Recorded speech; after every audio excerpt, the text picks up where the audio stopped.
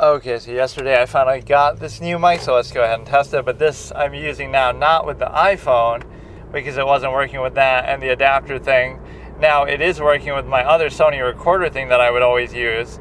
So let's compare it now. So I'll do part of this with the mic. So this is with the new mic. I don't know if it's that much better. I was sort of listening to it before, but it's a little bit hard because I wasn't driving obviously at the time. So I'll test it here. I have like the sensitivity turned to low because it seems like otherwise it'll pick up too much background noise. At least there is something that finally does work with this recorder, but it doesn't really seem all that much better from first glance, so I'll have to test it back and see. And so I'm not really too sure. Or if anything, it just seems maybe too sensitive and too loud is kind of the issue too, with respect to that. But it is like a lapel thing. It's like on my shirt. I put it kind of maybe lower. You're maybe supposed to put it on your collar, but I put it even lower than that. But the biggest thing is let's see how it compares to picking up the mic sound, or I mean the sound of the car, because that's what becomes the issue. And it's like really tiny. It's way smaller of a mic than what I thought. And the way that you have to get it onto the little pin is a little scary. Like I even wasn't sure, so then I had to look it up, and it's like you have to pull the whole fucking windscreen and the thing, like the mic itself, off, and then pull part of it off, then stick it in the little, like a little hole, then put the thing back on. That makes it feel like you're gonna damage or fucking break it. You just have to yank this shit right off.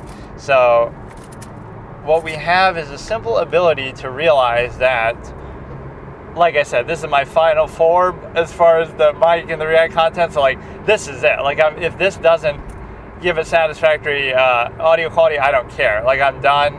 I might try to tinker with the settings a little bit, but this is it. Like I'm not going to keep doing this. I've tried it with a dozen different things, different setups, mic, recorder, iPhone, other phone. Like I'm done. So I'll just do whatever I was planning to do anyway, even if it's like, it feels like, oh, it deserves a better quality in terms of doing that. So yeah, I'll watch some random YouTube stuff today mostly, but then I can segue around to sort of a grand finale for Netflix, because that's about to expire, and then when we're done with that, we'll look into some of the Audible and other things. Or I may even stagger that and say, let's do YouTube Premium for a month, and if I do that, then it would allow me to watch some of these things like I've been doing with no ads, but that's not really necessary. It's just like, very rarely is that an issue. Like, or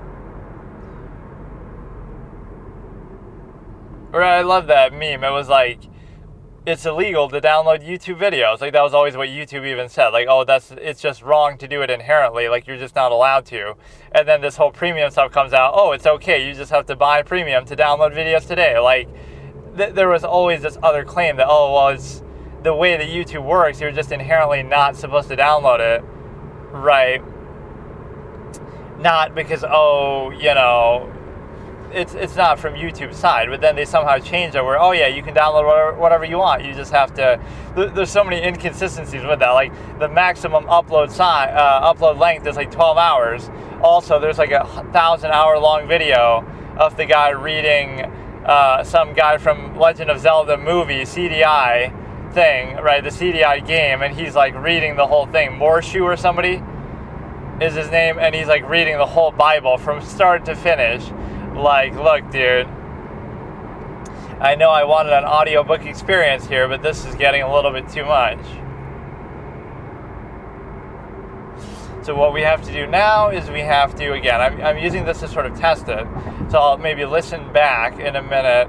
So I want to test this way of doing it and then just the normal way of doing it.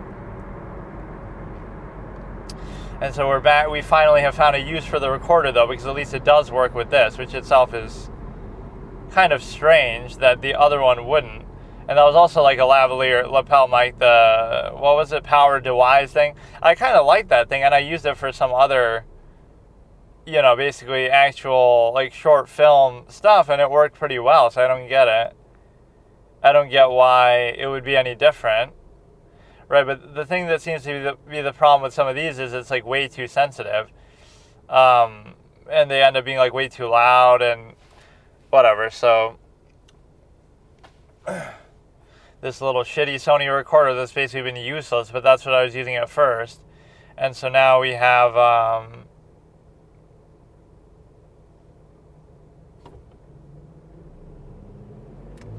there's a number of these things that I never actually even uploaded, but at least I have them saved. Or like I'm behind right now, but even at the beginning I just wouldn't even do some of them, so it's just going to be lost to time because I'll never get around to them. That's kind of what I realized. If I don't keep up with it, like every week I have to upload what I just did this week, and if I don't do that, I'll never catch up, right? So if I keep up with it as I'm doing it, that's the best way to do it. That's a good like life philosophy. Don't say like, oh, one day when I have free time I'll do this thing, I'll clean or I'll do something, right? And then it's like a year later and you've never done it. Whereas with this idea, you have the simple ability to say, well, if you do it every week for the week's worth of time, right? So you don't overwhelm yourself. It's like, don't try to do it all at once, like once a month or once a year. Do a little bit, but do it every week, so then you do it on a routine and you keep up with it. So the end result is you'll still be doing the same amount, it's just that you're sort of micromanaging it in a better way, right? Sort of spacing it out. So do it in smaller portions. Do it even every day for 5 minutes, whatever it is, instead of doing it every week for like 35 minutes or whatever, or instead of doing it every month for X amount of time. So it's a good philosophy to have with a lot of things. Don't try to do it all at once. Don't try to put it off too much.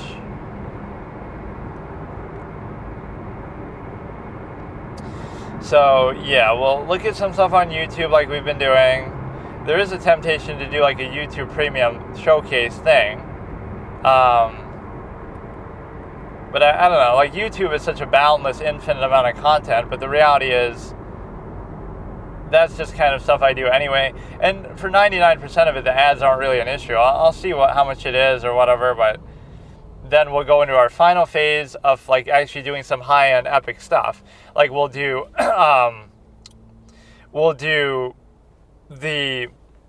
see, like I'm stopped right now, so you could judge the audio quality this way, like how much better or worse it is. So the distance is like, it's almost in line with my seat belt. But that's kind of hard to justify. Like, there's other parts of it that are on a different angle, but like, so it's pretty far down, right? Not probably where you would normally want it to be, but again, because it's so loud, it seems like this seems right. So the point is that we would do the Audible thing, and then we would do audiobooks / watching movies. We'd have to somehow figure that out.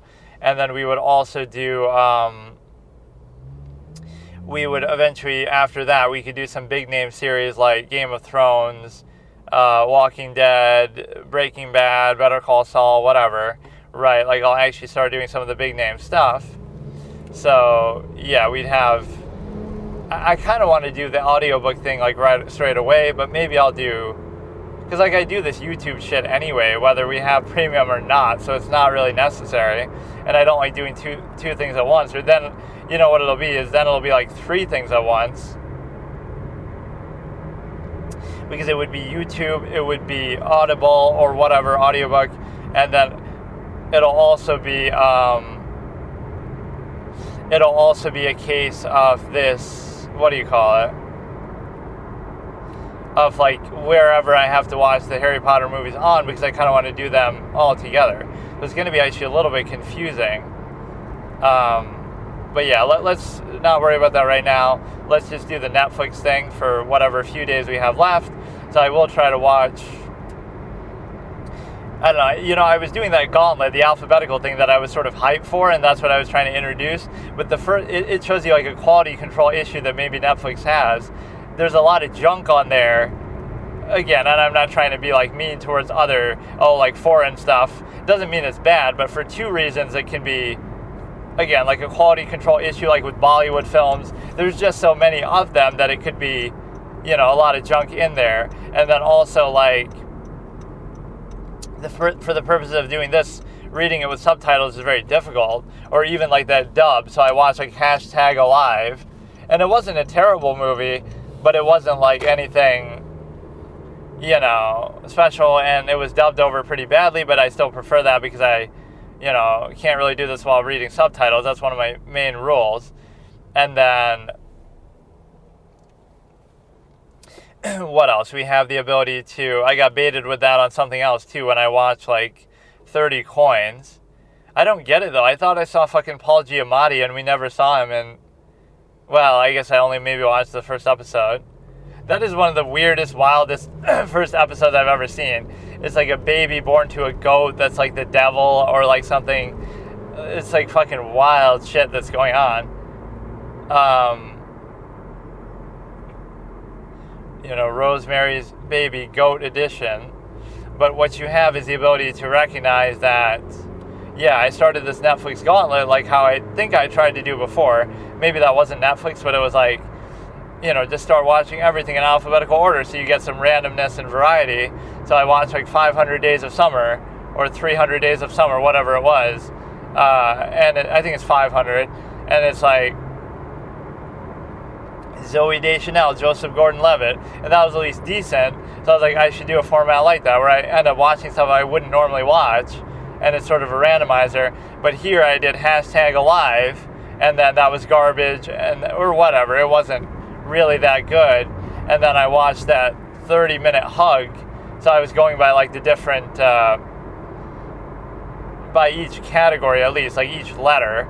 So like hashtag and symbols count as one, then number count as, or actually it wasn't the numbers count as one, it was that it starts with the letter A, so it's a 30-minute hug.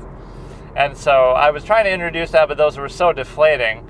That in particular was really fucking boring as shit. It's like 30 minutes long. Or that might even be what I'm calling it, 30-minute hug, but it's actually a 3-minute hug.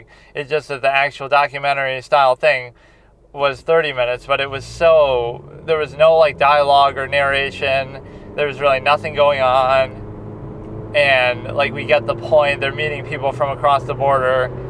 So it's like one of these anti-Trump things at the time, like, oh, we got to be all sympathetic and feel bad for these people trying to cross the border illegally or whatever. But the reality is that we can see that all that stuff hasn't really aged very well because, all of a sudden border security is racist, but obviously not, because we've seen the disaster that's happened as a result. And so, and I love that coping argument that people have made. Democrats, or Harris even said it, oh, that's like, the Republicans stopped the border bill. But that was like 3 years into your presidency, into the border crisis, into, something that didn't need a border bill with any other president. Obama didn't need a border bill. Right, like you're trying to tell me Republicans back then were that much different or better that they wouldn't stop. Like it wasn't necessary. You just enforced the existing border laws, right? You don't need like a special bill crammed with other kind of incentives and nonsense that you don't really want. And so you have a case of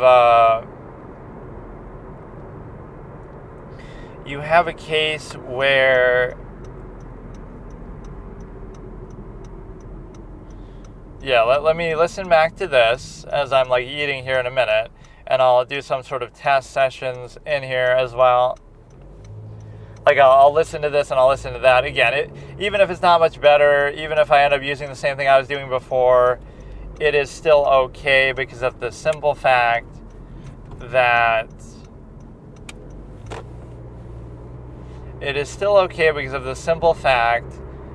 you have somebody's driving like this really rusted up car that looks almost like something out of a movie.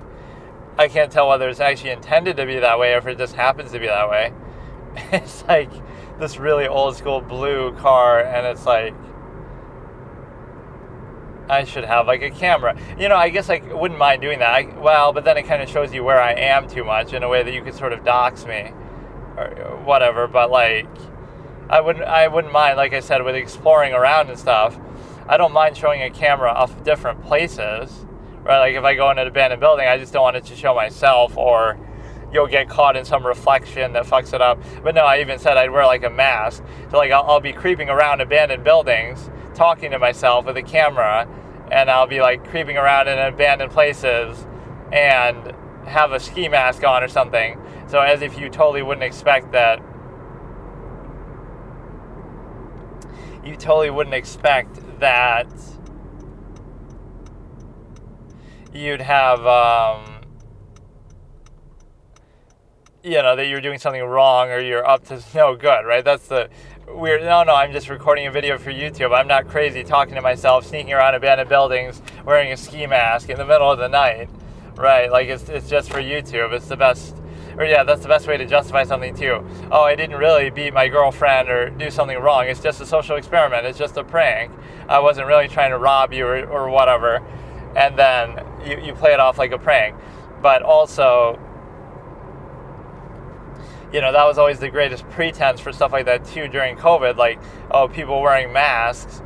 It used to be illegal to go into places with a mask, right? Because, they think you're robbing them. Now it's illegal. It would be frowned upon not to wear a mask because,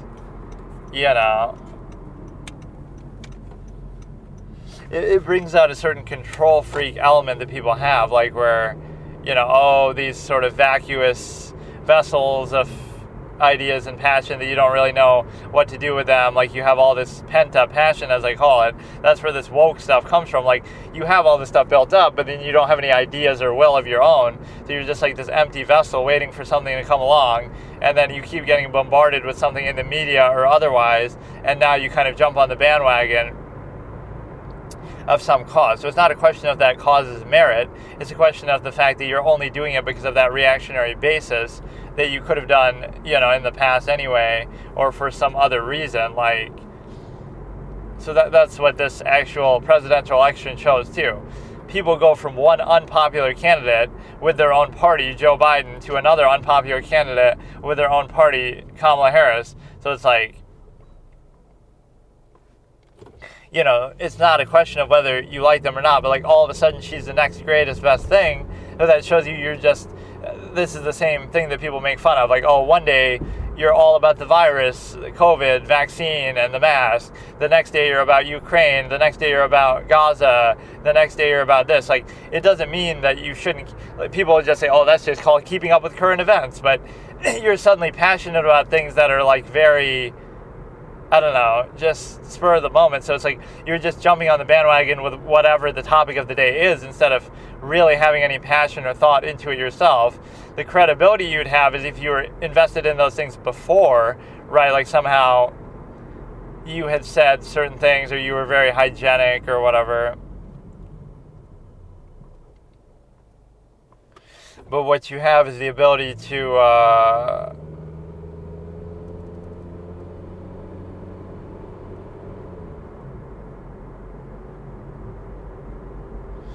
you have the ability to basically look at it like, some of these things also have been going on for a long time. Like the Gaza Strip was under, had many atrocities many, many years back. Or this is not a new development entirely. But no, it's like people only care selectively. People only care when it suits them. There's atrocities going on in various parts of the world all the time, like China, concentration camps. So it's very selective. And so that's what loses credibility, whether it be like a hierarchy of standards, like, depending on what is happening itself. Like, oh, this terrible inhumane action is what we care about, but you don't really care because if you cared, then, you would do it in some other sort of different way. And then beyond that, you have the ability to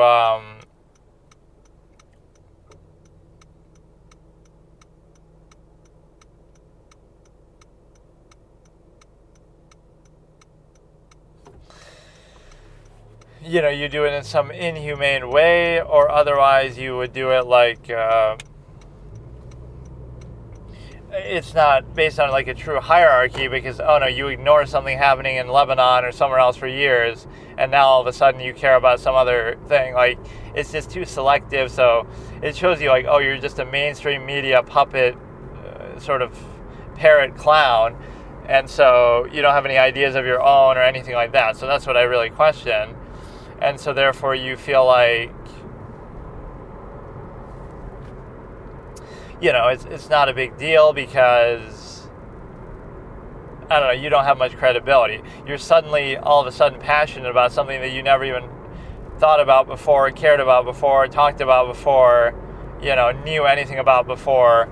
So that's how you become easy to control. So again, you go from, oh, Joe Biden's the best thing ever, even though he was never popular with his own party, and he suddenly gets 81 million votes, and then you sometimes, all of a sudden now, he's kicked out, and now those same people, oh, we're going to support Harris. Like, it's just very inauthentic. You might say, oh, something about Trump, but at least Trump's support, even if you don't like him. In fact, that's the whole irony of what a lot of the negative Trump talking points are. Like, you would not be able to discredit that he has genuine public support. He does have genuine public support. He's had it since 2016, right? Where else did it come from? No media outlet wanted him to win. Fox was the only one that was in his corner. But every other major outlet not only was not being neutral, but was actively saying, how could he possibly win? He's running as a joke, being all anti-Trump. So not even being objective, but being, abjectly just anti-Trump the whole time. So he had genuine public support despite that, or maybe in spite of that. Like, people see that, and then they, creates a sympathy backlash for him. So what you have is the ability to realize that, he had genuine public support. So what's the solution or the answer to that? Should we try to beat him on policy? Should we try to drum up some genuine support of our own, right, or anything like that? Find a candidate who's an independent thinker as well, like Tulsi Gabbard, or vote for an independent? No, instead we should attack him relentlessly and attack anybody who supports him. So what do you have when you get a candidate who has genuine public support, but who the elite class of the country doesn't like? We either lock them up, like in Russia or China, or they just disappear and get killed. We find some crime to discredit them. We find some way to just make them disappear.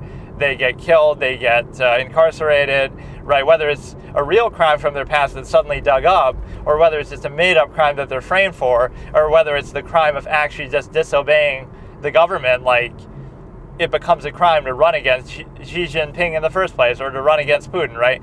The very act of running is itself a crime, or, having any sort of opposition to the current, administration and party, if you will. That becomes a crime itself, or in some vague sort of way. So people seem like they're not very good at detecting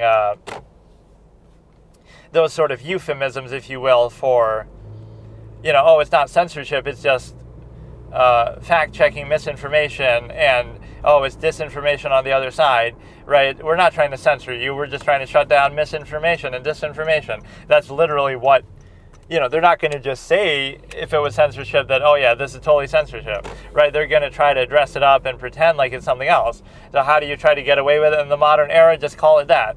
Oh, everything that we don't want you to hear, and that could just be a different viewpoint or have some merit, we want to just say, oh, it's misinformation, so we get to censor it. But who gets to decide that?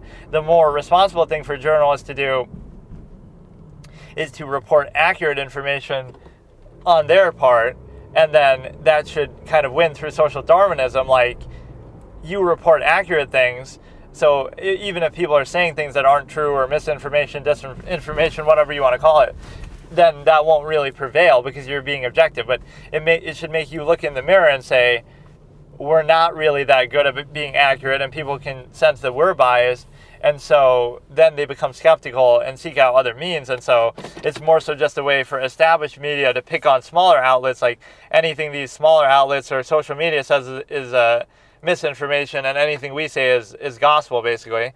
And then the other point is just the simple fact that you have, again, like euphemisms, so it's not,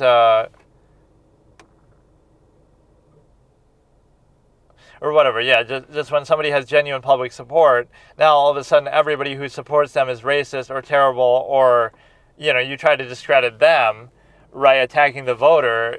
And especially when it's such a large number that could win an election in 2016, even 74 million, it's not a very good argument regardless of what your position or conclusion is. So that's more like a power structure trope of countries. Like, what happens when somebody has genuine public support from the people, from ordinary everyday people, tens of millions of people? What happens when you have that? And what you do is you try to discredit those people, I guess, or again, try to just completely disqualify. You try to discredit or disqualify. You don't try to actually beat them on policy or in some other way, because it implies that they have genuine support that you can't beat in some other way. So, like, you have, you have somebody like, oh, we have to arrest him or try to convict him of something or try to disqualify him from running in the first place, even though if he was as bad as you say, then nobody should vote for him in the first place. And then when that fails, you try to go after him for, you try to go after the people who support them in the first place for saying, well, you're all just bad people too, but you wouldn't need to make that argument in any other normal sense, like about tens of millions of ordinary people in your own country. That's not a very good argument to have to make, right? You shouldn't have to do that. Okay, so here I'm trying it even lower now on the, sure, because it seemed almost a little too loud. It doesn't seem that much better in terms of audio quality than the actual thing, than the actual recorder. Normally, in fact, the driving sound doesn't seem to be so bad, but just the general quality doesn't seem the greatest, so I don't know, it's fine, though. It's better than the other one, though, at least, because it's, like, there's no crackling and stuff like that from whatever, the movement or something. So, yeah, let me actually look at something here, and that we'll just use this from now on, I suppose. And that should be fine, because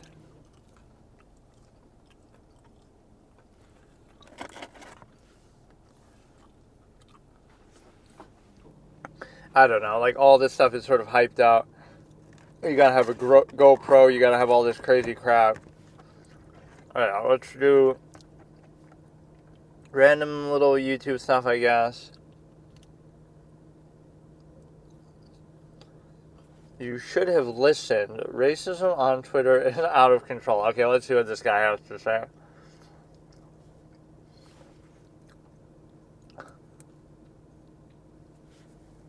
It's just too broad, like, it's too convenient. All of a sudden now, in the modern day, like, the only possible argument you could make is, well, people have too much freedom, so that leads to bad things, but it's like,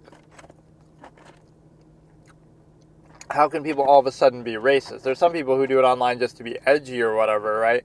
But a lot of what it is like the modern McCarthyism of race, to try to silence people by both the media and the government, like to say, well, tens of millions of people are just suddenly racist, so now we can just silence them because they don't agree with our political whatever. They're not going to vote for us, they're not going to give us political power, so they're all racist, and we can use that to silence them and discredit them. That's really what it is.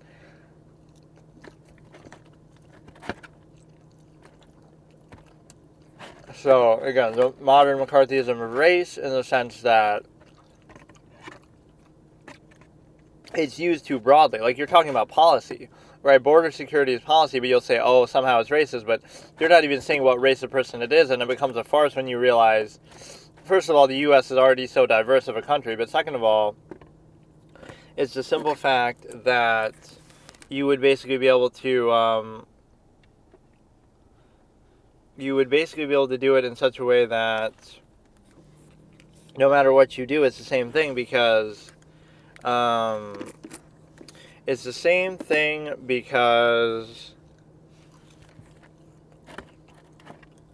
you have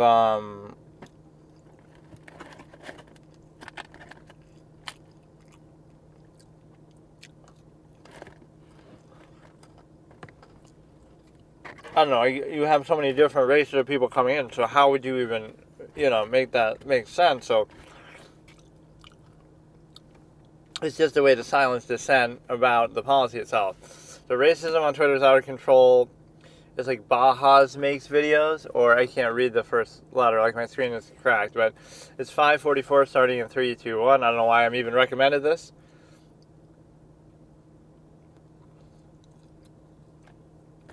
I barely even like it. Or is it like a parody?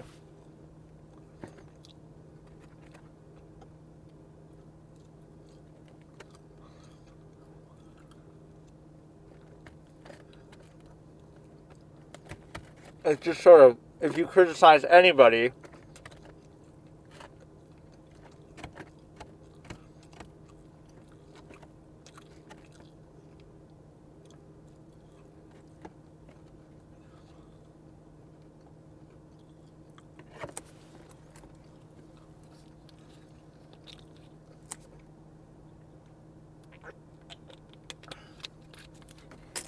I mean, praising the H guy is bad for various reasons, even outside of just the race issue. Like, he's just a bad person. So, like, that's.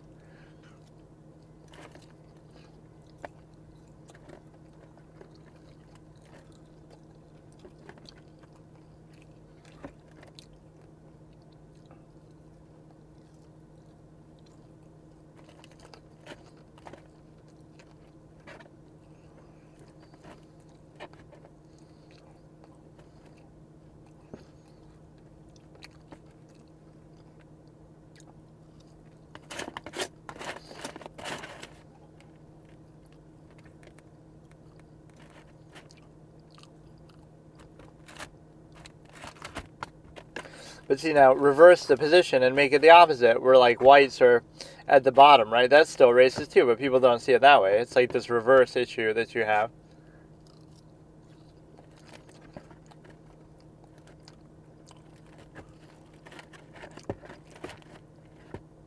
I mean, some of this is sort of done in a way that people think is, again, like edgy or ironic, but it is obviously stupid, but it's hard to judge it. Always judge people by their race, religion, or sexual orientation. No, but like whenever you criticize somebody, if they happen to be a certain race, now you're attacking that, not them. Or, again, anytime you criticize like a policy, it's because it's about that. It's a way to just try to shut down criticism.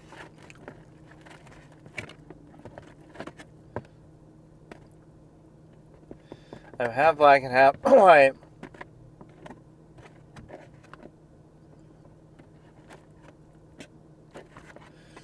It's made such a big issue by, again, the media, and it's an easy way to divide and conquer people, but it's just surprising that that worked so well in this day and age.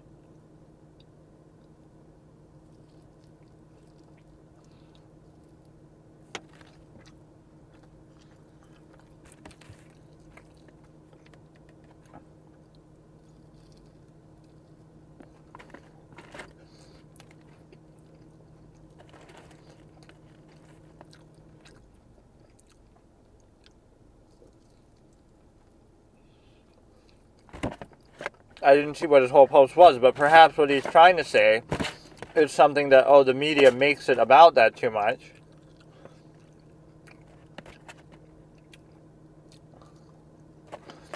A lot of this is just edgy shit posting, but of course, you shouldn't really.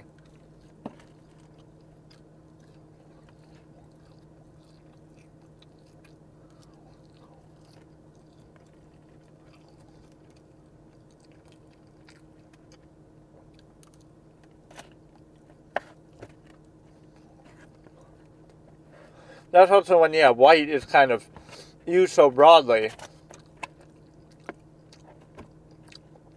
Like white privilege, so anybody from Russia is also white. Like, it's too broad. Or even black. Like, black is very broad between so many different countries in Africa. It's not like one thing.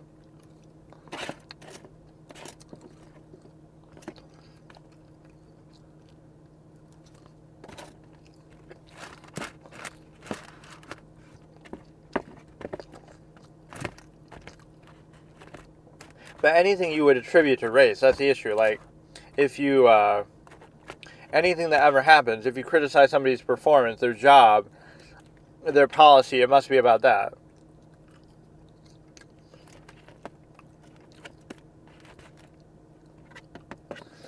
So it's a fallacy on both ways. Like,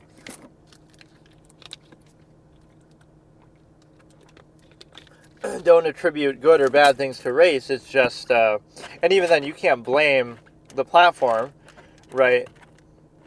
You wouldn't say to the telephone company, ban their telephone because they're saying stuff over that we don't like. I guess the difference is like public versus private, but still. Even if they're using the phone to set up illicit deals or something, you would cooperate with them. You'd cooperate with the police to try to maybe catch them, but you wouldn't silence their ability to use it, say, cancel their phone service. That's kind of what the social media thing is. Like, it's just a means to communicate. So it's like, let's people are writing mean things or racist things on pieces of paper, let's say. So now we have to ban the paper company and stop them from being able to buy paper and pens to be able to express it. Like, that's kind of the level that you're operating at. Just because it has a certain amount of reach is like...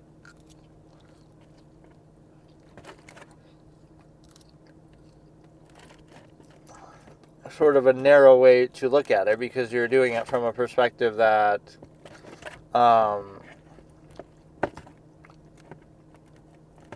you're looking at it from a perspective that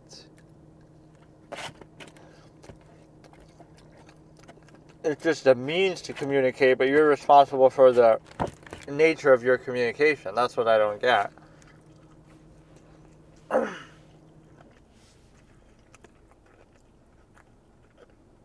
It's Elon Musk's fault. Like, aren't people responsible for what they say? Right? Like, in other words, you're giving them the ability to simply, communicate. Right? Like a phone company or something else. And so, I don't know, it's just weird because you would think you should be responsible for your own words. So it's not the company's fault for not banning you or something. It's like an inverse way to look at it. If you don't ban people for saying stuff that you disagree with, then you agree with it. But it's too broad, right? It's a very hard thing, and you gotta, abide by the law. Like, if it's illegal, then you can do it.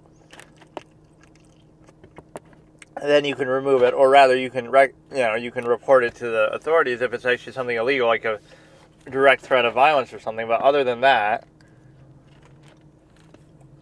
lately, I can't tell if people are just trying to be edgy. Yeah, see, that's my thing.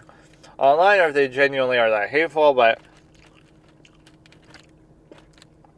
that's what anonymity does. And also, in some cases, they're not even really anonymous because they're like sort of big celebrities and personalities, but I think a lot of things are misframed. Like, let me go back and actually see that one tweet.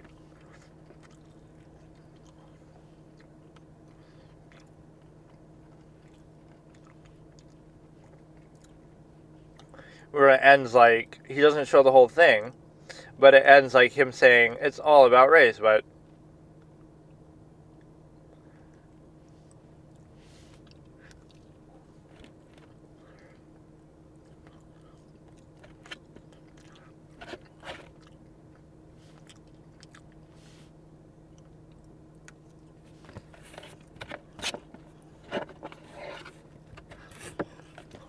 okay, let's read the whole thing.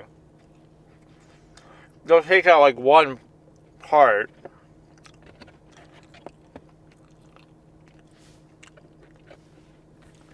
Okay, he says, I am half black and half white. Let me confirm something race is real. It's super real.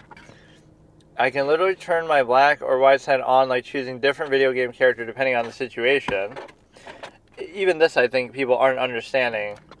Right? That's not so much race. That's like, we just associate like certain behaviors or things with it that could be seen as more cultural, etc. Whatever is more advantageous. I can be white in the courtroom, nigger in jail. I'm a hybrid, the ultimate. Well, he did say the N-word in there, but I guess he can do that because that's like some sort of cool kid pass that, if you are black, you can get away with saying it. I don't know. Ultimate version of a human. Most are not hybrid. Most are one or the other. White supremacists who say race is everything are right. It totally is.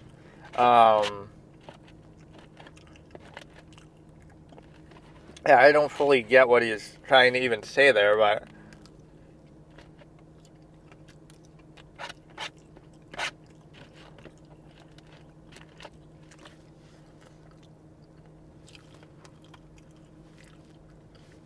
and he does use the N-word, so I mean, I'm not gonna really defend it, but I don't get it. Like, he's saying it so proudly, like whatever.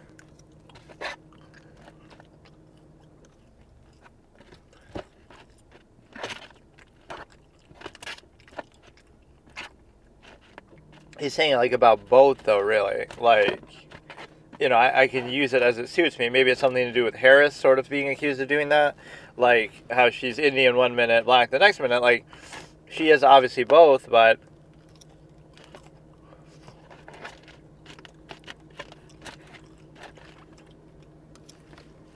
it's not so much her fault, but it's the obsession and fixation on it.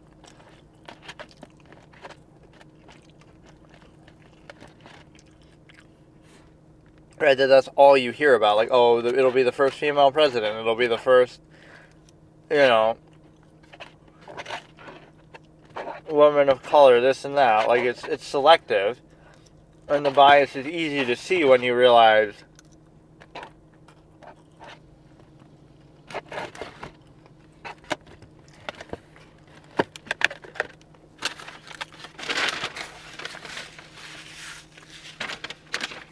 right, like,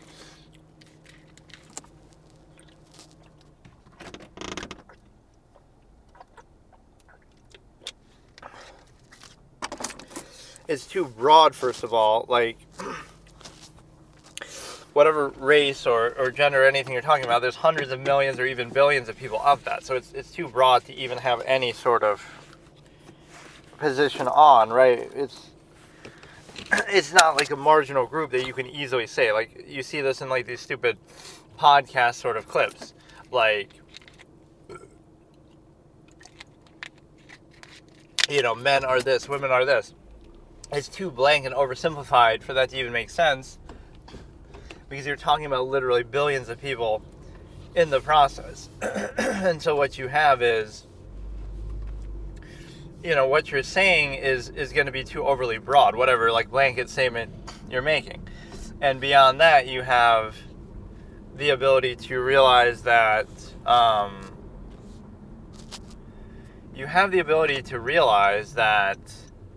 basically,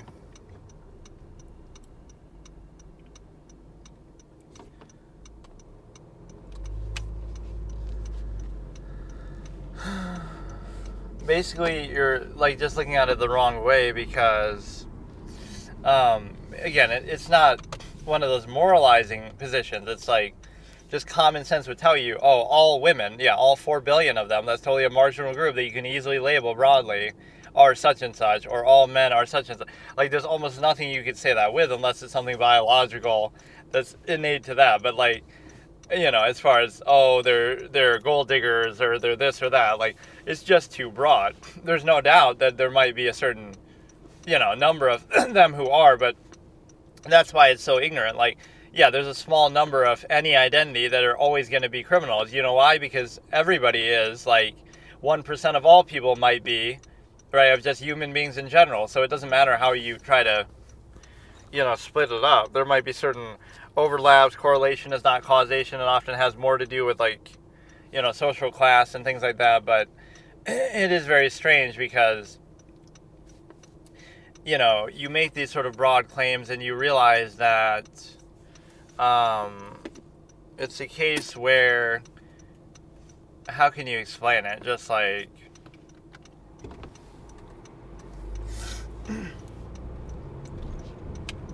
people, again, sort of marginalized groups that aren't marginal. A marginal group is like a very small, sample size where you can make a certain claim about it. Not like, that, where you're just oversimplifying, seeking, like, sort of absolute short answers, things like that. But then beyond that, you have the ability to, basically,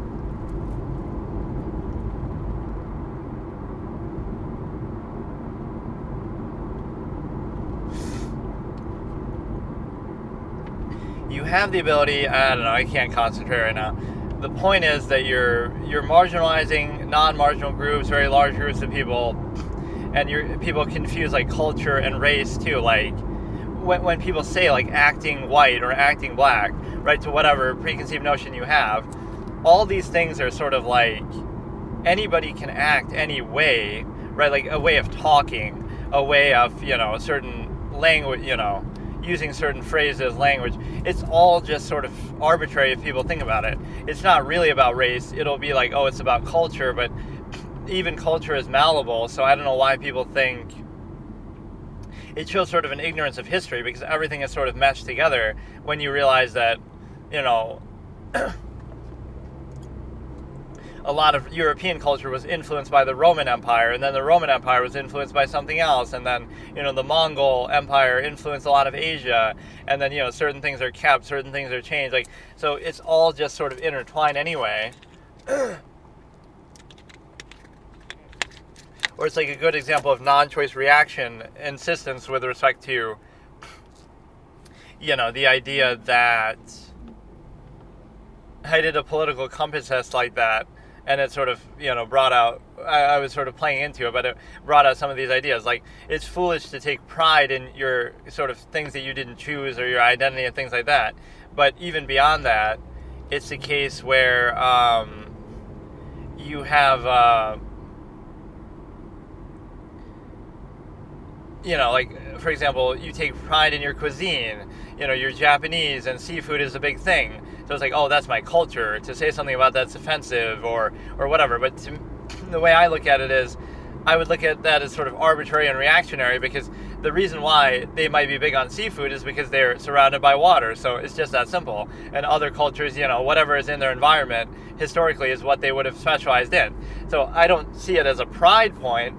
You know, it might be worth noting or interesting, but like, I wouldn't take pride in, oh, this is the cuisine of a certain area or whatever, or a culture, or you associate it again with race, because it doesn't really matter. It's not about the race, it's about what was available in that area, right? You don't realize how stupid that is. So you live around the water, and so your culture is seafood, and so now you associate that with your race. But if your race happened to live somewhere that wasn't surrounded by water, it would no longer be associated with that. So you see, it's not really about that. Or even like certain stereotypes, like, oh, chicken and watermelon, like with, you know, people who are black apparently is associated with that. Why is that even the case? Like, is, you know, watermelon is common in Africa, or, you know, like, who doesn't like those things? There's some stand-up bit on this. Like, doesn't everybody like those things? Like, I like chicken. I'm not a huge fan of watermelon, but I don't mind it. Like, it's just subjective. Like, it's not, I don't see why that's really offensive even, because it's like, there may be a certain overlap with that, right? Like, maybe on average that's common, you know, but so what? Like, that doesn't mean it's a bad thing. So you like certain types of food, so what? Right? I don't get the offensive part of that. It's a stereotype and limiting, but yeah, like, it's all, especially in the modern day where everything's so intertwined, I feel like just taking pride in those things is very silly and misguided, because you're doing it sort of for the wrong reason, or you don't even realize the reason actually behind it. Oh, the reason why this culture likes this type of food or is associated with it, and therefore that race apparently is associated with it, is because they happen to live in an area where that sort of resource is common. You're around water, so you like seafood. You're in the hills, so you have other kind of whatever animals are there and so forth, whatever plants are there, that's how your cuisine forms. So I'm not diminishing it or saying that's a bad thing. Like, you know, history is like that. People may do with what they have, but it's another thing to glorify it and turn it into something else and take pride in it and be offended by it. It's like, you know, you like this food because you happen to live where that food grows. Like, people don't want to admit that, I guess, or again, they take some sort of unusual, unnatural pride in it. So I like how, you know, yeah, you see this Laura Loomer thing, right, where she's saying, oh, the White House will smell like curry. But what I'm not even getting about stuff like that is she's trying to say it like it is an insult, but it's not really even an insult. Like, so if you like Indian food, so what? That's not a bad thing. What's wrong with Indian food? It's just food like anything else, right? So it's not even one of these moralizing positions. It's like, what is offensive about saying somebody of a certain race has certain habits or tendencies to do with that race, whether they even do or not? Like, okay, so you're this race, so you like this kind of food. Even if you make that assumption or that stereotype, why is that even offensive? Like, okay, either they do like that food, which anybody could, regardless of their identity, or they don't, which, again, anybody can like anything. That's just subjective preference. So what is it? Like, what are you really saying? So this person liked this type of food, and I'm making that assumption because of their race, but so what? Right? It doesn't mean that food is bad. It doesn't mean that person is bad for liking that food. So I genuinely, that's one thing I never understood. right? Like you have a bunch of black people coming over for a party, right? And you serve chicken and watermelon, and it's like, oh, that's somehow offensive. But like, why is it offensive? It might be an assumption, it might be a stereotype, but again, it's just like some people might like it, some people might not. But I don't know. I don't associate, because you got to think, where do these things come from then? Why is it a stereotype? There must be some overlap with it. It must be something common in, I don't know actually offhand how common watermelons are in Africa, but it must be. So, that's a cultural thing too. I just don't get why any of these things are offensive, because, like, really, you think, for someone like me, right, regardless, you don't even know what race I am, etc., but you really think I'm going to get offended by you looking at me and saying, because of my race, I like a certain type of food? I would just say, okay, I do, or no, I don't. But it's not necessarily because of the race that I like the food. It's just, again, a cultural thing that's sort of confused with it, which in the modern day is much less useful, because you have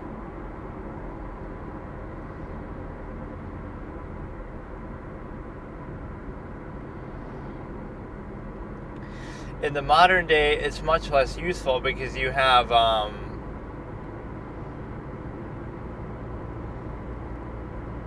this sort of, anybody can just find any kind of food to eat wherever you go. So is that offensive that they have, Taco Bell is offensive because it bastardized Mexican food, or whatever, KFC is offensive, right? Like, I don't know.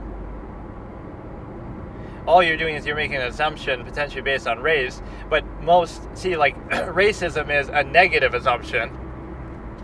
Saying that somebody likes a certain type of food is not negative. Like, oh, so you like chicken, oh, so you like rice, you like this. Like, okay, so there's nothing, unless you are assuming there's something inherently wrong with those types of food, and therefore it reflects negatively on the person for liking them.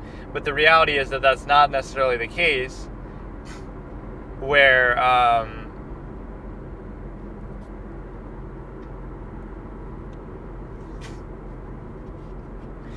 there's nothing wrong with the food necessarily, unless you think so. It's just hilarious to me that is a point of insult, but I've always heard that, like,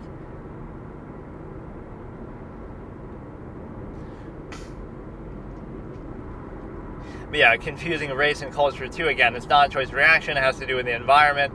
It has to do with other things you didn't control. So all these things people insist upon that aren't even chosen, like race, gender, and not only that aren't chosen, but don't even necessarily have an impact. Right, like your race doesn't really have to do with much of anything unless you focus on it. There might be certain biological things that people point to, but, like overlaps and so forth. But, like, at least with gender, there's some impactful functional basis, right? Or something like that, where you have,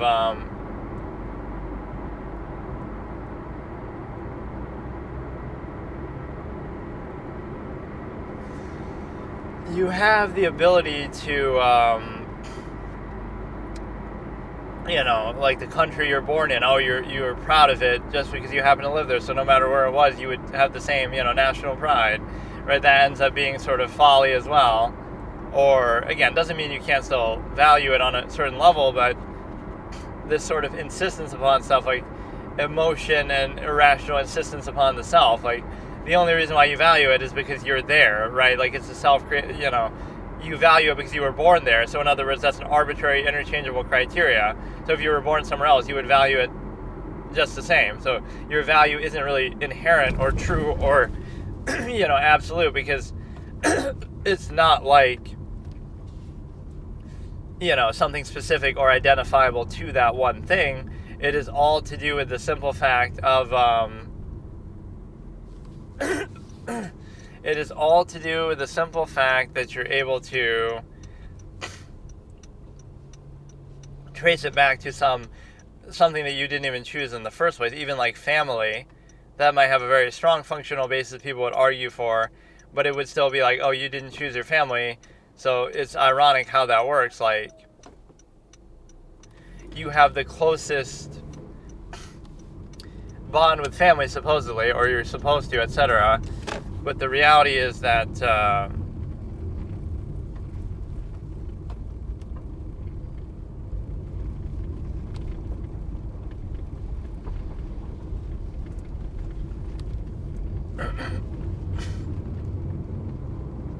the reality is that it would be the most shallow bond because you didn't choose it. So if all the interactions you have, whether it be strangers or friends or partner, sexual partner, etc., those at least you're choosing with some degree, even though it's not a choice reaction within the nearness postulate. That's just based on, okay, who's in your local environment typically, versus now, oh, who did you happen to be born in the same family as? So, not a question of whether you should contrive a certain value because that may be useful in a way, right, functional for society, etc., but it's a question that your value is not based on an inherent standard. It's actually based on the lack of an inherent standard. In other words, you didn't choose it, so now you you didn't choose it, so now you insist upon it just because if you didn't do that, if you didn't place undue emphasis, then you wouldn't value it at all or any inordinate amount. So it is like this, and this is most of what people struggle with in society, is like this contrivance where you're trying to create the illusion of something that's not actually there because it might be useful for society to do that. So you're in this endless half-mad struggle that doesn't actually serve any purpose at all because of the simple fact that you have, you have no basis to do it. So you're just, you feel like you almost have to do it because that is,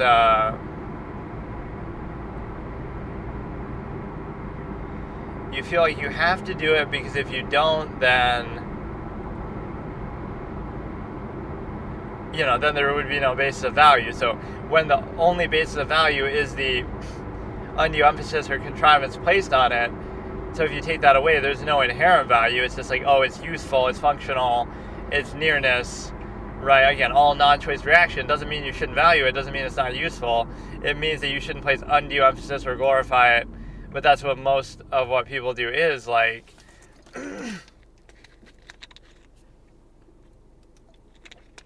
the things that are insisted upon the most are the things that have the least amount of choice and the least amount of actual basis to them. That's why. Right? That's why they have to be insisted upon. You don't need to insist that, oh, a person needs oxygen to survive, right? Because that's just inherently objectively true and so. But you do need to insist, oh, family, this and that, or something else, because of the simple fact that you have, it's not something you chose, so you only value it in that reactionary functional sense.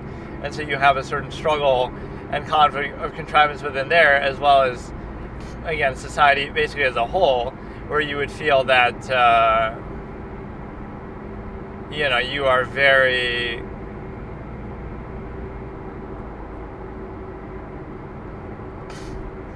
beholden to something that is objectively adverse and not even thought through fully.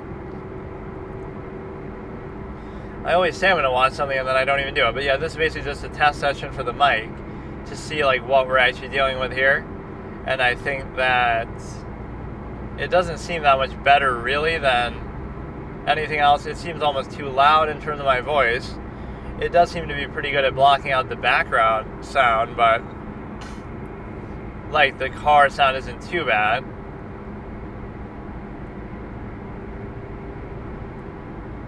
Raw fish and burned steaks cause Benjamin headaches in the finale. That almost sounded like it rhymed a little. But no, all this racist stuff that people are pointing to like on Twitter, right? I don't know that I really blame Twitter though still, because again, you'll blame Twitter and then they'll do it somewhere else, and then you'll blame that site and then they'll do it somewhere else, and then you'll blame the internet and then you'll ban the internet, and then you'll blame books, then they'll ban books. Like, you can't really control it that way. So I'm not saying that it's, it's social Darwinism. Like, enough people aren't going to agree with it if it's really not good, which obviously it isn't. So it's like, you wouldn't be worried about removing the post. You would be more thinking like, can I just do it in such a way that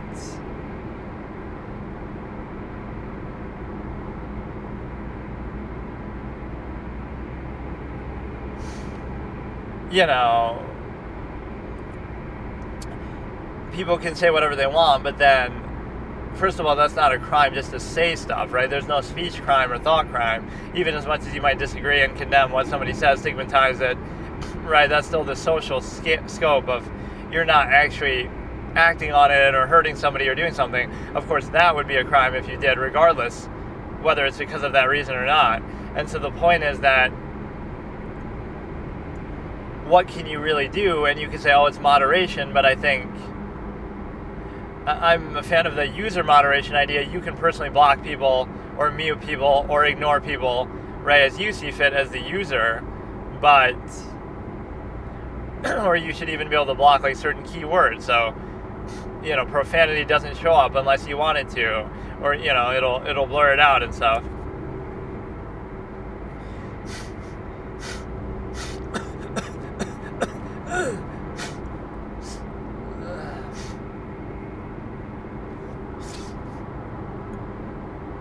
So what you have is the ability to realize that you have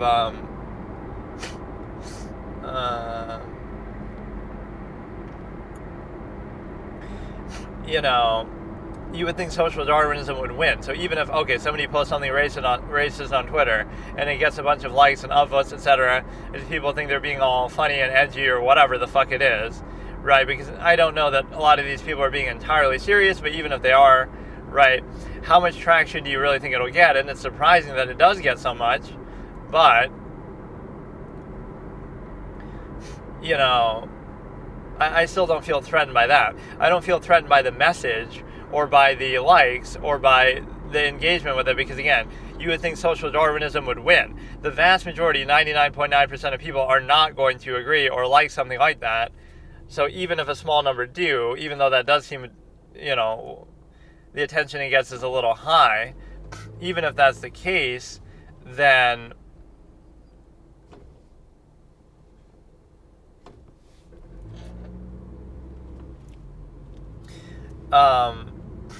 you would think the majority of people disagree with it, so that's why I don't feel threatened by it.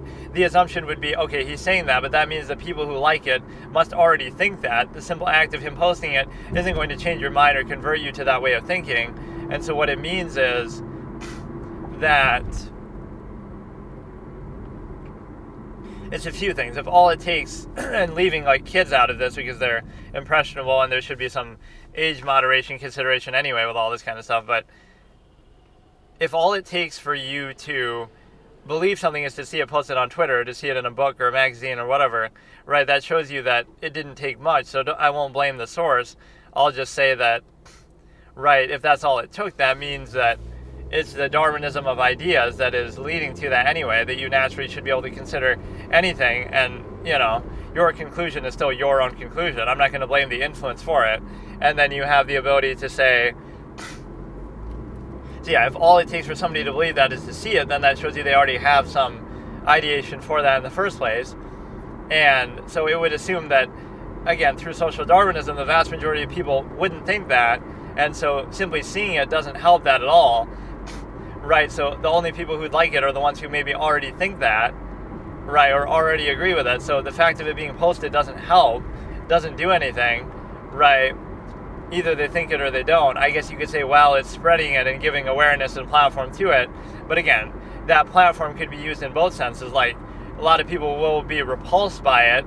So it's the opposite interpretation that I talk about. Like,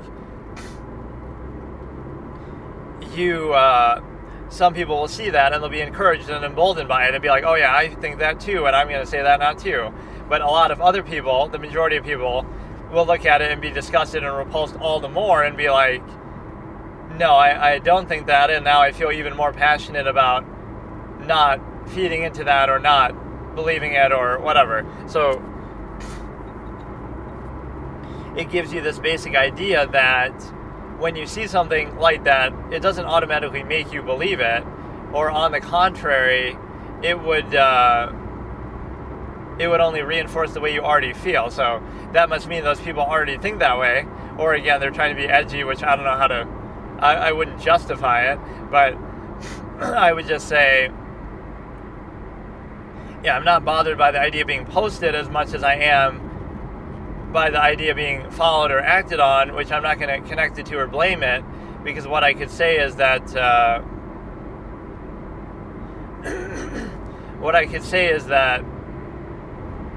again, if all it takes for you to think that is to see it on there, that's one thing, but also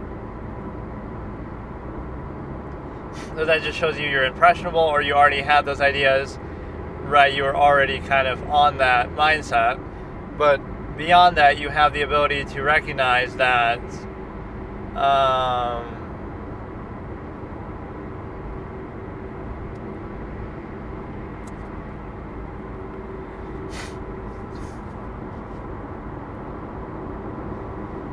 you have the ability to recognize that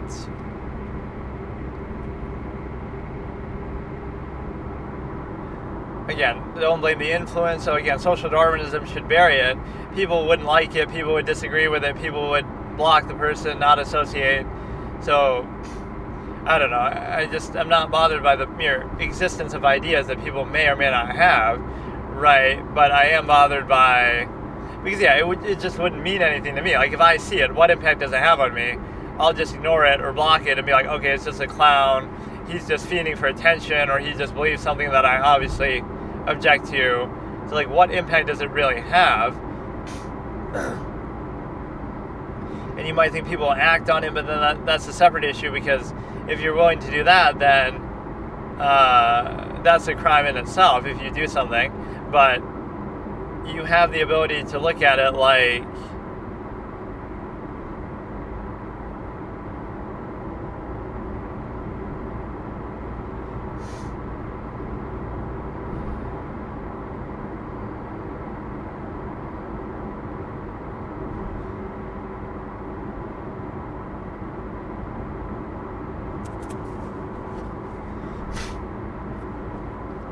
I don't know, I'm having trouble this session. I don't know if it's the mic distracting me. It's really not. But just, again, I'm not going to blame that. So, again, I wouldn't care. You might think, oh, that's enabling racism. Like, don't give it a platform. But, again, the platform is just a platform of ideas, like social Darwinism of every human idea possible to think. So pretend every idea a human mind is capable of thinking is all collectively there on Twitter. And if it is, then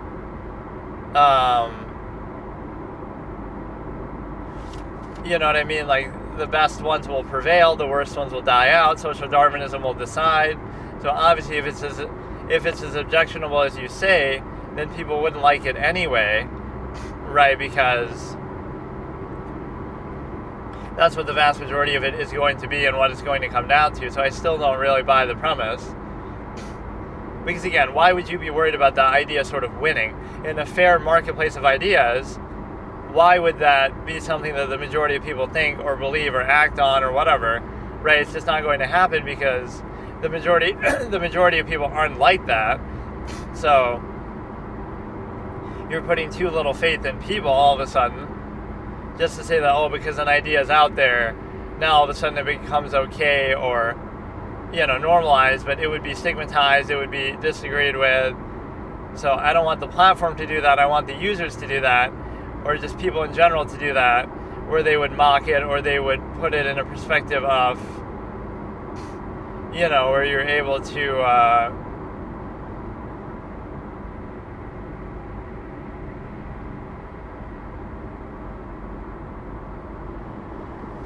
you can win out on the social Darwinism of ideas, and the way that you can do that is you can just have better ideas and yours should prevail, and it won't matter if you actually do that. Anybody can say anything, but it would just get buried beneath more poignant or credible or agreeable things. So I wouldn't fear it on that level, right? You shouldn't have to censor something, right? They could say the worst thing ever, but it would only draw attention to how bad it is. It wouldn't do any good for them, for their cause. So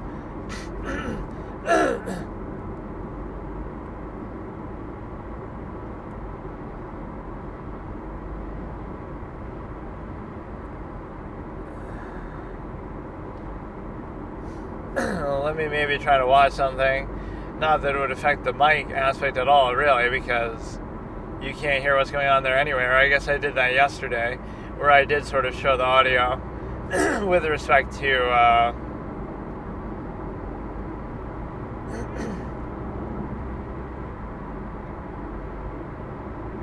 you know, some of the Hell's Kitchen thing. Was that the whole episode actually, or I forget? No, that was just like some clips and stuff. I think I did watch episode 2 though of so who got eliminated? I can't even remember. The guy who's having like a heart attack got saved, and the guy who got eliminated was like somebody.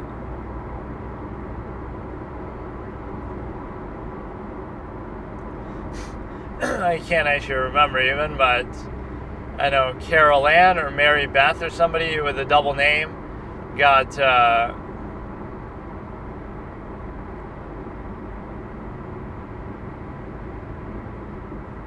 that is always an annoying trope, like in stories. You make a 2-name character and then you, like the first episode of Goosebumps, the chick has that name, Carly Beth or something like that. Right, so every time they say it, Carly Beth, Carly Beth, Carly Beth. Can't you just say Carly one time or just give her a nickname? I guess it's 2 different nicknames potentially. Right, like Beth is short for Elizabeth, or I don't know what Carly is really short for, but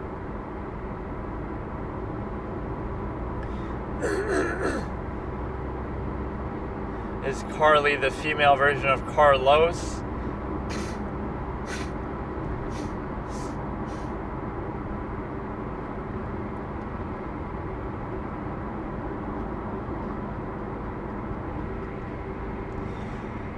So let's see what we got here. I want to watch something, but now I can't decide what. So yeah, we'll look at YouTube, we'll look at Netflix maybe next session, and I'll get to basically just try out the mic for now. We have the audiobooks coming soon. We have the Harry Potter coming soon. We'll have the big name series coming later, Game of Thrones and stuff like that. And so that's fine. Right, just the fact that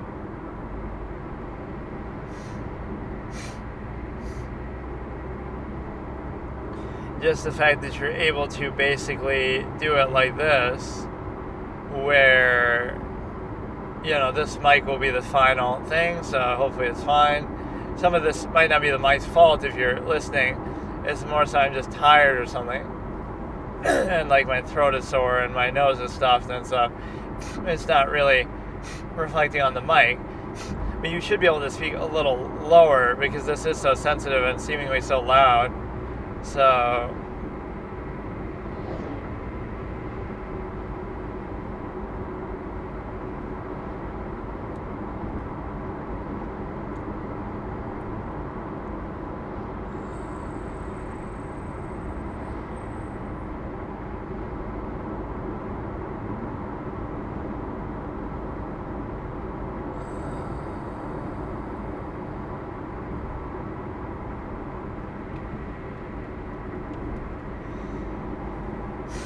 let's see. We've been watching a lot of the court clips, whether it be from Daryl Brooks clowning around. That never really gets old. There's still probably a lot of parts I haven't seen. There are times where his performance actually isn't that bad, though. Sometimes people are unfair because it's like,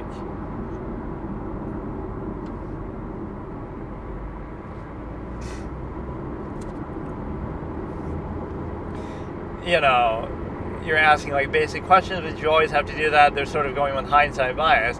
He's a clown, but there are times where he asks some pretty good questions and things, you know, it's not as bad as it seems, but he just makes too big of a spectacle out of it. But when he's focused on some of these cross-examinations, you'll be surprised. He actually makes some pretty good points and arguments, and for somebody who's never been a lawyer, for somebody who is a bit of a clown, right, it is not bad. So sometimes people are too harsh because they, you know, oh, he's a bad guy and he got convicted, so, but if you actually look at it objectively, some of those moments aren't so bad.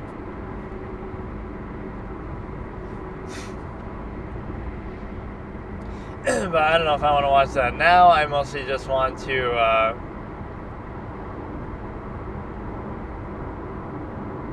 watch something else here on YouTube, which I don't know what. And I don't want to watch too many of these clips of Hell's Kitchen because then it'll spoil it. But clearly, I'm not going to watch all fucking 20 seasons or whatever that there are. And the prizes must get kind of old after a while. Like, oh, you get to be the head chef at this restaurant, but it's like, you know, how many restaurants could you have that you'd be just doling out, you know, that sort of invitation? So every season, so you have like 20 different restaurants that you owe to give it to them. Or, I mean, it's not like you're giving them the whole restaurant, but still.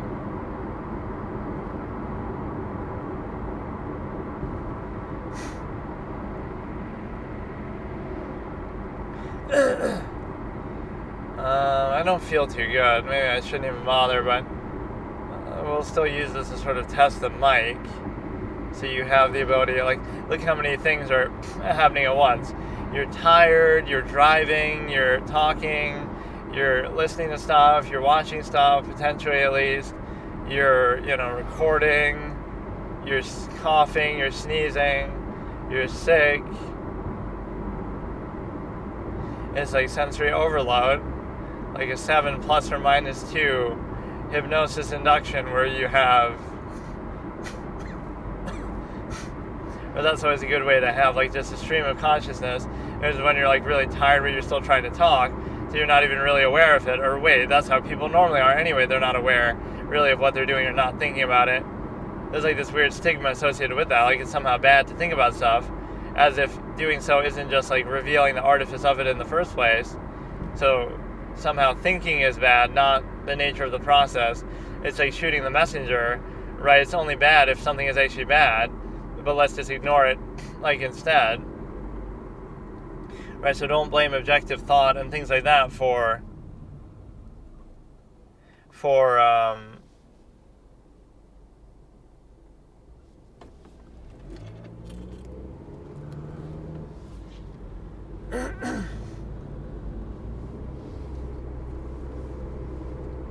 for the ability to reveal or expose the nature of a process, and you can so easily invalidate it. But people don't really think; they more so reactively, you know, just respond to things. So they're not really thinking. So you could easily invalidate something by doing that. You would realize the entire nature of the process just like that, whether it be social contrivance or something else. And so it is interesting to see that, because you have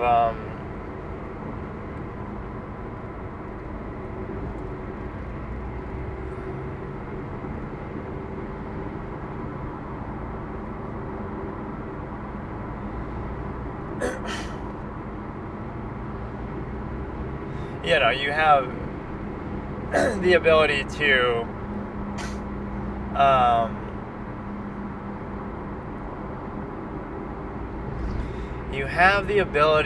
to basically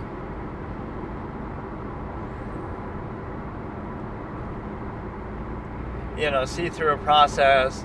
So it's glorified to be sort of ignorant to it, initial level, taking the face value, which requires this constant social contrivance and reinforcement. So what people don't like is the revealing of the nature of a process in that way, that you would be very clearly, so it's a good thing. It's like one of these, we can all be stupid together, so we feel better about it, and then we don't like it if somebody uses their brain a little bit, and that invalidates the process, so we can all be dumb together and have all these false absolutes that are half-mass, non-accountable.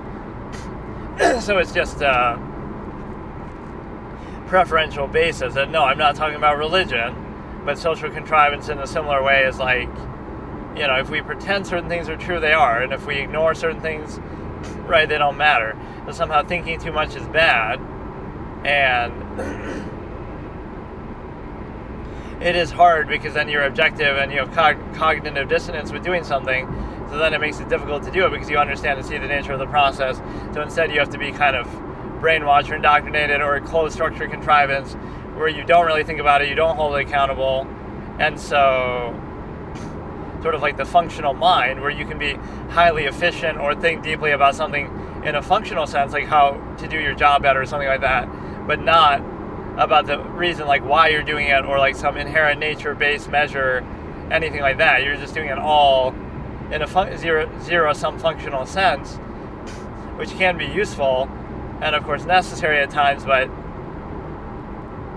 it's also so overextended because it's not really necessary in the basic level, the way that, you don't need it just to survive, but everything is so overextended, and so you have this sort of non-consensual social contract as well that you have to contend with.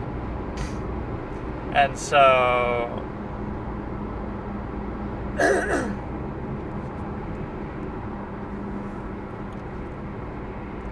let's see what else we have to potentially watch. And the way that you can do that is you can I don't know what I really want here. Because it's a very hard concept for people to be objective.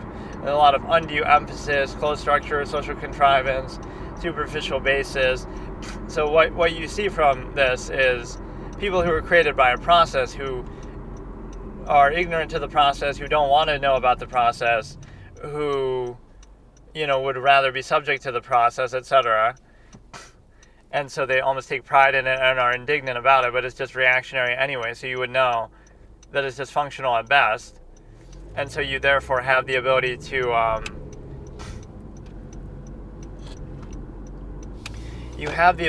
basically do it on such a level that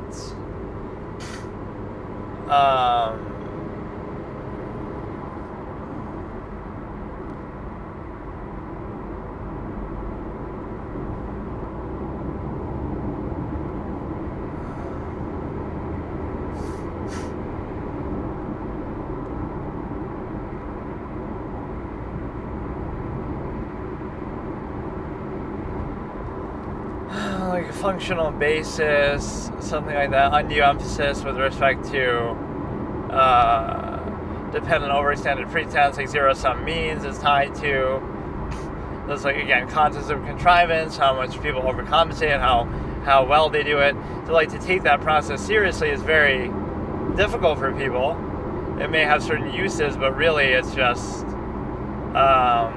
it's completely artificial. It shows you the flaws of an overextended process, whether or not you still want to practice it. But yeah, like, that aspect should be overshadowed by, like, ability and functionalism and some actual purpose, instead of just, being that way for the sake of it. And then you also have the ability to consider that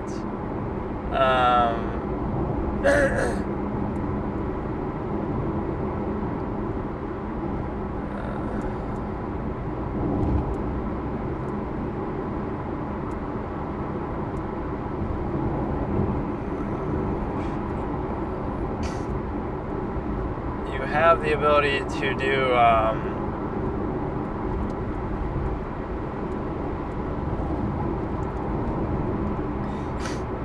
this session really has nothing to do with the mic. I'm just having trouble anyway, but it's like you would be able to recognize the flaw of a process, and you realize that, but it's like try to think about the nature of a process deeply, fully as you're doing it.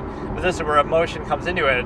Again, just irrational insistence upon the self, bypassing critical thinking, so it's not really a sound basis at all, right? That's all it is. It's just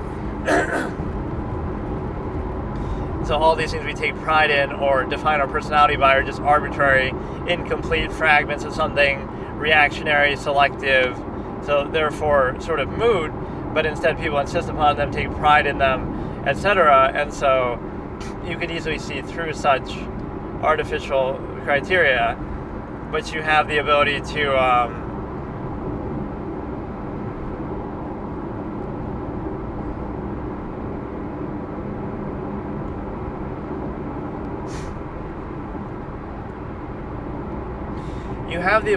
see through it. But what you should look at is that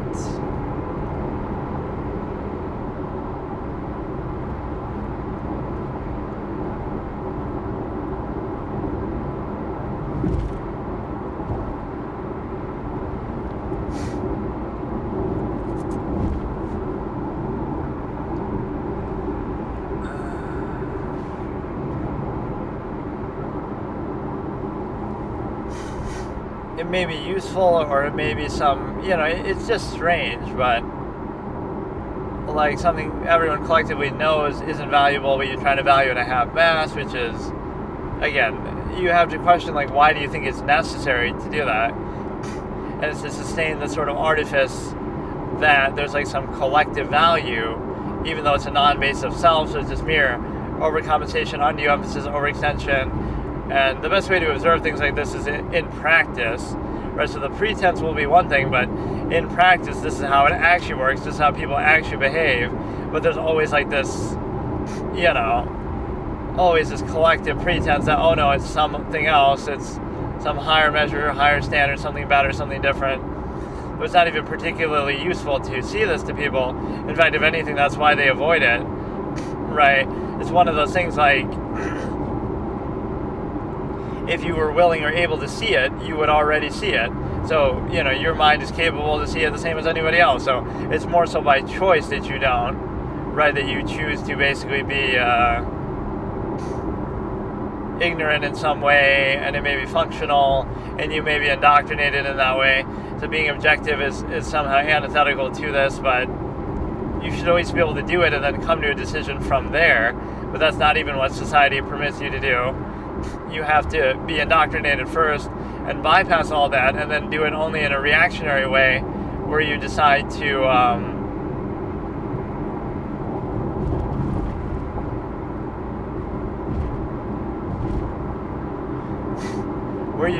do it like I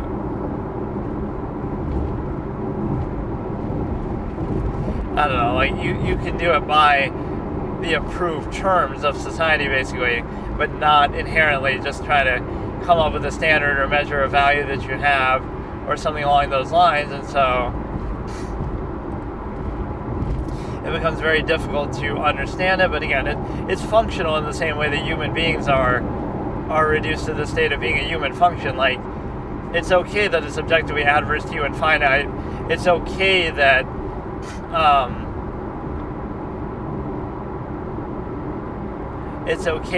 you're, reduced to a state that's easier to control just for society's collective contrivance, right? It's actually just the right thing to do. It's actually just, right, there's a middle ground where it might be the functional, useful thing to do, but then people still don't want to do it anyway. But you have to kind of bypass that and try to gratify people, or make them feel like it's some higher standard or something, that goes without saying, like, oh, it's so obvious, or of course that thing. But that's why. The reason why you treat it as so obvious is because it's actually not obvious. Yeah, because you have to, like, bypass it. So, for example, like, even with religion, like, oh, God is absolute and you can't question it, but you should be able to question it as much as you want, and it should still come to the same conclusion. Instead, it's the opposite, like, oh, it's so absolute that you don't even have to question it or think about it. So it bypasses the need to be held accountable, instead of being immune to accountability, like holding up to it very well as much as you want. But instead, oh no, we have to bypass it. So if a process dictates that you have to bypass accountability, then it's arbitrary, because you could do that with anything. And so that doesn't make it absolute. That makes it a non-accountable false absolute that, again, the criteria of believing it requires you not to hold it accountable. So it's like this cult-like syndrome where you can't actually think clearly about it or do anything like that. And so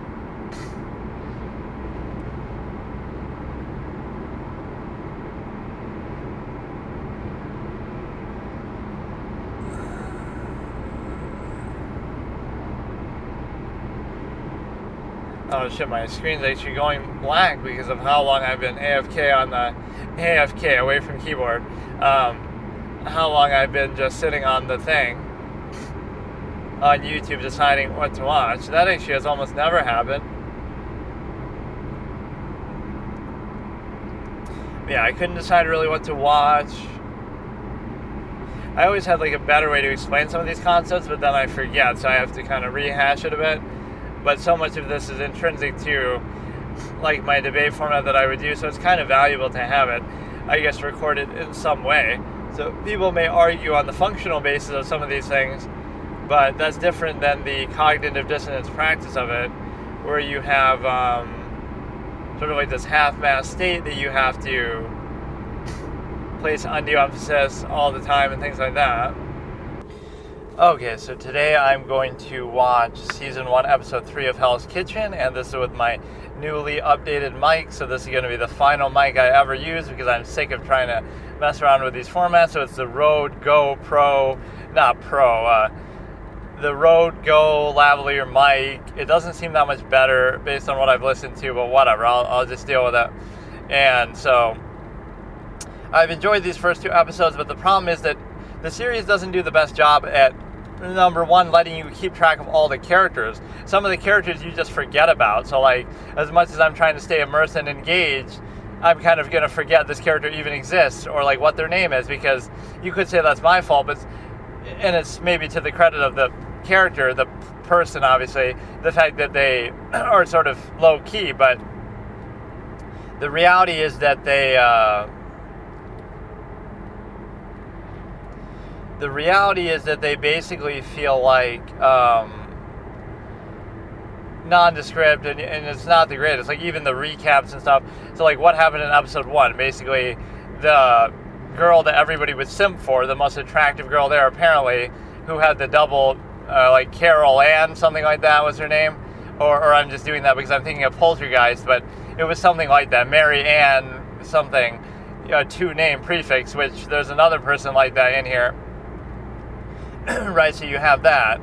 And then number 2, you had, I really can't remember this super well, and I just saw it not too long ago, like a day or 2 ago. So, whatever. The first episode was a bad intro service. The second episode was, who got eliminated there? The guy who's having strokes was about to be eliminated. I think Jeff is his name, right, with the glasses and all. But then the other guy got eliminated instead, who I forgot now even who that is. Maybe they'll give you a recap, but I feel like they didn't give that good of a recap in episode 2 of episode 1. So Jessica is my bae. She seems very... It's not even like, oh, she's attractive or something, although I do like the hairstyle, but it's more like her vibe. She has like this aura, right? She's one of those people with aura. Like, I would chill with her. I would vibe with her. She's just so, even though I'm not like her at all, but that, like, opposites attract. Like, she just has that quality. She's been positive. She's been sort of, I don't know. She just has an aura about her that I really like. So her and Mike seem like really good, and they're going to get to the end, and they'll face off against each other. And I liked last episode, she had, like, this moment where the guy is having a stroke in the hallway at night, and she, like, kind of asks him what's wrong, and then he doesn't answer, so then she just says whatever and keeps going. And then she does the same thing in the service. She tries to do something, and then she says whatever. So that's, like, her line. She says just like this, whatever. She'll put in a certain amount of effort, but then if it doesn't seem like it's worth it, she'll let it go, which can be good and bad at times, but... Okay, so we're starting episode 3, explosive elimination during service, which unfortunately they're sort of spoiling this. I don't want to know that there's an elimination during service. I want that to be a surprise. So now I know what to expect. That's kind of lame how they title it like that. So we're starting in 3, 2, 1. Previously on Hell's Kitchen, I'm not prepared to see any more shit food coming out. After his disastrous opening night, I just do that so you know exactly what the timestamp is out.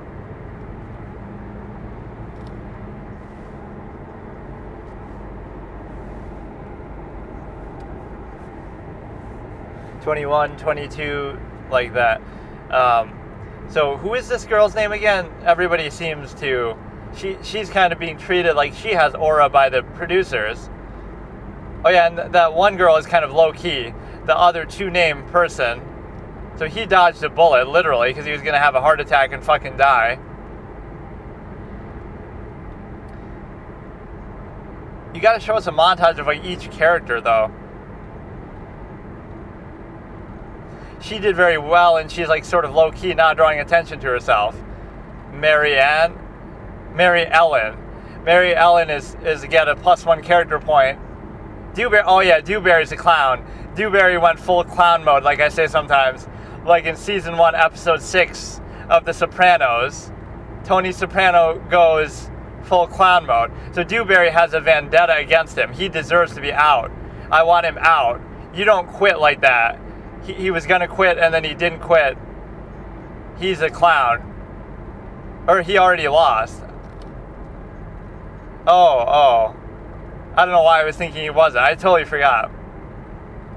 But Jeff, okay, so now Jeff has a vendetta against him. Because, like, look, dude, I feel bad for you, but you need to go get some medical attention. You belong in a hospital, not a restaurant. Unless it's a restaurant for cannibals where they're finishing off what's left of you. So let's try to... Mike is in a good spot, right? Mike is good. Mary Ellen is good. Jessica is good.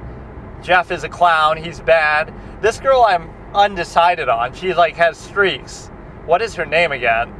Is that the Elsie chick? Or Elsie. She betrayed Dewberry and said, "Oh, you're not going to be on the chopping block." And then she put him on there, but he didn't get eliminated the first time? Or was that somebody else? I can't remember.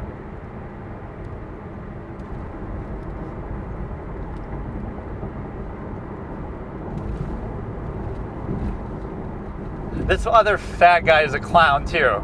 He deserves to be out of here. Jeff and the other guy deserve to be out.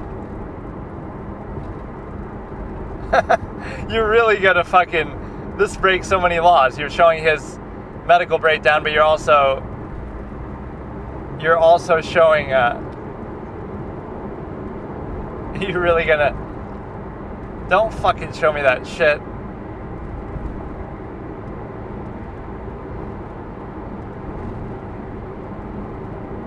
Nobody wants to see this shit ruin your appetite. Why? You'd love to see it. This is how you pick up chicks. See how amiable Jessica is?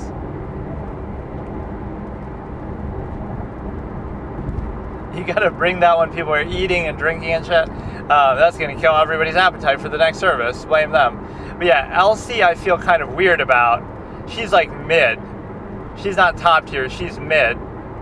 Chris, I haven't noticed too much, but he did well at stretches. Mid basically means they can be great one moment and they can be bad another moment. And she's like the sympathetic mom figure that the producers are trying to liken you towards, and you're trying to... Oh yeah, it's kind of unfair, so you should get somebody from the other team.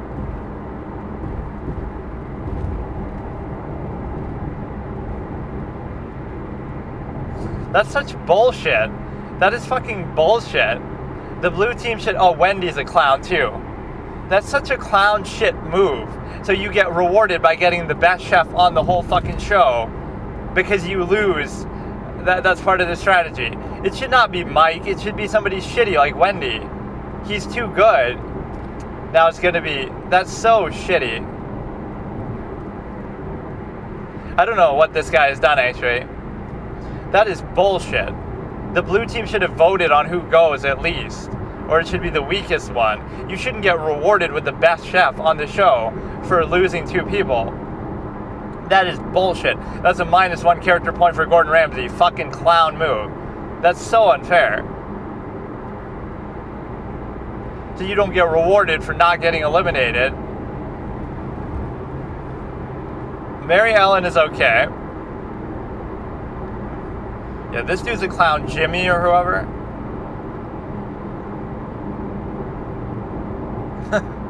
Cook me dinner. This is a challenge.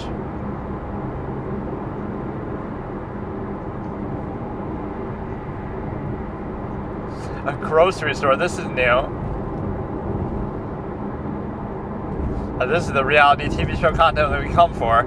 So yeah, Wendy is bottom tier. Just show me like everybody separately for a second so I can understand. It's hard for me to process everybody. That proves Mike's greatness right there. Like, he did that to tip the scales. The red team's struggling, so we gotta... That's such bullshit. That makes you mad about that. But Jessica and him are too OP together, so I want to see them butt heads. Andrew, I haven't really... I think Andrew is sort of bitching at Mary Ellen, and he's just a clown.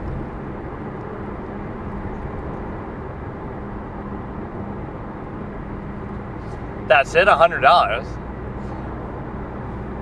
What if you brought your own money You have to show like your receipt. Like, how would they know?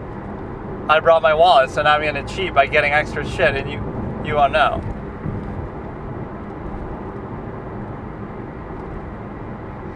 And like the store is okay with this, or you're running around like clowns. Look how they're running like little kids.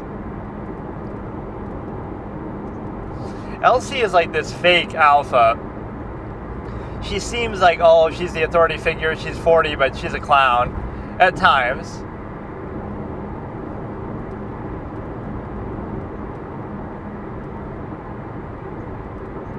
This just feels so weird because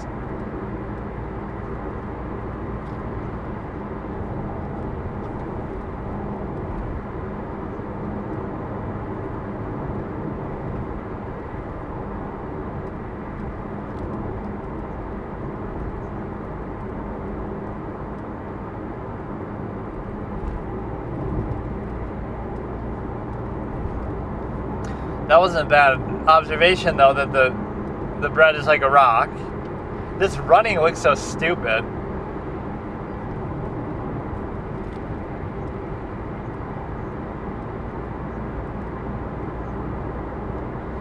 You can't move too fast or you'll get another kidney stone.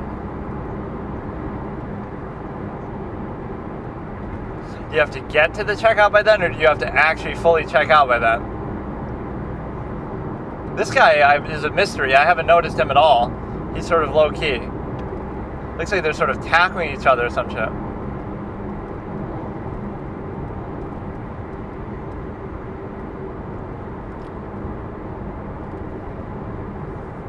What? I don't get it. They had to get to like a certain spot?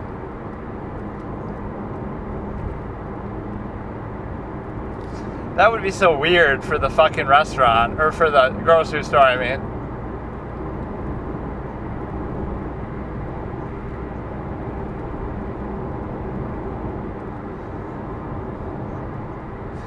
Jeff is a clown.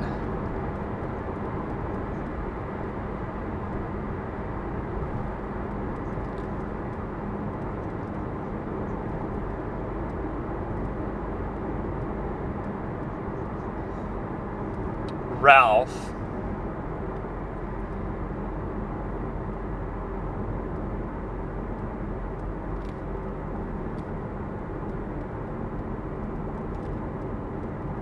Andrew's a clown, though. Andrew's a clown.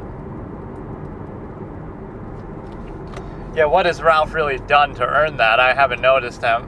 But sometimes low-key is good. Ralph and Mary Ellen will be the sleeper picks. I can't really even rate him. I don't know what he's done.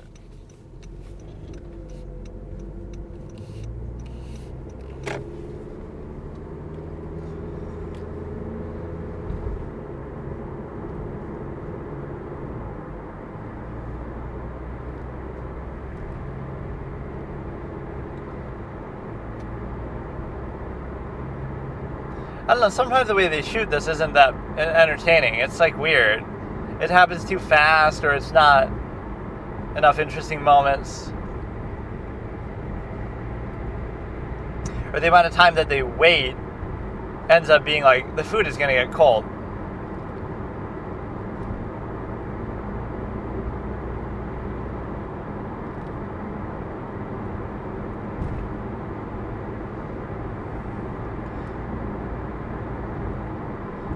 Look how chill she is, though, even when she's discouraged. Elsie is too, like, cocky. There's something about her that pisses me off.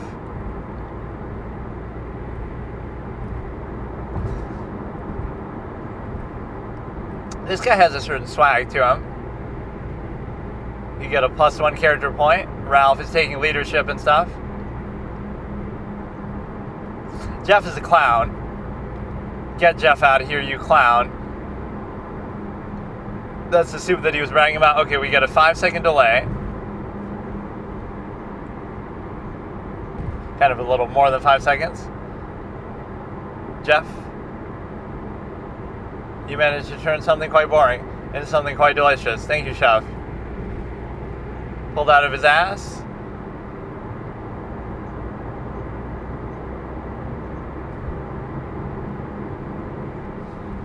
So Jessica kind of fucked up. Wendy's a clown. Wendy's a clown. You can just tell. She's always like talking to herself. I hate people who do that.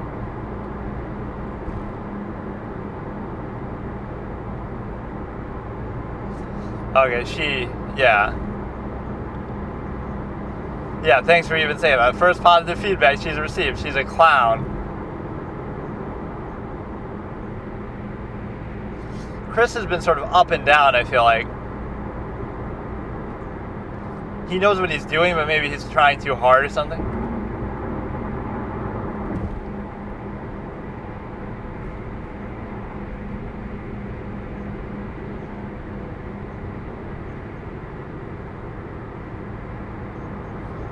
Throw me a bone. So more like it's dog food.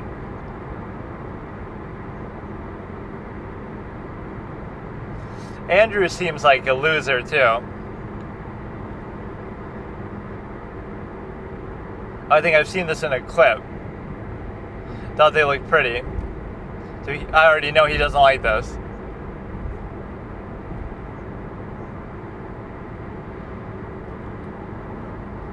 Oh, so it was Ralph's idea. Throw Ralph under the bus. So am I. So you didn't taste your own dish?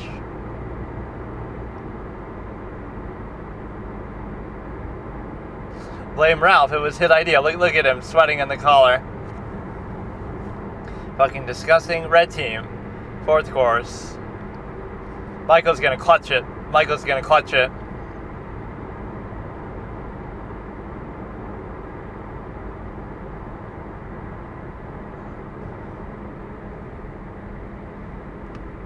Look at the swag of Mike. I like it, man. Mike and Jessica should end up both winning together and getting married and living happily ever after.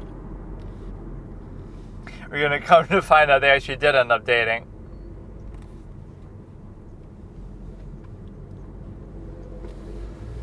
But now they're on opposite sides. She's pretty good. She'll come in clutch. She's the silent but deadly. I love her. She just doesn't make any attention to herself. You forget she's even there, but she clutches it out time and time again. She was doing that in the service too. She's so good. She's like me. Like, you just keep a low-key profile. This guy's a clown. Get him out of here. He should have been eliminated like the first fucking episode.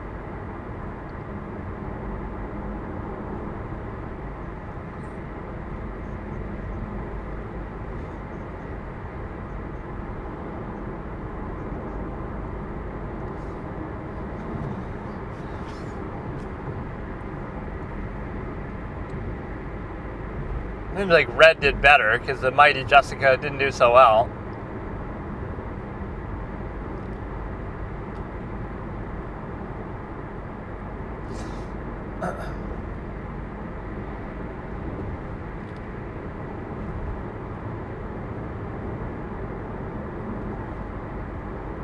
This dude's getting carried. Jimmy's getting fucking carried. Elsie and Mike are pretty good together. Chris is good.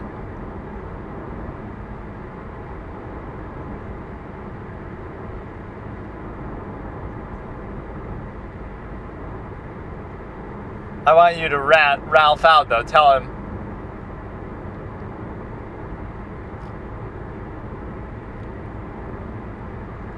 Jeff, don't forget the toilet because he got fucking kidney stones like a clown. Wendy's got to get out of here, though.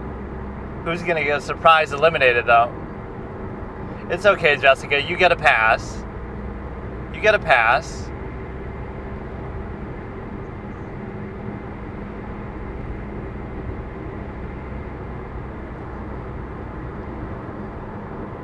Or you won't clean the opposing team's dorm as hard.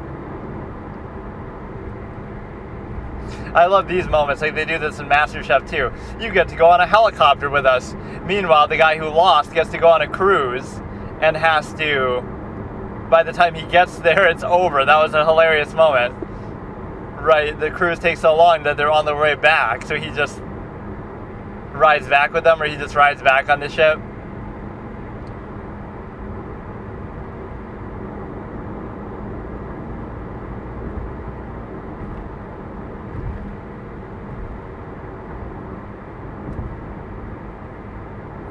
Really? So he can pass a fucking kidney stone and bring down... That's not the kind of ball dropping that I'm looking for on New Year's Eve. Ralph has a certain swag. Ralph and Elsie are like those two. Like, they're kind of good, but they have... They maybe think they're better than what they are.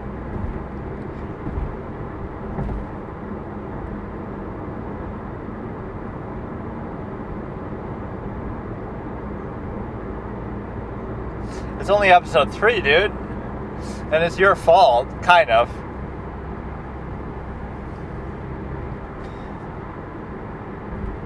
So you get like these favorites moments. Like, who's better between Jessica and Mike? I'll give it to Mike for now. Who's better between Elsie and Ralph? That's kind of tight. They're kind of even. You gotta have like a I really just gotta see a graph of everybody. Show me them side by side.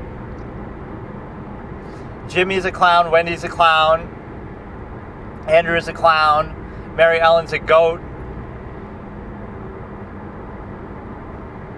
A goat that doesn't go ba because she's a silent but deadly goat. Haven't been this excited for a goat since I saw The Witch, where the goat fucking rams the guy and kills him, the dad or whatever. Anya Taylor-Joy's little seductive, the voice that she's hearing. Right when the devil takes manifested form. But the twist was, it was the goat all along. As if the goats aren't already symbols of the devil, and as if they don't use it in the fucking title art.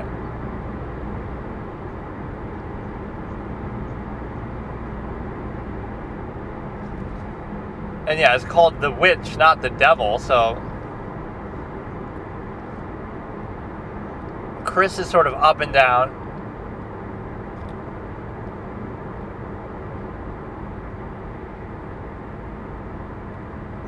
Oh, I thought he said Chef's getting on everyone's nerve, but he says Jeff.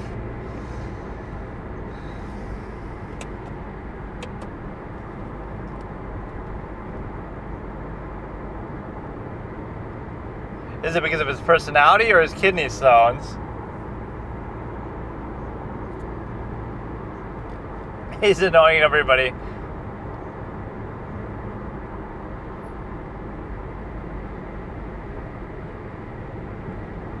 Look at Mike looking all cool with the shades.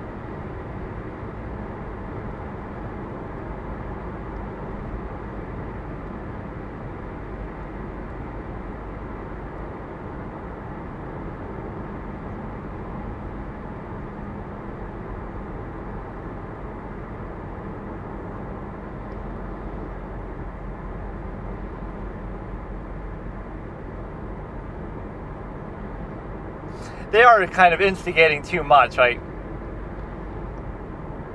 he hasn't been that bad that you...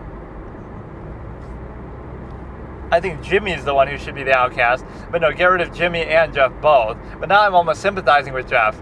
They were coming at him a little bit too much for no reason. Like, he didn't do anything that bad.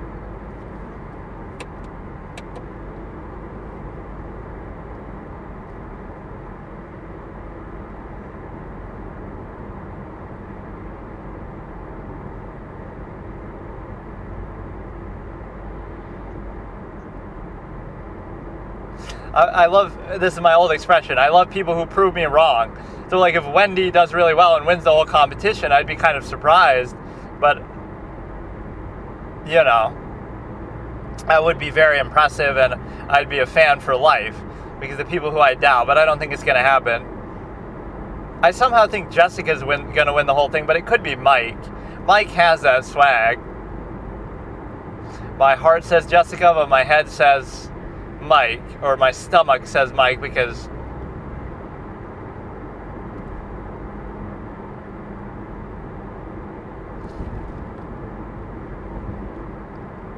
who do I think is going to get eliminated here? Probably Jeff is going to get eliminated because there's so much animosity. Or I think it's actually going to be,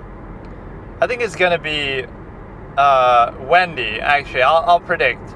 Wendy's going to get eliminated mid-service.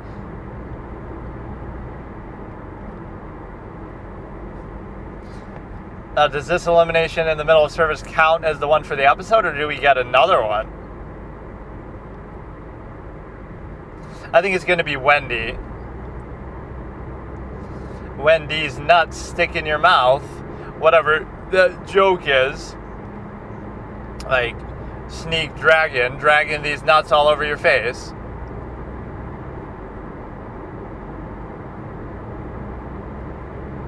Mary Ellen doesn't always talk, but when she does, she means it.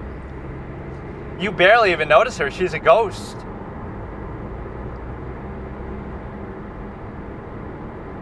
A lot of the time, they just have trouble getting stuff out, like in time. Okay, Jeff, I'm giving you sympathy.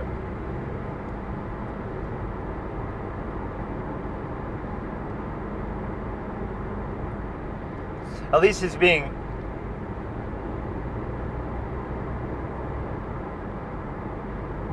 So it would have been okay if they were on different tables?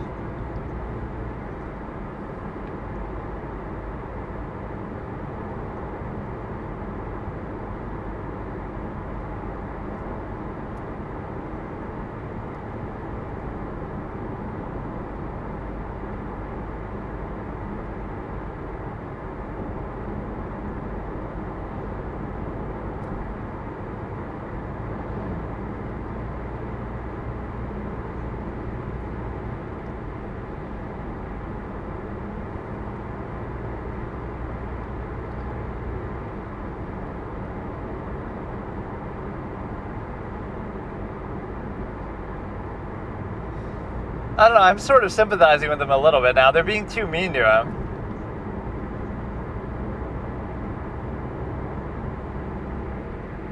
Oh, this is the classic clip. Wow, so many classic clips that come from the first season alone. I didn't know this was...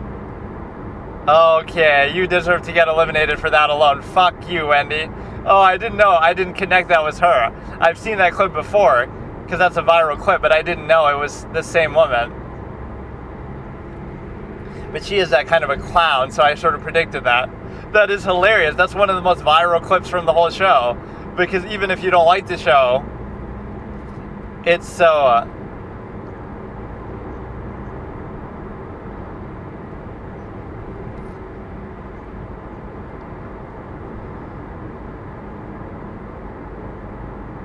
Oh, I thought she was gonna like it.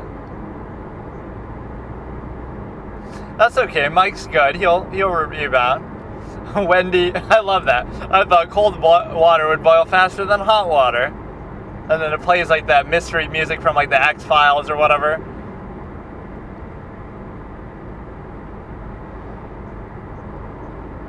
Andrew's garbage. Andrew's always garbage. Everything he does is shit. Andrew should be out of here. But Wendy's got to go first. What a prediction, too. I said Wendy might be out of here. I love that. We've watched 3 episodes of this, and we already have like 50 meme-worthy clips.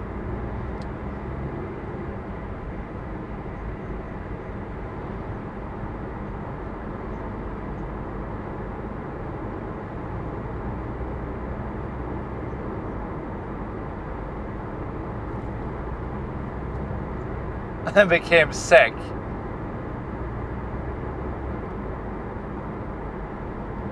How can I shut it and eat at the same time, Chef? Shouldn't you leave if you have that reaction? Or it could just be an issue she has.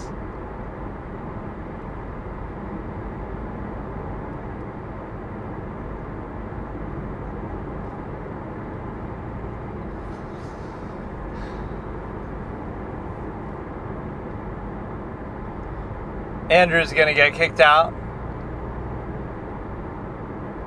Imagine somebody says cold water boils faster than hot water, and you're the one who gets eliminated instead over them.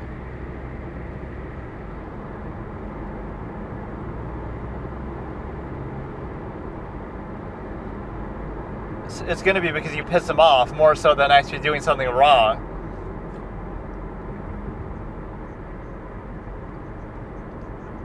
It's going to be him now, I can just tell. Andrew's a clown, but Andrew, Jimmy, Wendy.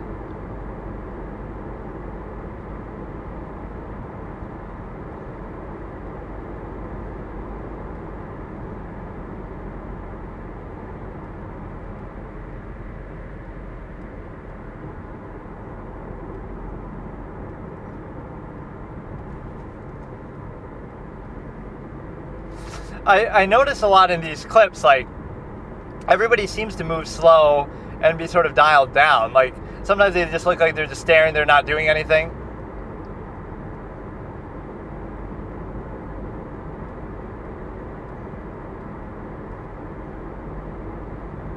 Yeah, Ralph is like the, what do you call it, like the float guy. He kind of floats from station to station. Give a +1 character point. Look at that teamwork. Look at Jessica embracing that and not being salty about it. So you get like a 5-second delay, I think. Or now we get like a 10-second delay total with all that. 9:09, 2 hours into dinner service. The Red Kitchen has only delivered a couple of entrees. Not nearly enough for Chef Ramsay.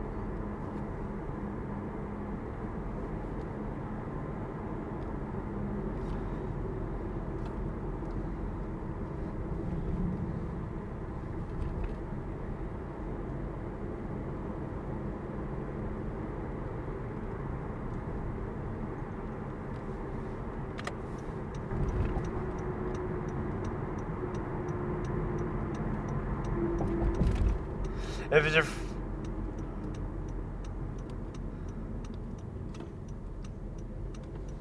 Oh, so it's going to be Jeff.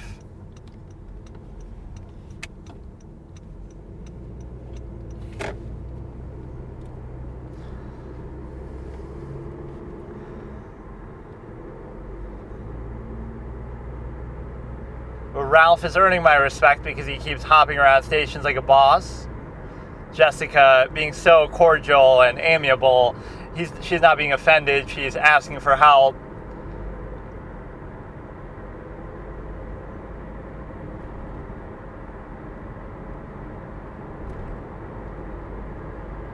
You're not a cook either. You're a shitter.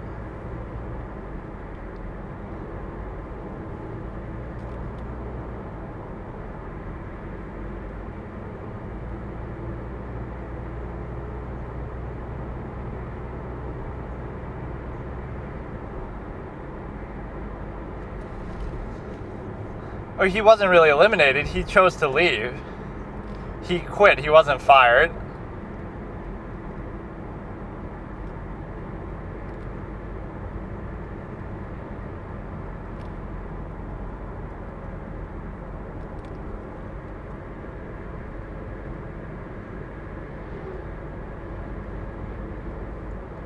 Jimmy's a clown. You're gonna walk off because you're a clown, man.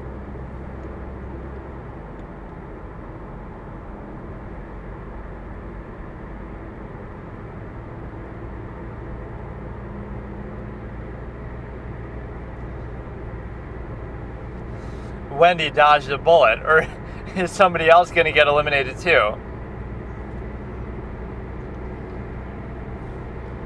Sometimes they try to come back. You got to boil the hot water, it'll be quicker.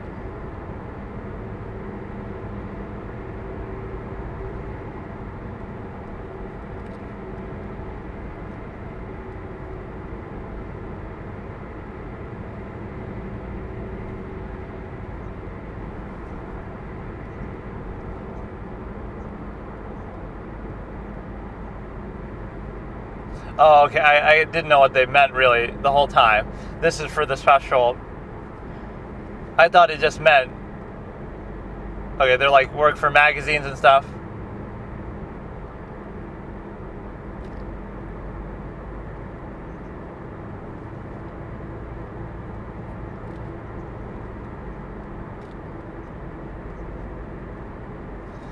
I thought it would be because of the kidney stones, but it actually wasn't. It was just his attitude.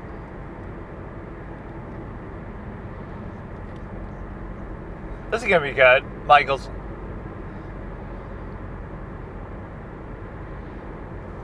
Better, but that just means the other one was bad. Doesn't mean it was good.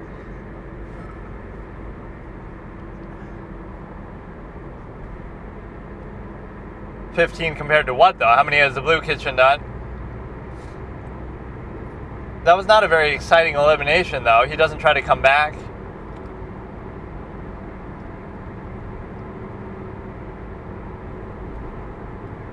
Even that. Yeah, I agree.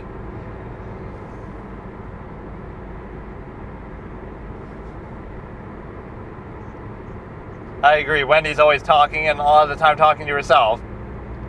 Everything that comes out of your mouth is stupid. Yes, chef, that's stupid too, I guess.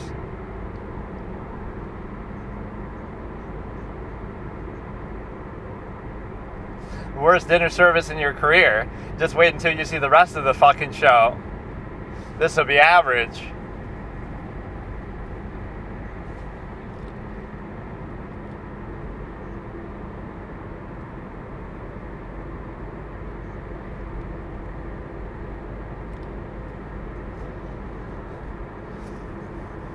Mary Ellen and Jessica is quite the tag team of angels here. More like Angel's Kitchen, am I right?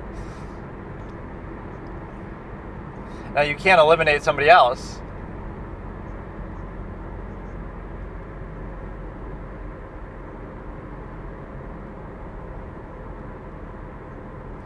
You can't eliminate too many people because you already lost somebody. So if you keep doing this every episode, you'll have nobody left.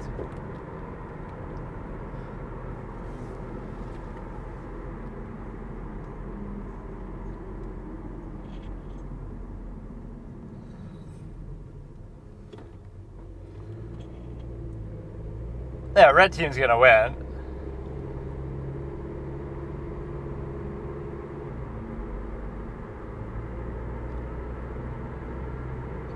It's obviously the blue team, despite the fact that you lost one of your members, Jeff. That's pretty sad. Jessica isn't impressing.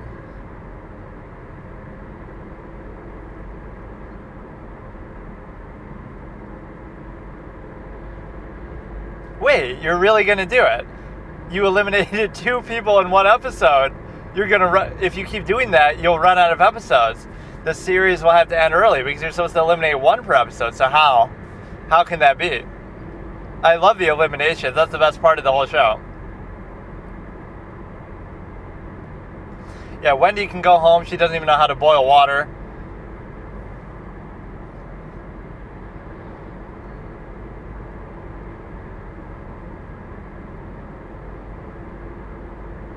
So Andrew and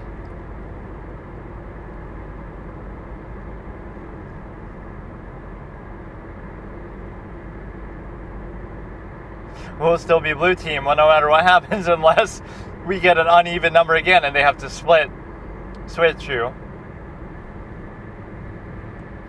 Andrew and Wendy should be nominated, and Wendy should leave, but also Andrew's a clown. I want to see one time where he says both. I'll just eliminate both of you because you both suck. Look how receptive Jessica is. No, she's too amiable. She has such a good vibe. She's so nice. She's got to cook better. She's got to do a better job. She hasn't been as good as Mike, obviously. I'm kind of matching those two against each other. But she has an amazing vibe about her. I could not see her go. I'm vibing through the screen with her. Like, just amazing, amazing personality.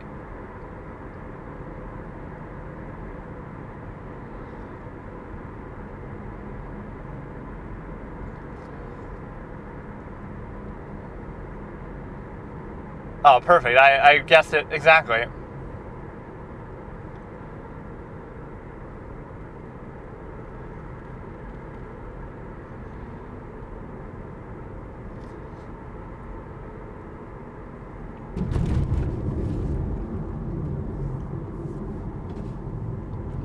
Wow, we get 2 eliminations in one episode.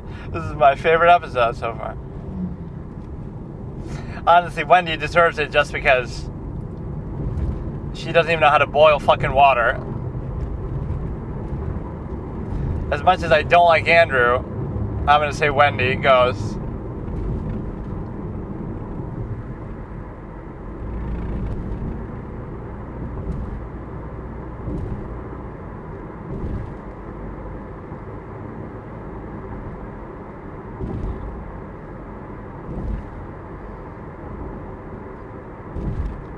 No, he's not. He's always clowning around.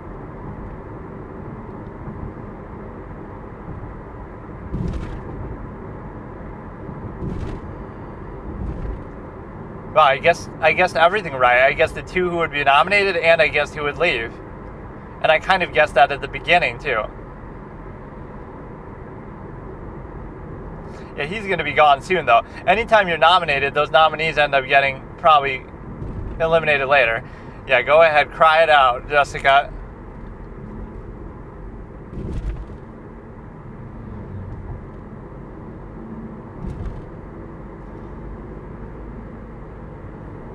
At least she had a graceful exit interview, unlike some of these. There's 4v4, but it's only episode 3, right? How is this possible? Isn't it like 12 episodes for the season, or what?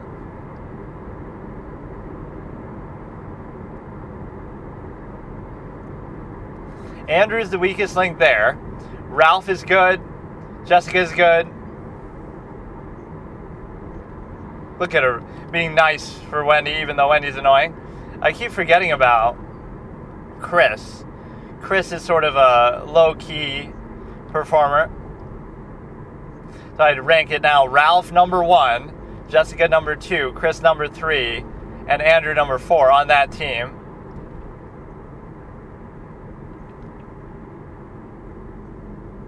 Even though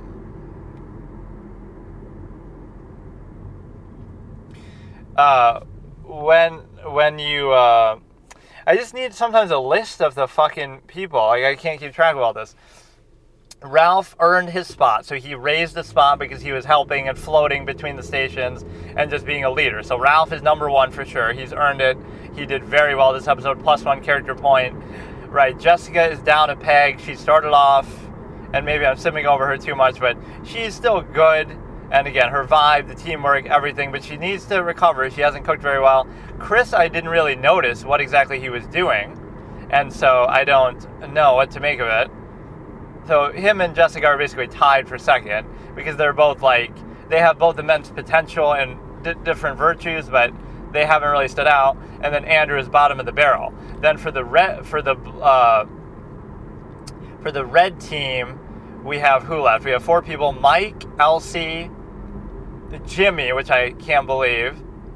Mike, Elsie, Jimmy, and Mary Ellen, right? And so,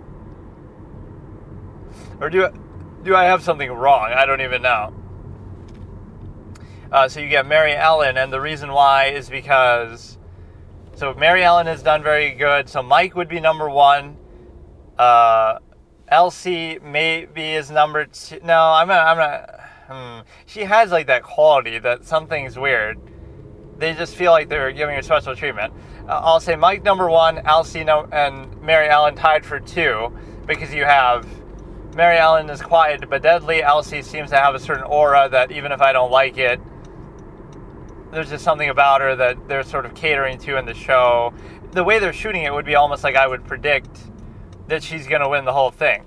Not that I want her to, or really expect that, but there's something about it. Just the way she's being portrayed, the way she's acting, the way they're giving her like extra screen time. There's like an aura that they're giving her, right, with how they're producing it, like they already know she's going to win or something. I don't know. So I'm worried about that. But we'll have those two tied for second. They're kind of polar opposites. She has like kind of a diva-esque quality, whereas Mary Ellen's quiet but really, really effective. And then the bottom of the barrel is Jimmy. So Jimmy and... I love my predictions, though. See, this is why it's fun and important for me to do it. I was on the nose, on the money with Wendy and with Andrew, and I even predicted that she would leave. And I would even predict, before we even had that, before the service, I even said Wendy's going to leave and possibly get eliminated, although I kind of jumped around with my predictions. So I'm very happy that, yeah, that was kind of fun. We got to see 2 eliminations. Jeff is gone. Oh, yeah, we want to see Jimmy and Andrew get out of here. And then we want to see Jessica recover. We want to see Ralph continue to be a good leader. We want to see Mary Ellen continue to be a silent badass. We want to see Mike continue to be a badass that he is. We want to see Elsie kind of cool it a bit, but maybe get eliminated eventually. And then she's good. Like, she has a quality about her, but I somehow don't like it, or it seems sort of fake or a production. And then Jessica needs to rebound. Who else do we have? Jessica, Mary Ellen, Ralph. Who am I forgetting even? Yeah, that was a good episode. I do like this. I just wish I didn't have to deal with the ads, which maybe I'll change something with that. I don't know.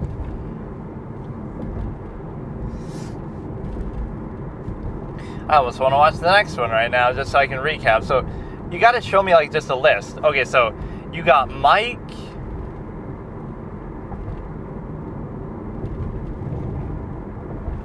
You got Mike, Elsie, Mary Ellen, and Jimmy. And you got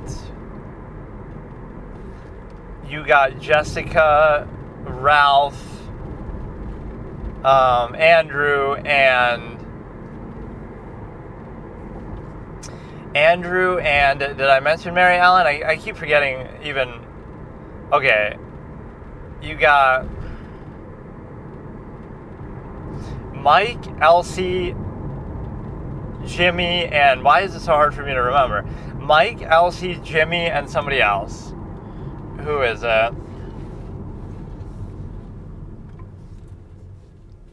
Mike, Elsie, Jimmy, Andrew, or no, Andrew's on the other team, right? Or no, I'm so confused. Fuck, okay. You got Mike, Elsie, Jimmy, and somebody else. I honestly, why is this so hard for me to keep track of? And I'm making such good predictions and stuff too. Whatever, the point is that the weak links right now are Jimmy and Andrew. The strong links are Ralph and Mike. And the middle ranks are Mary Ellen, in no particular order, Mary Ellen, Jessica, Elsie, and who the fuck am I forgetting? Oh, Chris. Yeah, see, some of these are like low-key. There's low-key versus high-key kind of personalities. So you look at it and you say, Ralph is kind of mid-key because he doesn't seem to be drawing attention to himself, but he still has that leadership quality. So he was sort of low-key at the beginning, but he takes charge when he needs to. So I have tremendous respect for that. So he's sort of middle of the road. Elsie is kind of high-key, like she's kind of attention-seeking, but sort of backs it up at times. Then Jessica is sort of mid-key as well. She can be good and high vibe, but also not attention-seeking. Jimmy is sort of low-key, but in a bad way because he's just a clown. Andrew is sort of high-key, but in a bad way because he's also a clown. Mike is sort of middle of the road because he's actually kind of low-key, but he's just so good that you can't help but notice him, right? And you have,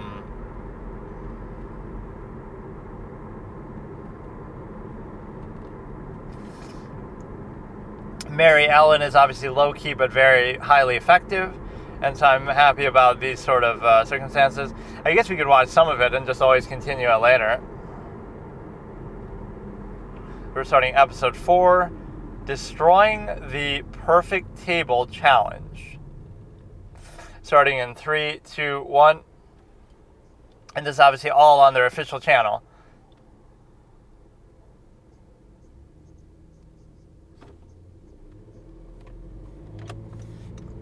He gives them a cheat code by giving them Mike. That's unfair that you give them somebody so strong.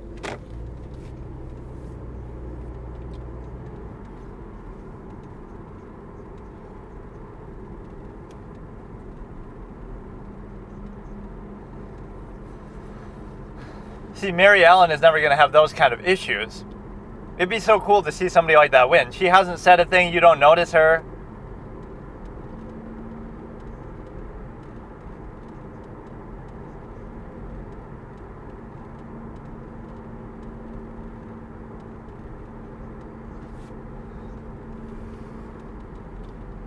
I love using that as an excuse, too. I've never been on a line, then maybe you don't belong on this line either. He leaves and then he doesn't even get like an exit interview or anything.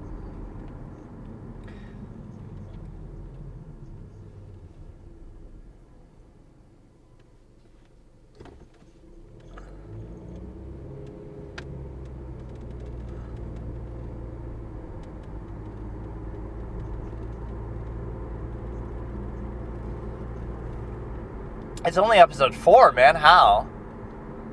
Some of these episodes aren't going to have eliminations then. Ken Weed. So again, I'm keeping my eye on everybody. Jessica's got to earn her stripes back. I'm giving her almost too much credit now.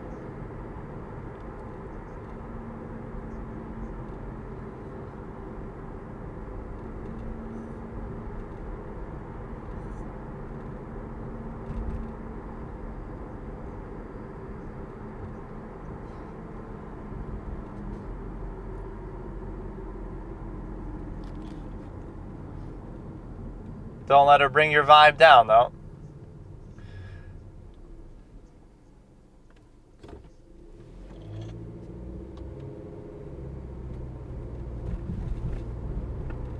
Is she smoking a fucking cigarette?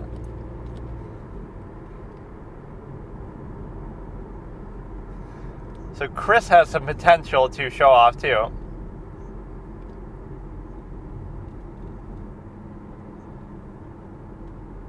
But they're not doing it like by gender the way they sometimes do, right? The red kitchen is women and the blue kitchen is men. They start doing that later, but I kind of like the intersex dynamic here. I want to see somebody end up together in the course of doing this.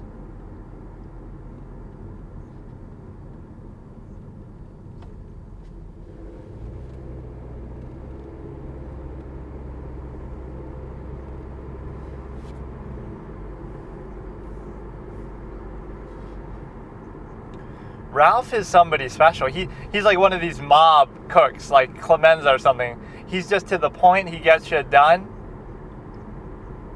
He's number one. He's earned it.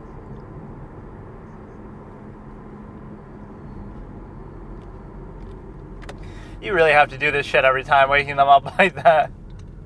You should wake them up with the smell of food and make them guess what it is. That could be the challenge. But this guy appears a lot later, too. The professional chef in the white. So what is the black jacket? That's what you get towards the end, I guess, or what?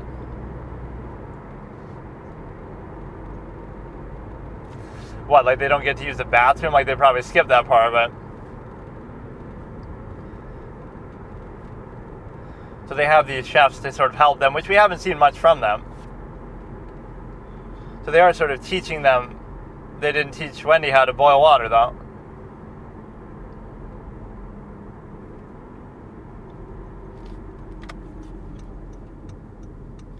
Everything is sort of cut so fast together that you can't appreciate.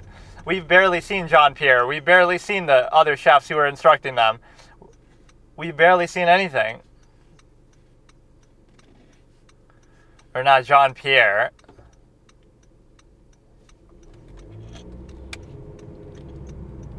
I love his voice.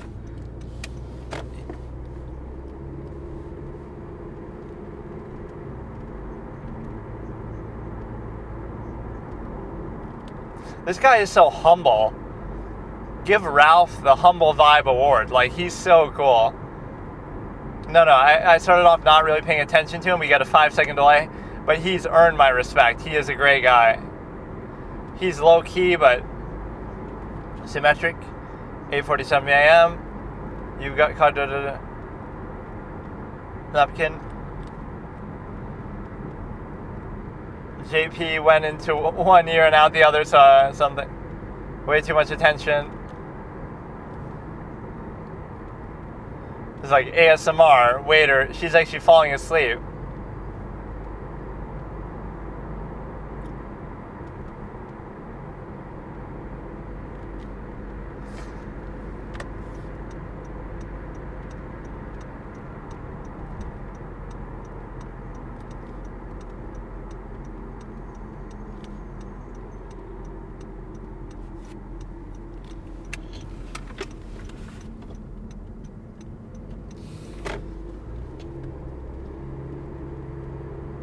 Everybody was sort of acting all sleepy together, though, like that's a rehearsed thing that they did on purpose.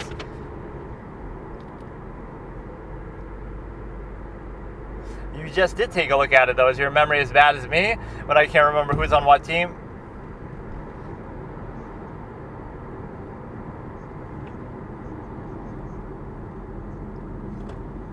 This is actually pretty fucking hard.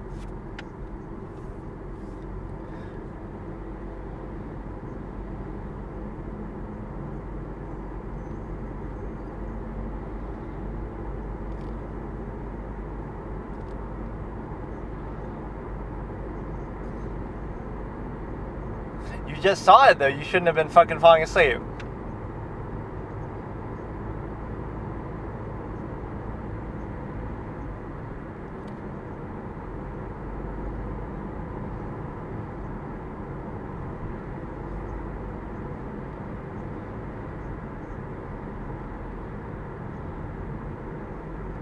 You gotta be delicate to be a cook.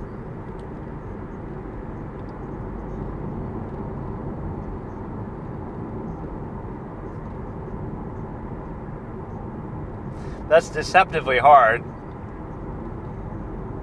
But nobody's gonna get eliminated off the back of this. You'll just get some special treatment. Like going on the helicopter type shit. Light the candles at the end, I like that. Stand back from the table, do not touch it.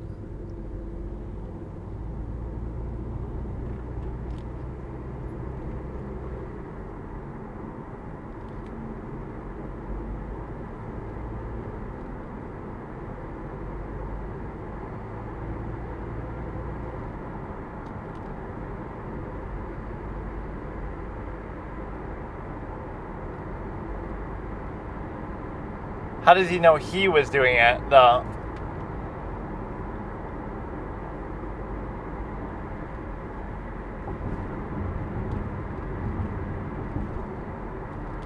Or they were in a hurry.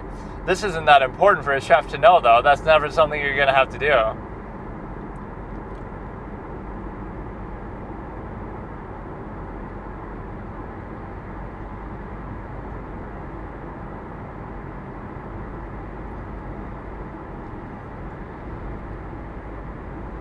The blue team obviously wins, though. He didn't have much to say about that.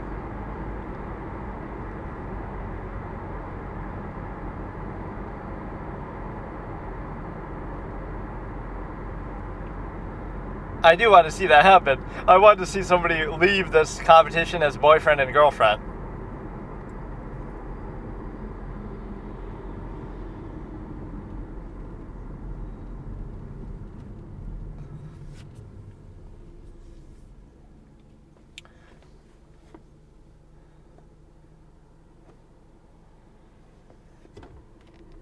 They'll sabotage the ones that the other team are going to use, but how do you even know, I guess?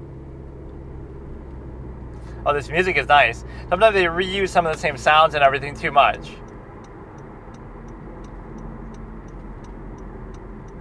Damn, Mary Ellen? Is that Mary Ellen with the little fucking tank top? I'm trying not to be all weird, like, you know me, with the stimuli acme, but I'm just playing into it because people would focus on that. But no, I'm more so judging their vibes. Like, Mary Ellen is so...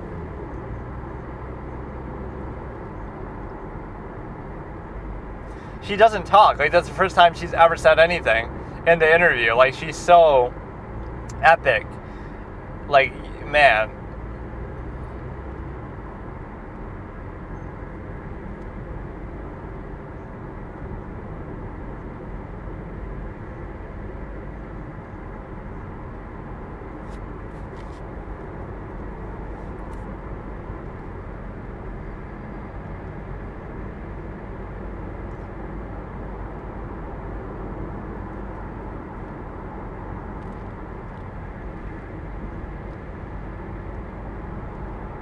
You have to bring champagne to them as they're getting massages.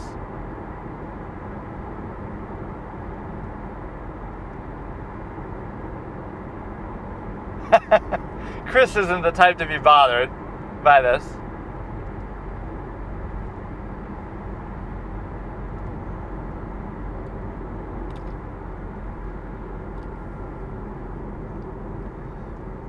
But now you use that as an excuse that, oh, you're rusty.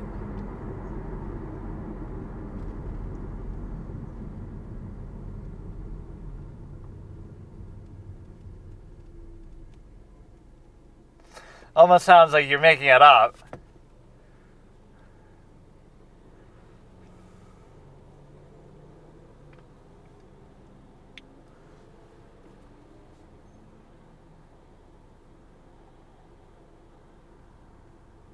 John Philippe did not look impressed by that.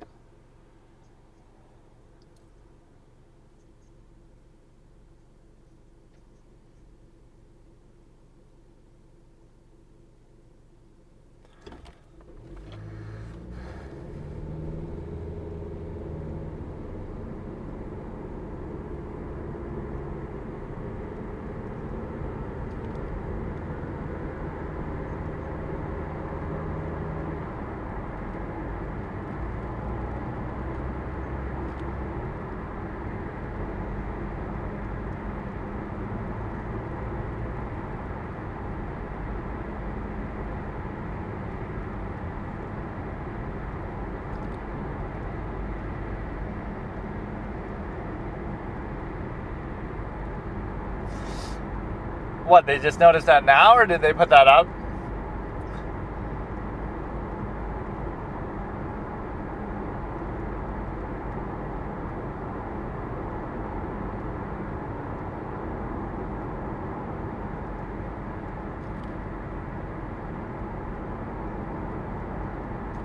"7 a.m., 12 hours till doors open."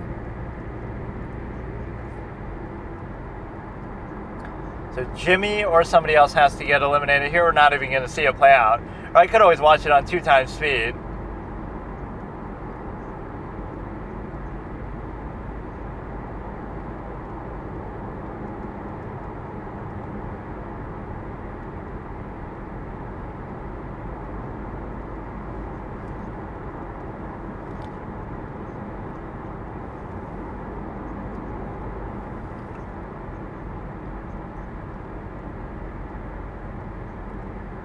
Which I feel like that's their weakness a lot of the time.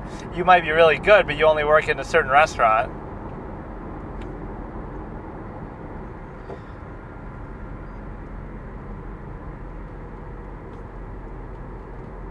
Like Wendy couldn't even cook meat. Mary Ellen is kind of expressive with their faces, though. Look at how much screen time Elsie gets.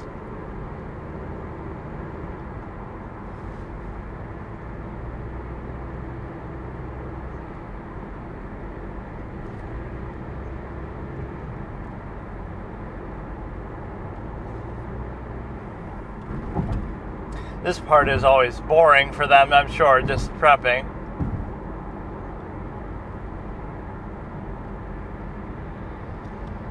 But doesn't some of this go bad by then? Like, I don't get it.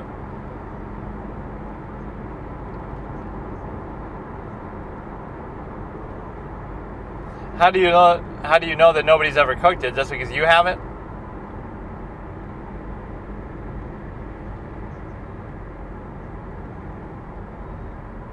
Actually, I think you might go home. Mother of 6, you're giving her special treatment.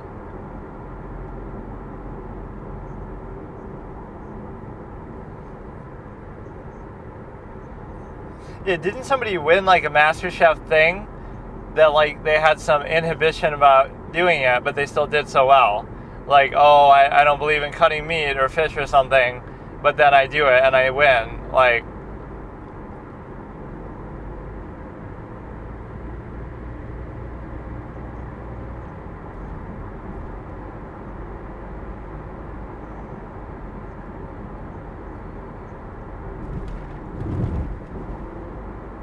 second night wasn't bad. Diabolical. So only night 2 was good.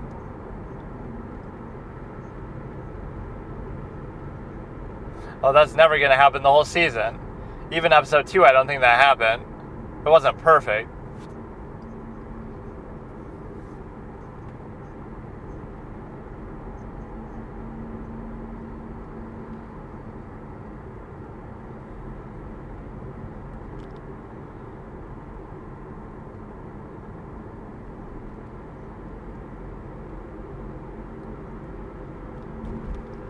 So we're going to end off around here somewhere where we get to...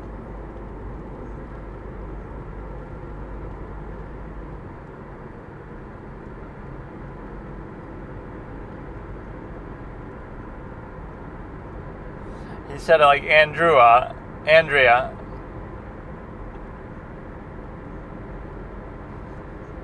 You got Mike with the cocky smile.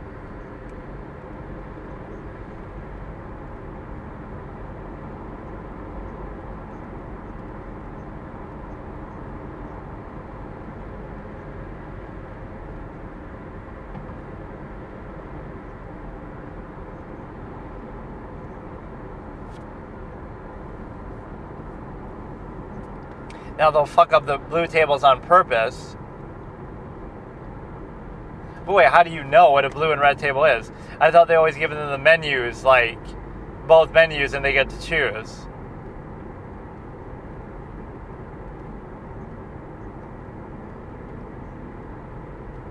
No, they know by the plates and stuff. But how do you know that going in? Like what you're gonna order? Or what if you want one thing from both? I don't get it. That is quite a harsh series of punishments, but I like it.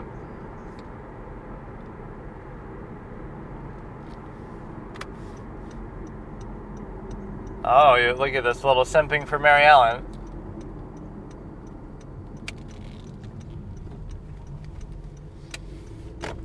I love that kind of personality type. Highly efficient, but very quiet and low-key. Very, very good. Think about the damage he can do.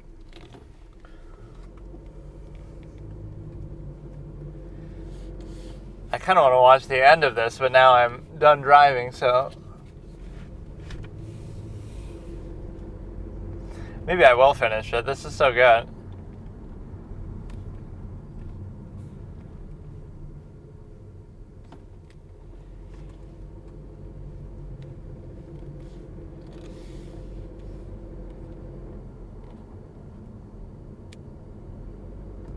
Yeah, Ralph is just earning his stripes as the MVP here.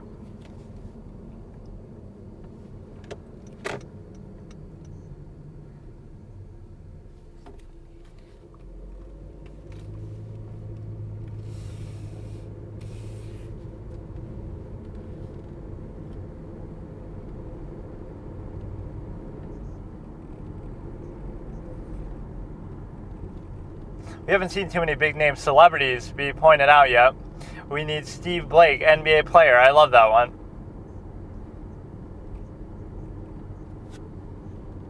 Okay, we'll stop there, but I might finish here in a minute as I'm eating my food potentially. Okay, so now we can really test the mic quality because I'm at home now and just sort of sitting and eating my dinner here, a little leftover Chinese food. So this is kind of good to measure, right, like how would it sound under more ideal conditions, which I think I sort of tested before. And so now you feel like whatever. So let's finish the episode here. I don't normally do it like this. Oh, there's actually still quite a bit left though, like 18 minutes. But no, we saw one of the most iconic meme moments, the water boiling faster. We're going to start at 19 minutes here. We get an ad, but it doesn't matter. I'll tell you when we start. It might be a little bit too loud on my end now too because I don't expect... Okay, so we're at 19:00. The restaurant is now open, he's saying. So we're starting in 3, 2, 1. 19:04, 5, 6, 7. So they've never completed a full service, even night 2 that he was happy with.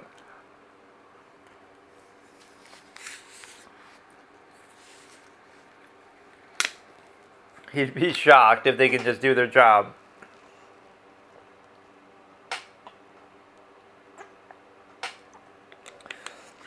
A lot of the issue just comes down to teamwork.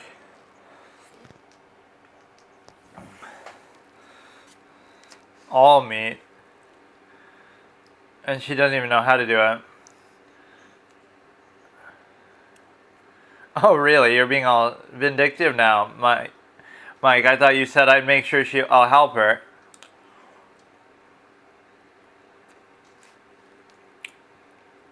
It only feels right to be eating while watching this, but sometimes it can be gross.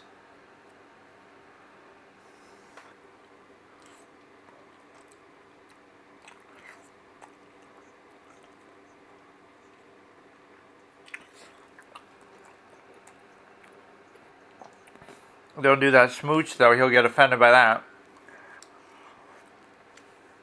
Exactly wacky. Jessica has been a little bit off her game, though. Last couple episodes.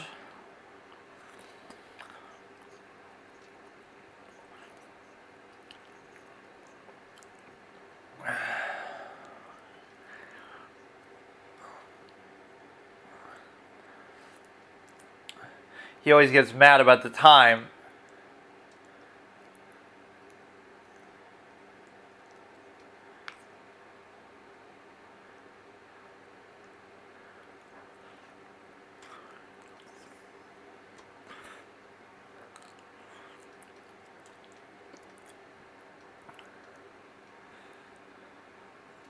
just keep throwing out minutes with no idea how long it's actually going to take. But that's their Achilles heel. Like, they might be a good chef, but they don't know how to cook that particular dish. Frog legs or whatever. Stupid exotic stuff.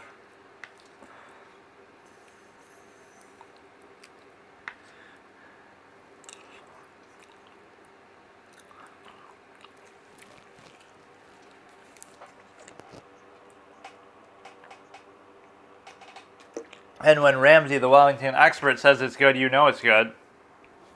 So Jessica did well.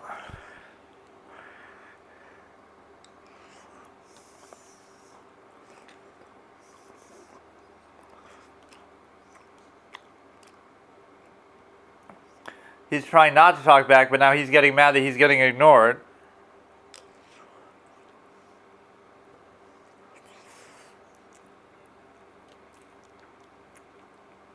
We haven't seen too many people walk out. Maybe they have, but they don't really show it as dramatically as they should.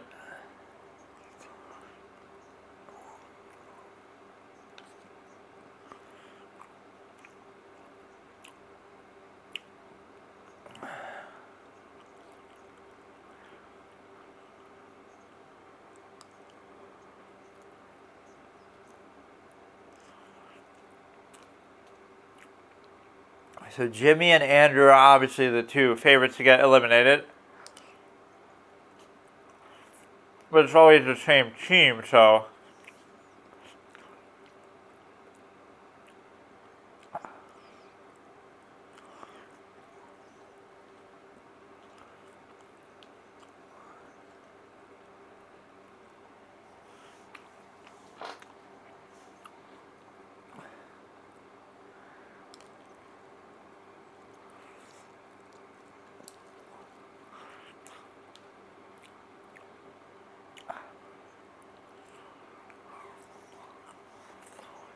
Yeah, Jimmy has just sort of gotten away.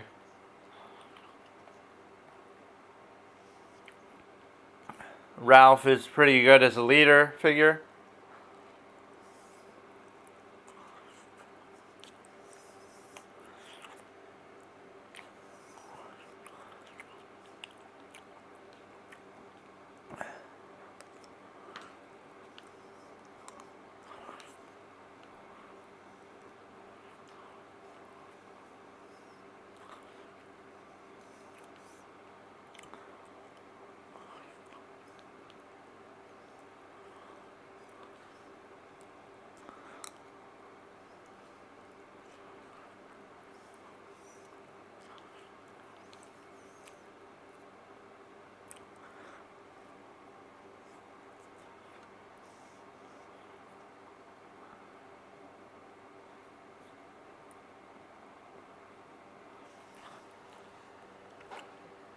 At least Andrew has changed his attitude here.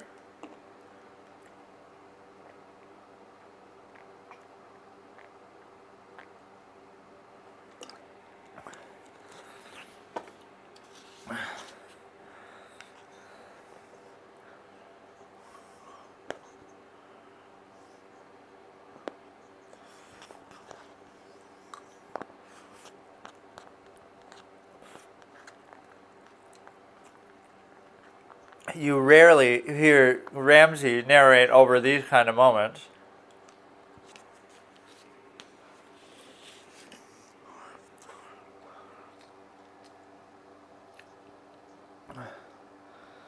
So Jessica's doing good. She's redeeming herself. It's about time.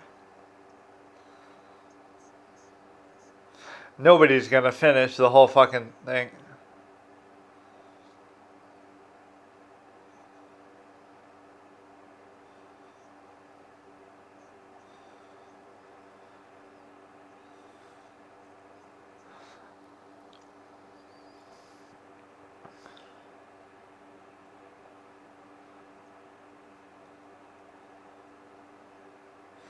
She struggles with meat.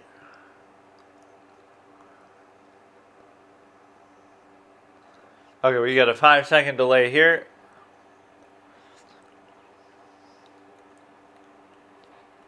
So we're at 25, 58, 59, 26.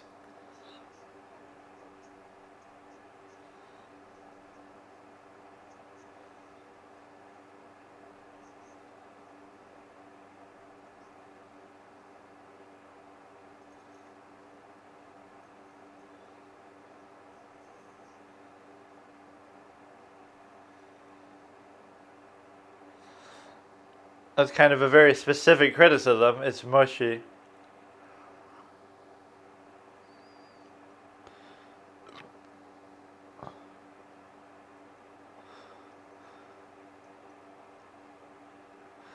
Mary Ellen's hard to get mad at, though. She's done well, and she's kind of low-key.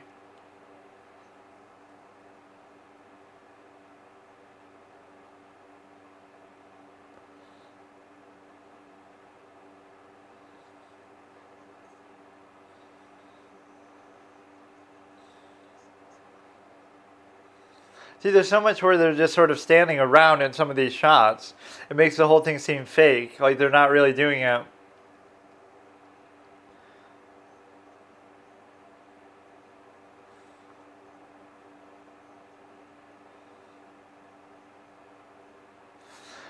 So who's going to be blamed on the blue team? It doesn't seem like Jessica or Ralph could be, so it'll be Mary Ellen and Andrew, but Andrew will be knocked out. I feel bad for Mary Ellen, but Jessica's been doing good. Ralph is always doing good.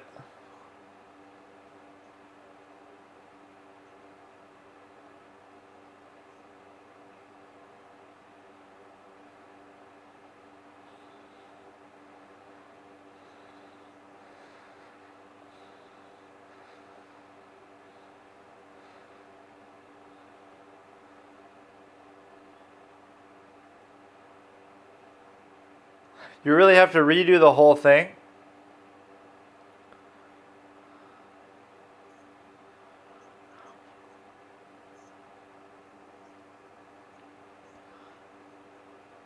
You could have waited 2 minutes, it would have been fine.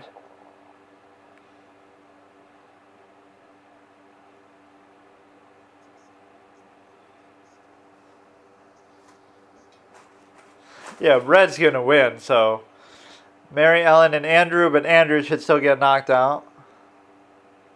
Maybe it's unfair to judge them based on like past performance. You should just do it based on the service, but I feel like nobody thinks like that. That wouldn't be fair.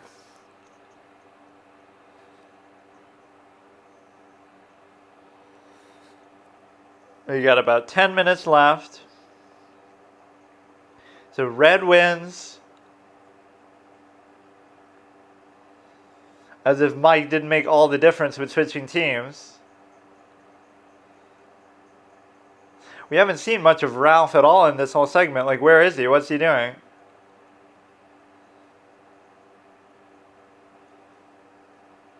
It is 11:02 though. Jimmy keeps cheating death.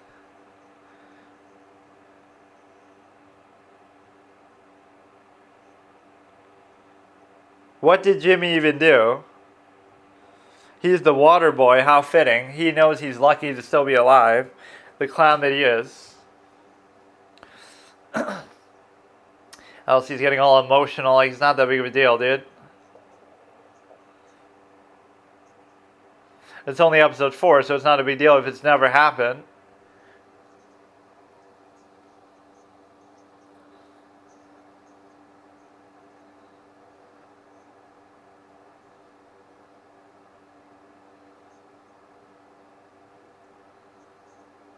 But Andrew was...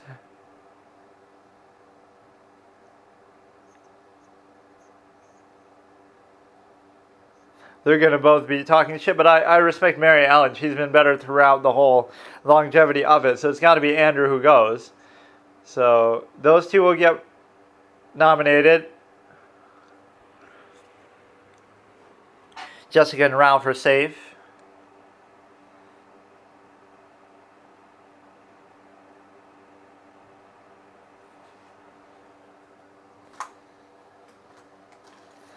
Yeah, they were at a disadvantage.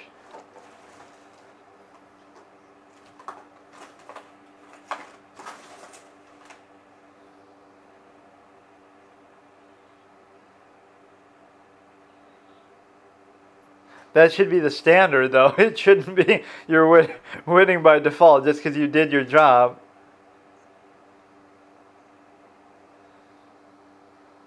It's almost like Jessica should do the nominating.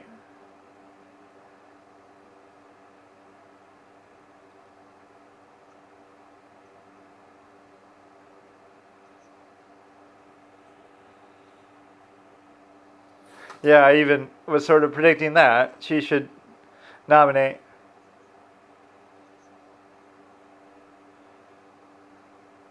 And she's all emotional too and friends with everybody, so she hated how one of them had to leave, so she's going to give special treatment. Nobody likes Andrew, but I mean, she has to nominate both. That's why it doesn't matter.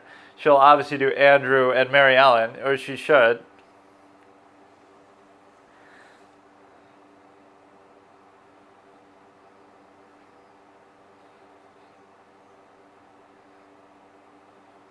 It's obvious. You can't do Ralph. That was almost like a Jedi mind trick. You're going to give me a sip of your beer.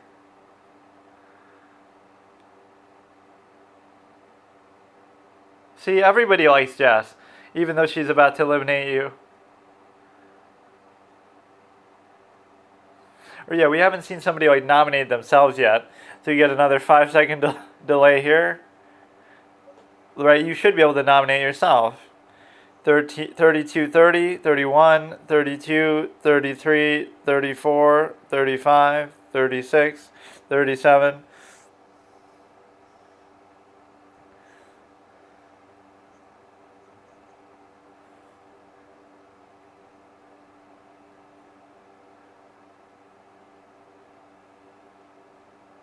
You try to get rid of your own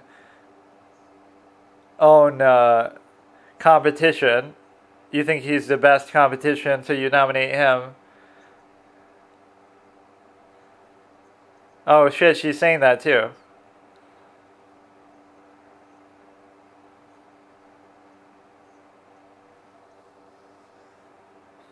I love these little sidebar interviews they do, like that, or that's totally a different time. You shouldn't do Ralph though. I don't like that whole etiquette. Because he's helped you. He was helping you. He was mentoring you. That's the wrong thing to do. You're too nice to do that. And even if you do, he's not going to get knocked out. Nominate yourself and him so you have no choice but to take him.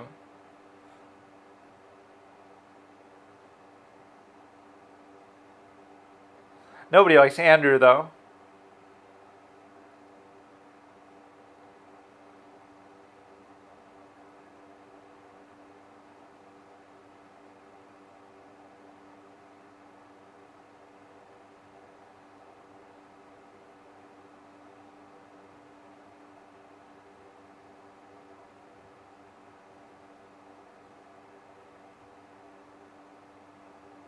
She gives like a very long explanation.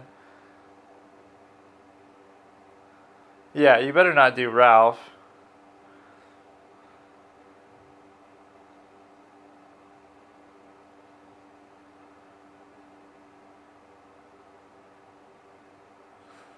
Look, Jessica's almost crying by saying that, though. Look how sensitive she is. They do a little nod to each other.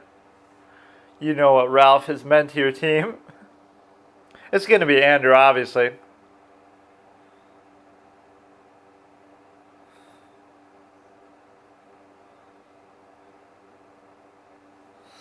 Mary Ellen has been just more solid throughout, though. She's always been quiet. She's always been a learning machine.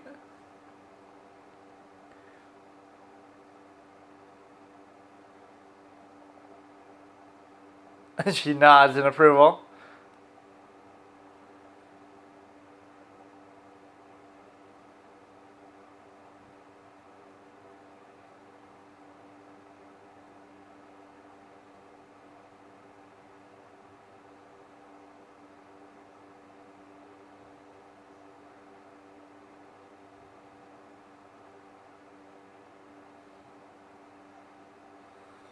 Yeah, but she's still better.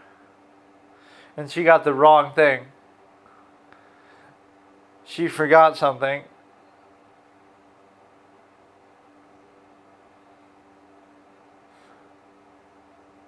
It's obviously Andrew. Or if you keep him around, it'll just be for content. What? They're doing it for content or something. Andrew's a clown, though. Andrew didn't do anything the whole time he's been here. See, Jessica wouldn't have cried for fucking Andrew. That was a good twist. That's not a good decision. You could have guaranteed it by picking Ralph.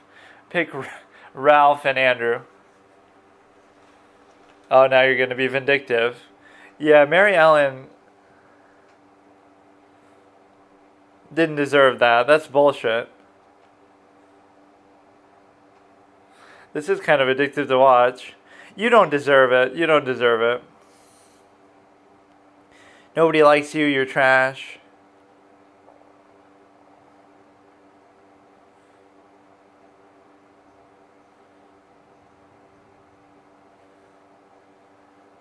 He's just doing it for a plot twist.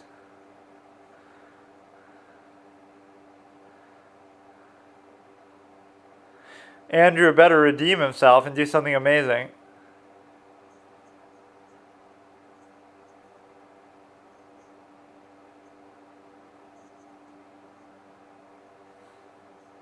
She was good though throughout the whole thing. She started off actually really good, and she was always like just quiet about it. Right, Andrew fucked up in various times. He's already been nominated. You should kind of hold that against him. I feel like that's a bad decision that they make sort of just for content purposes. Right, like it's somehow better, it's a twist, those kind of things. Let me actually watch this in clip form. Mary Ellen gets married to the Waltons. Let's see if there's a clip on this one. The Waltons, Mary Ellen gets married.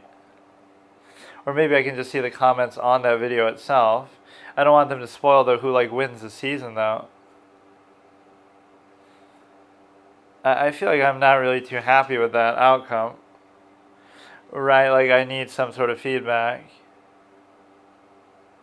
Early are the most real than later seasons. And Ralph being a father figure for Andrew. Yeah, I see, I made this joke. John Philippe's ASMR Guide to Fine Dining, 437.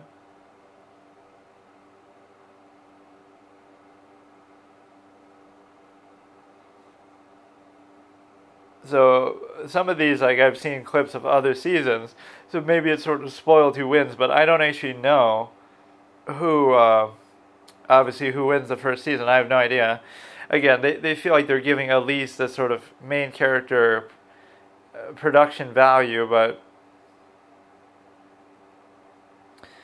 yeah, that was pretty good. I am enjoying this, but how can it be even 12 episodes or whatever? So there's only 6 of them left, so it's going to be crazy. Let's see what other suggestions and stuff we have here. Cuomo personally altered report that lowballed COVID nursing home deaths. That's the real reason he should have been removed from office, not because he,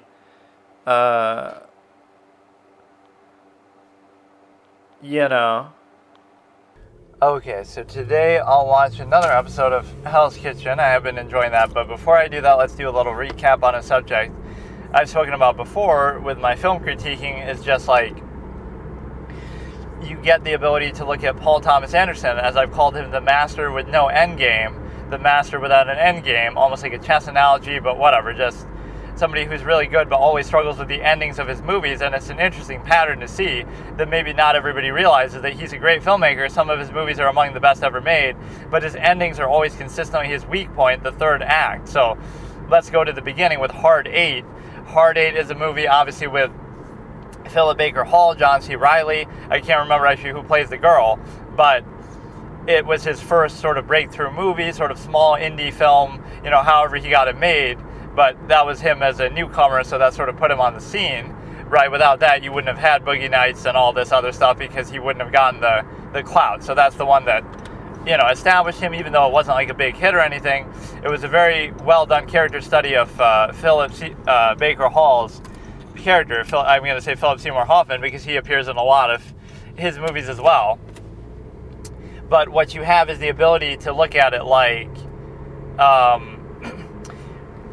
Hard 8 was really good. The first half is really good. It's a great introduction. It's like a textbook way to introduce a film. You have the excellent dynamic between Sidney, the experienced character, who sort of takes John C. Reilly under his wings and teaches him how to play the house and get free rooms and all this kind of stuff.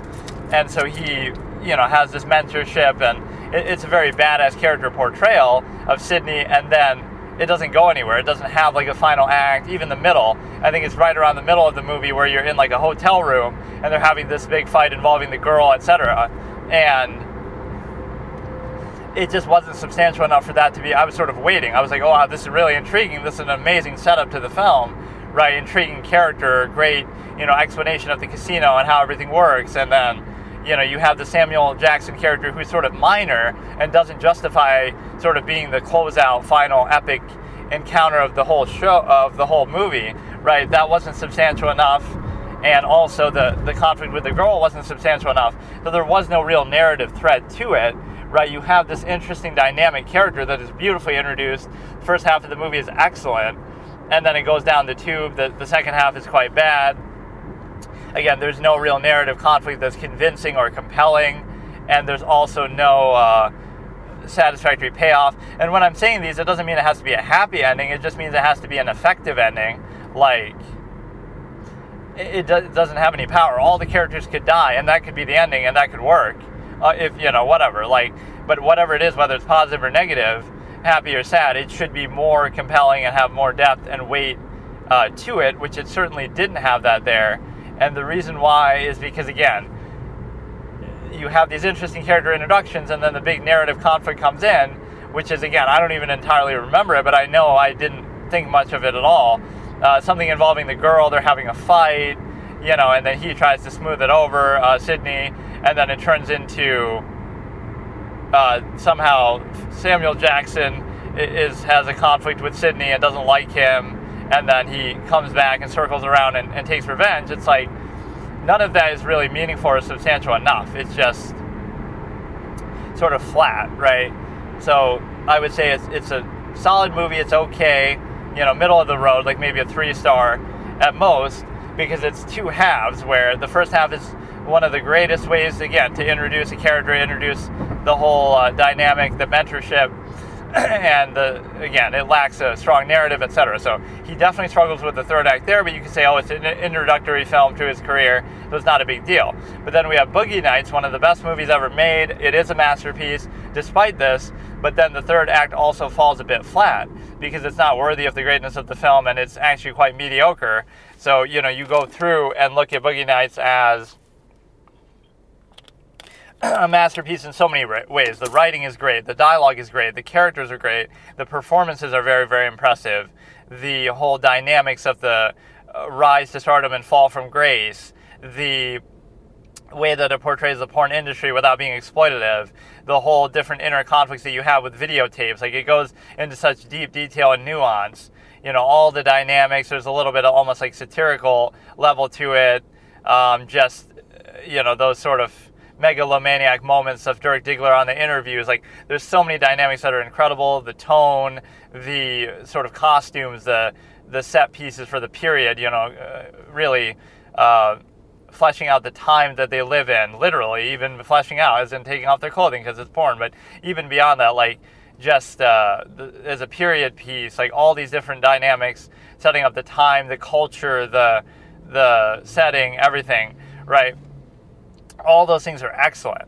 So the only thing that's lacking is, again, the ending and sort of the payoff is sort of lost and a bit meandering. They try to copy Raging Bull with that final scene, where he's talking in the mirror. But also beyond that, just like, it's sort of arbitrary. We see sort of the fall from grace, but it's sort of belabored and doesn't serve a purpose at a certain point. Like, he's trying to sell himself, if you will, to somebody sitting in the car, and then they beat him up, right, Dirk? He's sort of showing off his assets, if you will. And then it goes from that to Don Cheadle gets a bunch of money from a robbery gone wrong at the donut shop. Like, these are just arbitrary things. You might say it's not that big of a deal if it happened at some random event, earlier in the movie. But these are like major events towards the end of the film that are meant to serve as some sort of payoff or serendipity's moment or something. But it's just aimless, right? So a random robbery happens at a donut shop and he gets a bunch of money, which has nothing to do with anything, right? It's just totally out of thin air. Dirk is trying to do that, then he ends up at the fireworks moment where he's listening to Jesse's Girl on the couch. And while that is an effective scene in some ways, it's like, we kind of get the point. That's how I felt at that point. Like, we understand he's fallen from grace. We get it.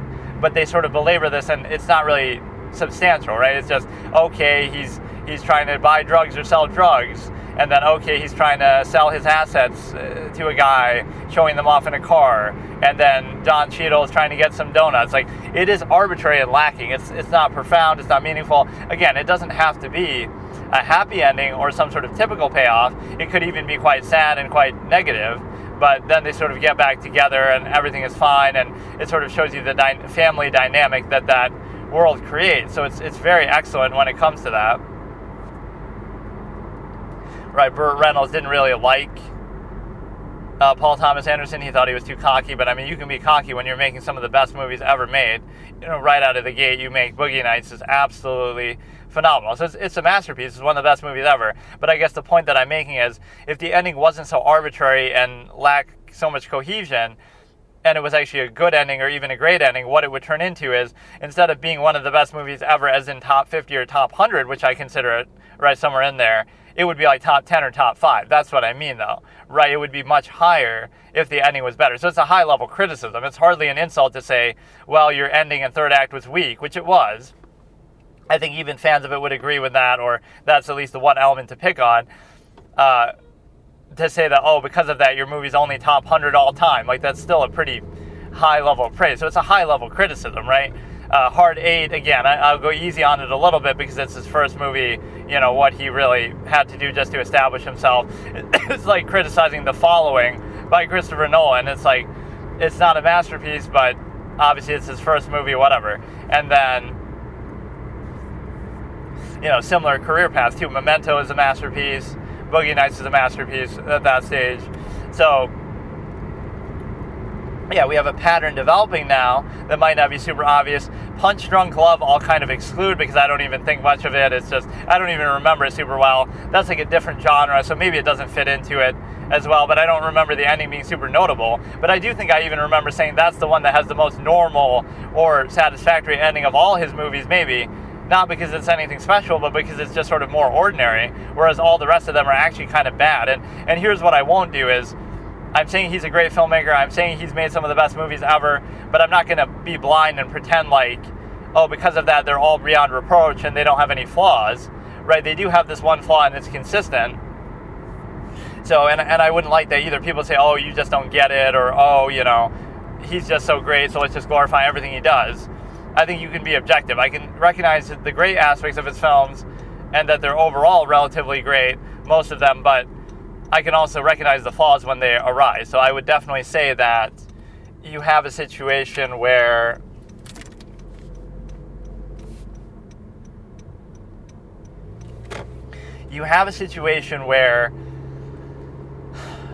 you don't have to justify the part with the whole. I can say, oh, well, because it's so good, everything about it is good, and you can't criticize it, and oh, if you don't like it 100% and praise everything about it, you just don't get it, and we're going to try to discredit you or something like that. I don't really like that way of thinking. Right, so you can recognize he's a great filmmaker, he's made some great movies, but still be critical of it in certain ways. People will be fans instead of this blanket statement, like, oh no, he's just perfect and everything he does is perfect, and if you don't like it, you just don't get it. Like, that's not a healthy way to look at it. Like, even Christopher Nolan, right, what did he struggle with in some of his movies? His action is often pretty bad, not collectively in all forms, but like, in particular, in Batman Begins, it's like way too zoomed in, close up, you can't see anything. You could say, oh, that's like intentional, but it's just not good. You can't see very clearly what's happening. So many older movies even do that sort of close quarters combat so much better, like Total Recall is a good example. In Total Recall, you can at least see very clearly and satisfyingly, you know, all the little movements that are being made and every, you know, action that's happening in the fight. So again, the lack of clarity in the fights, in Batman Begins, The Dark Knight even, they're not really like super impressive fights. Again, regardless if you want to say, oh, it's the style and realistic or whatever, it's just the way it's shot is quite clumsy at times. Even The Dark Knight Rises is not the greatest. That's at least a little better, but you can have realistic combat while still, you know, appearing more satisfying and fleshed out and better. Again, even going back to older movies like Total Recall or Bruce Lee type of stuff, that's still realistic. I mean, he's really doing it. in whatever, the Bruce Lee films or Jackie Chan. So that's what I'm saying is like, you can have realistic looking combat or actually real combat without it being sort of so hard to see or sort of slow or sort of hard to catch. It's too zoomed in, it's too shaky, it's just sort of disorganized. But that aspect is bad, right? So he's not the greatest at action. And then there's something else I always say too that he sometimes lacks is he sort of lacks humor. His movies are like very sometimes cold, which they don't have to have that, but those are two areas that you could criticize. What else? Like, he sometimes has that sort of realism is sometimes used as a shield. Like, Scarecrow is nothing more than a dude who puts on a little rag on his head. Like, I'm not saying it has to be super elaborate, but that's a little disappointing. He just pulls out a rag from his briefcase and fucking sprays some chemicals. Like, I don't know what exactly he is in the comics, but you could portray it a little better than that, right? Like, that's sort of underwhelming, even though that character is good. Here's another flaw. So his action is lacking. Some of his other setups are not the greatest. His humor isn't very good, or there isn't very much humor. But then the other side is that his payoffs at the end of his movies are always lacking, like the secondary villain. So speaking of Scarecrow, even though he's there for all three films and people might use that to justify why the ending is unsatisfying, the way they show it is still not very good. So obviously he beats Ra's al Ghul, but what happens with the Scarecrow? He's roaming free, and he gets tased in the face while wearing the mask by Katie Holmes, and that's it, right? That's literally the last we see of him. That's pretty unsatisfying. It doesn't matter whether he's caught. It doesn't matter whether he appears in the other two movies. It's like that is almost comical with how stupid they could have portrayed that in a better way. It doesn't have to be Batman who even gets him. I would have almost liked it if Gordon gets him. Like, maybe Katie Holmes tases him, and then Gordon saves her when he's still coming after her, or something like that, right? Or something. There's some other element to it. Some other character redeems themselves, that corrupt cop, or just something a little more dynamic, and then he can still get away in The Dark Knight and have that scene at the beginning. So that was very unsatisfying. The way the Scarecrow goes out in The Dark Knight, I guess it's a little better. The way that Harvey goes out is not bad. It's very used very well by the story, so I guess that's fine, right? I don't really mind that. So I guess The Dark Knight does a better job, but I guess the criticism there was he comes in too quickly. He doesn't get enough screen time. He's Two-Face, and then the movie's over, right? He barely has any. It just comes in too late, right? So that would be the flaw. So always these secondary villains, the way the Scarecrow goes out in the first movie is very unsatisfying, getting tased kind of comically. The way that Harvey kind of becomes Two-Face too quickly and then the movie's over is a little unsatisfying, although that's kind of more minor. And then The Dark Knight Rises is absolutely sort of a bait and switch, where they almost treat it like Bane is the secondary villain, and the way he goes out is unsatisfying, and they sort of flip the script and try to act like, Talia is now the main villain. And while I like that sort of twist, right, and that whole dynamic, I don't think that either of their deaths are satisfying, right? Talia doesn't really do anything. She stabs Batman, whatever. That kind of needed a game theory explanation to it, like that knife actually has a poison that paralyzes him. That's why he's just sort of sitting there. I don't know that they really say that. But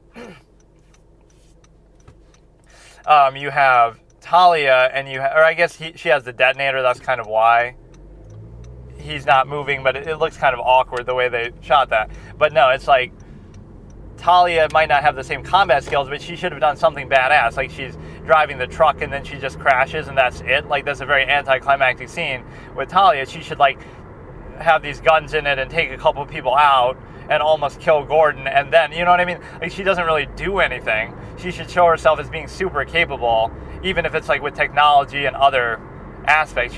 She steals one of the Batmobiles or something and is wreaking havoc, and then finally gets stopped. All she does is drive a truck for a couple seconds and crash. So they portray her in a lukewarm way that I don't like, and then the way she dies is unsatisfying, and even the acting people don't like and make fun of the way she, like, suddenly slumps over. And then Bane's death is utterly ridiculous, where he's about to kill Batman. He's, we both know I have to kill you now. You'll just have to imagine the fire. And then Catwoman comes in on her, on the Batmobile, I guess, or whatever that thing is called, right? The smaller one that he uses like to flip over the Joker's truck, and then she apparently just shoots him and you don't even see it. It's off screen and then it's just over. That's it. That's the last time you see him. Like, so there is that theme, right? This is stuff like that people might not realize, but again, you look at it in an isolated sense, like, okay, that's unsatisfying, whatever. But what you look at it as a pattern. The way the Scarecrow goes out is unsatisfying. He gets tased. Even if he doesn't die there and he's not beaten there, it doesn't matter. Like, that's an unsatisfying way to see him for the last time in the movie. There should have been something more to it. And then also, Bane is like that too, where he just goes out in such an unsatisfying way. Even Talia, to a degree, is unsatisfying. So you have where Bane gets shot from off screen and killed just like that. There's no real ensuing fight. Like, why couldn't it be a little mano-a-mano where Catwoman fights with Bane a little bit with Batman's help, and together they take him down and something like that? Instead, she just comes in. I'm not saying there would have to be a whole nother fight because they already had that and Batman basically won, but she just comes in, shoots him, you don't even see it, you don't even see him. There's no game theory. That's all it took. Like, it's almost like a troll. That's almost how stuff like that would happen in real life. There wouldn't be some big monologue or something. You just come in and you just shoot. And that's it. Like, what the fuck? It was so horribly... That's got to be one of the worst things ever. And again, you could try to say, like, well, Talia is actually the main villain, but I think of her as the secondary, like the Two-Face or the Scarecrow, the way they present it, because Bane has all the screen time. That's really how he goes out? Like, you got to be kidding me. Again, the fight before that is okay, to say that, like, that's their epic final fight, but I don't know, Christopher Nolan's writing is so good that people can't question him, so he gets away with some things that in any other context would be so unsatisfying and stupid. People make fun of that line, like, so you came back to die with your city. No, I came back to save it. Or no, I came back to die with it, which I don't even like that one, but no, I came back to stop you. Like, really, dude? What the fuck is that? And also the ending of The Dark Knight Rises I criticized heavily. Like, he should have died. They set it up so well. So many of the lines in the movie, like, you've given them everything, not yet, as if to imply that you'd have to sacrifice your life to beat this next threat. Like, how the Joker makes him sacrifice his soul, and then Bane would make him sacrifice his body, basically, with respect to, you know, he has to sacrifice his image and reputation and everything, killing Harvey, breaking his rule, all that kind of stuff. And so he sacrifices something psychological for that, and he has to sacrifice everything else for Bane, because he's just such a major threat. And so I like that. He breaks his back and everything. I like that as the interpretation. So what you end up having is the simple fact of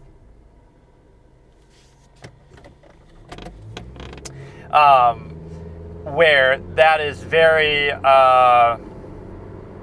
unsatisfying, and I have that little scene that I floated. This is why I should really be an editor, because I'm not saying I could write a better script or whatever from scratch, but I can always tweak it, and like, this would have been the ending.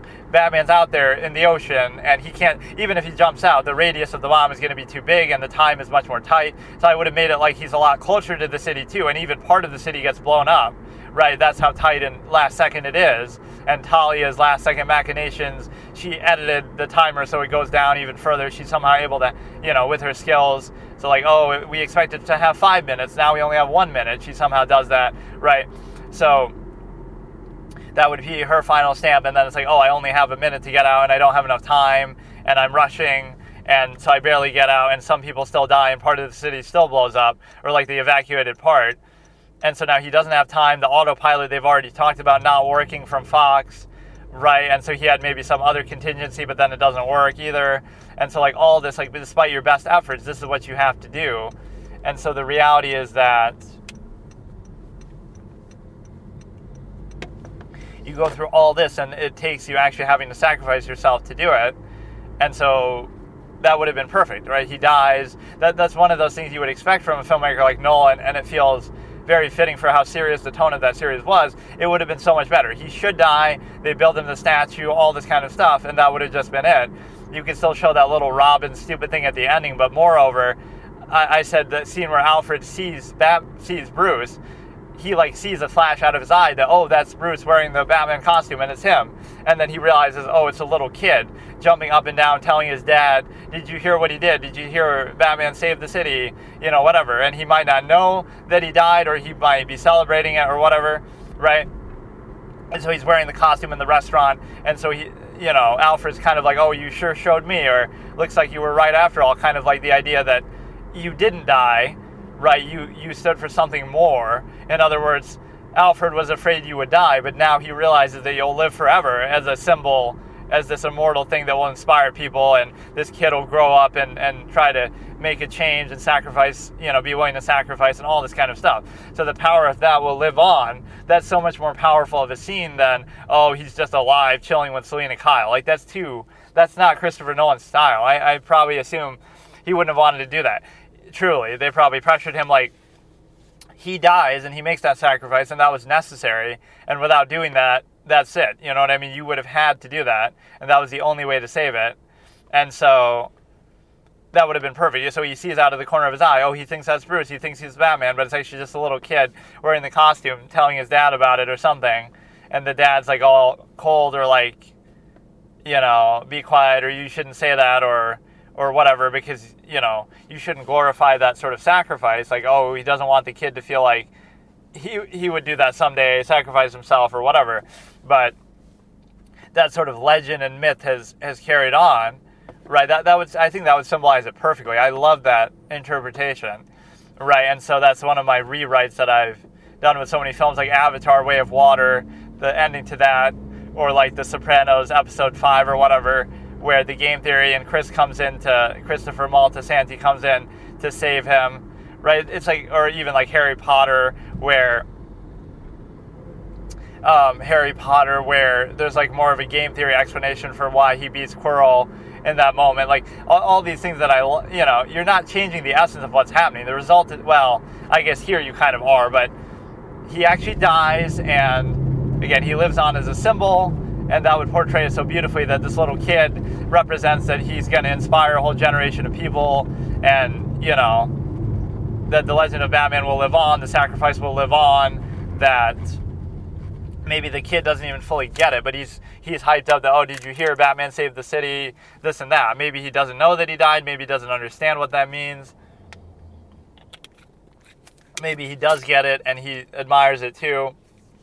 Right, and so you have this sort of temperance. So Alfred's sitting there sort of smiling, like, looks like you told me so, or looks like you were right after all, or looks like, whatever, like one of those things he says. Like how they say, they have that banter in The Dark Knight where, you know how I love to say I told you so, that kind of stuff. So, like, looks like you sure showed me, as he's saying that, like, you didn't die after all.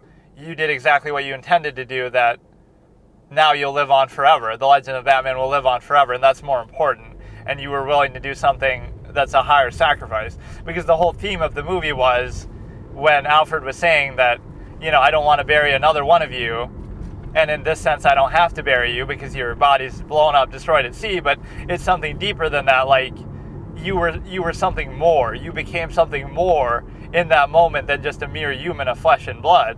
You became the symbol that will live on forever. So you'll never be buried because you'll never die. In a way, you could sort of express that sentiment. I mean, that is so much better. I don't know. It's not like me saying that, because it's my idea. I'm coming up with that idea because it's like that's what the movie deserves. The ending we deserved, but we didn't need right now. Like, whatever.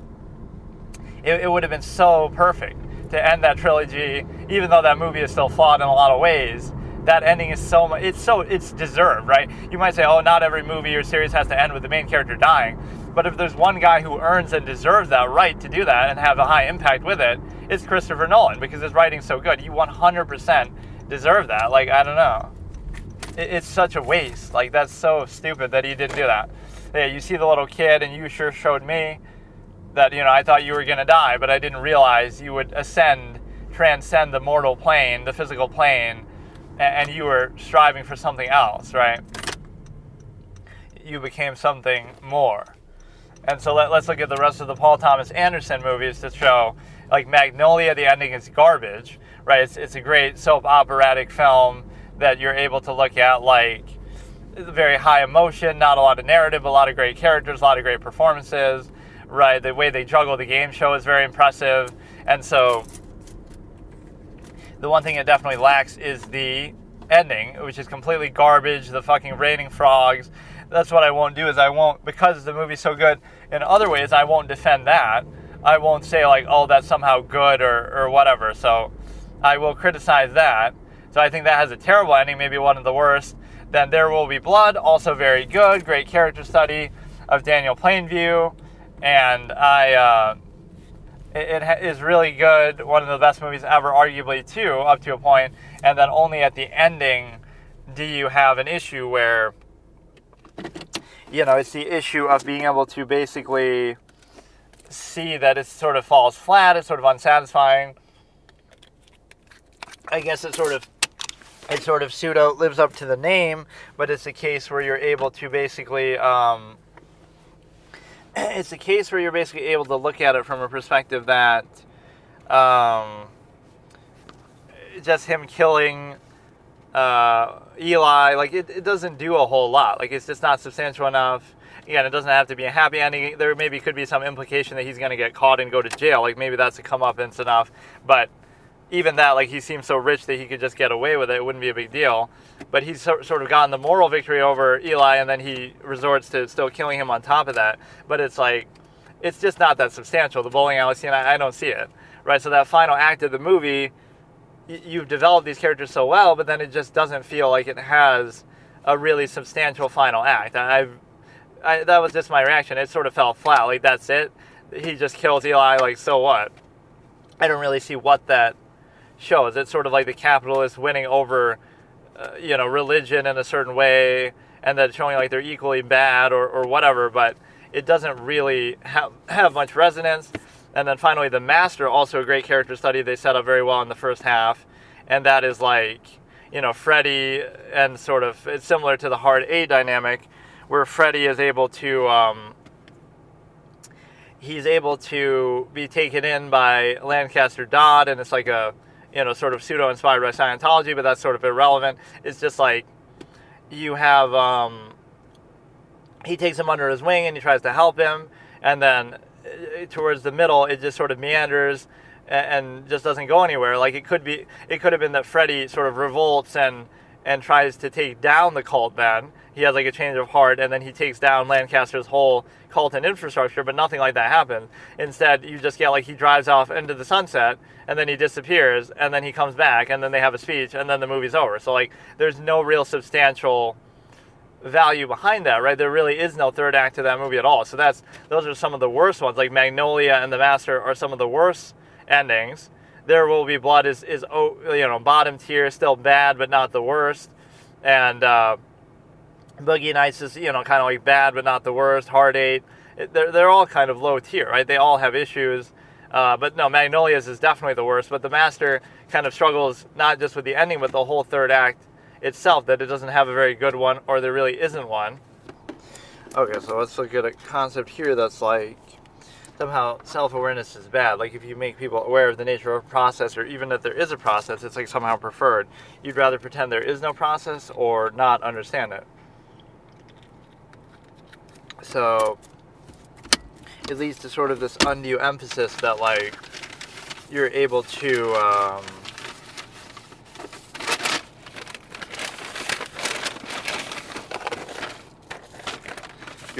basically look at it like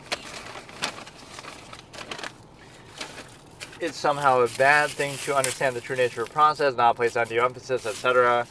And so, I don't know, like having this stoic self-awareness at all times and all things would show you no undue emphasis, or again, emotion as irrational insistence upon the self, etc. And so, I don't know, it's sort of hard to explain, because you have a situation where if people understand there is a process, like, for example, like behind social contrivance, this is a good way to show it. Like, the reason why somebody's being nice is because they just want money, or they want you to buy something or whatever. Right? So if you realize that is a process, then you would feel uncomfortable. Even if that's still the process in another situation, right? So in other words, it just becomes, how well can you try to overcompensate for it, or make them not aware of it, even if that is clearly the nature of the process. And then number two is like, I don't know, I kind of forgot, but let's do maybe the next episode of Hell's Kitchen, so we're like almost halfway through. I think it's like a 12-episode season. But the problem is that I saw like 2 of them yesterday, actually, surprisingly.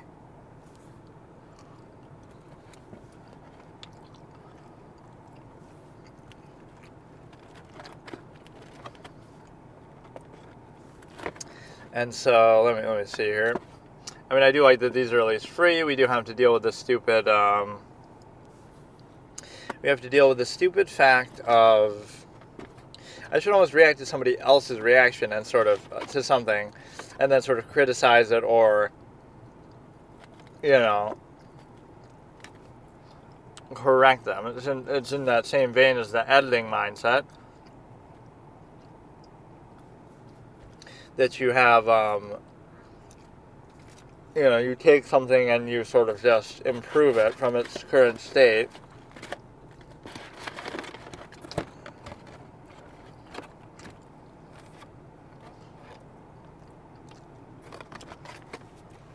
We saw episode 3 where Jeff, I think it was, that left during service. Which is, you know, they spoiled that by the title, Explosive Elimination, but it wasn't even that explosive. He was just being stupid. So Wendy gets kicked out in episode 4, or was that still the same? Because they had 2 eliminations in 1. But they had, you know, Wendy doesn't even know how to boil water, and so it's only fitting that she would get out. So I predicted that very well. Well, who got kicked out in episode 4? I guess we'll see it in a recap. So it'll be episode 5 that we're on. And so what you can do here is basically double service causes the chaos. They sometimes spoil too much, right? This isn't much of a spoiler. Let's see what they say. But basically, Dewberry also has obviously been out of here. So the favorites left are Jessica sort of redeemed herself. I was sort of giving her so much credit at the beginning, but she wasn't doing well for a while, so she kind of did a necessary redemption here. Ralph has been good as a leader figure. Right, so Ralph and Jessica are up there towards the top of that team, and then Andrew is going to get eliminated. He's garbage. And then who else is even on there? Mary Ellen is kind of still pretty high up. She didn't do so well there. But, or no, I think she's the one who got kicked off. Which I think, oh yeah, that was totally unfair. That was a mistake. She got kicked out because she had one bad night, one bad moment, whatever. But Andrew's been mad the whole time and nobody likes him, so that's one of those contrived plot twist type of moments almost. So Mary Ellen's gone, so you got those. So what, you only got 3 and 3 left, or am I forgetting somebody? Jimmy's a clown, he's got to go. Andrew's a clown, he's got to go. Jessica and Ralph are both very good. Mike is very good. Chris is okay. Elsie is okay. Well, who am I forgetting?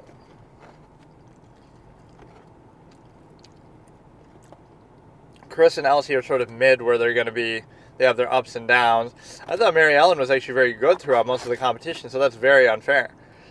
No matter how bad you thought she was in that one service, I don't think that's enough. Maybe it's not fair to judge it by a body of work, but Andrew's a clown, so you should have strategically said Ralph and Andrew, so then you definitely would have gotten rid of Andrew. But now you gave him an excuse to get rid of Mary Ellen, even though it's not justified.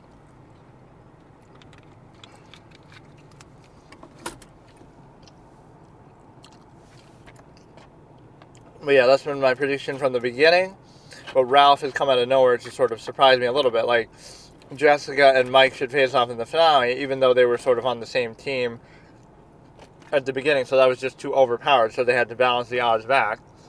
So episode 5 starting in 3, 2, 1.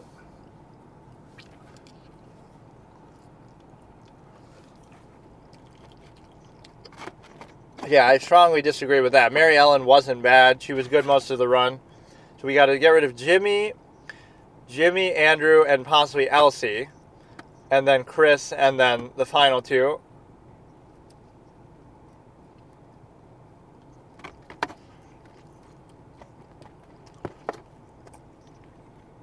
He's getting too much credit for just being how he should normally be, not running his mouth.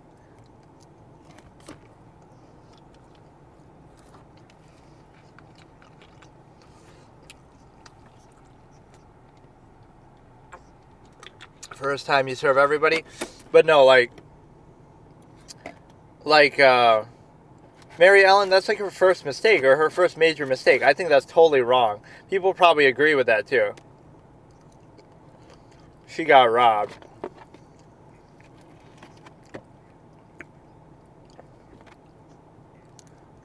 Yeah, even the narrator's throwing shade. Nobody's friend. That's so stupid. That's one of those reality TV moments. That doesn't even make sense. In no way is Andrew better than her. He wasn't better that night. He was fucking up there too. He's fucked up every time. He's already been nominated before too. Yeah, unexpected. Yeah, this whole balancing of the scales is stupid.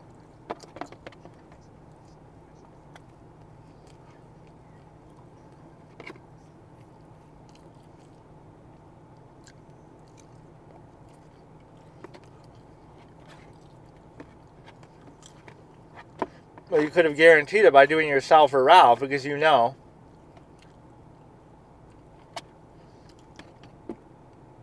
See, they're just doing this to make drama.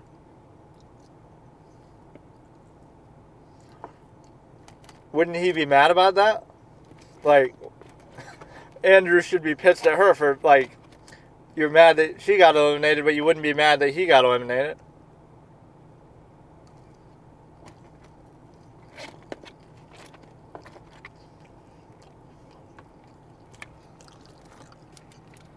That's why it's called Hell's Kitchen.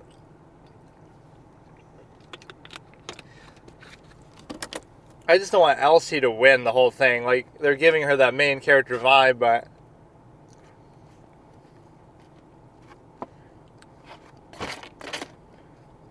it's inevitable he'll be gone. I guarantee you. Jimmy, Andrew, and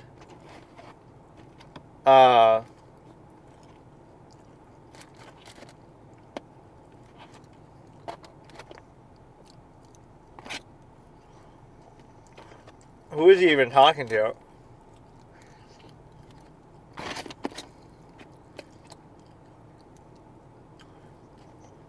Yeah, how much privacy do they get if they want to do some private stuff in the bedroom? There's going to be a romance that happens between two of the contestants on the same team. And that's why...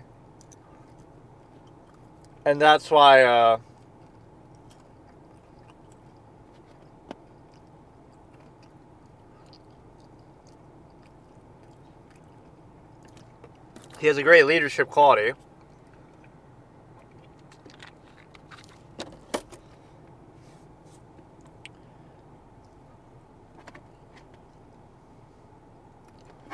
There's only one other person.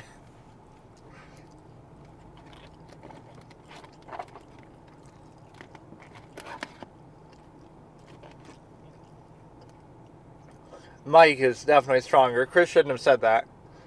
Chris hasn't been that notable. I don't think so. He's not that good. Yeah, Jimmy. Even though I don't like Elsie.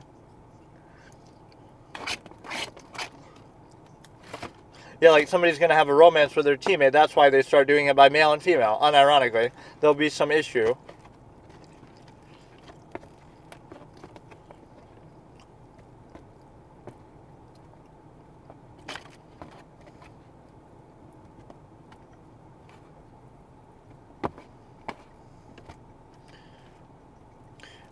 It's the variety of stuff they have to cook that can be so intimidating, right? You'll be good at everything.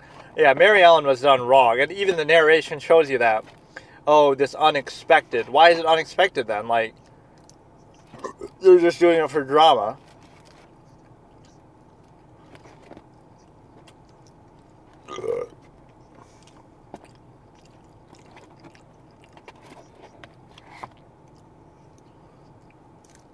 Oh, look, they're actually teaching the audience something for once, too. Or let Ramsey say it. Why is the narrator doing it? He's supposed to say what they're doing. They're teaching how to make pasta, but then he goes on to explain the whole thing too.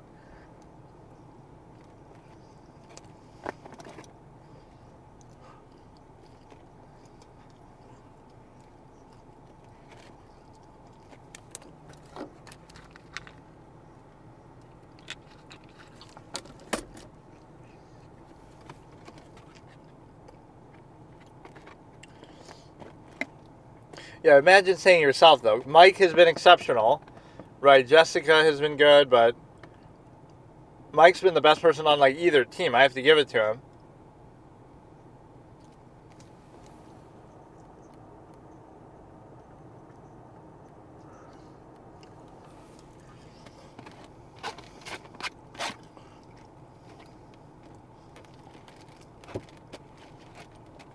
But yeah, this whole team imbalance is kind of dumb. Those are the two controversial moves of this season. When they had to balance the teams out, moving Mike to the red team, you don't give them the best chef on the whole competition. Give them somebody expendable. So you're like rewarding their team for losing by giving them a better chef than they had in the first place, just because they lost somebody else. You should let the other team decide who to give up. Right, because the other team is the loser. So you get somebody as compensation, but that would set up better dynamics too, because they want to take revenge now, because that team chose to get rid of them. That would be a better way of doing it. And the other controversial decision is getting Mary Ellen.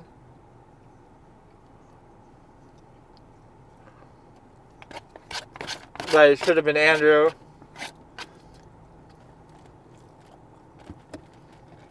That was kind of a sus comment.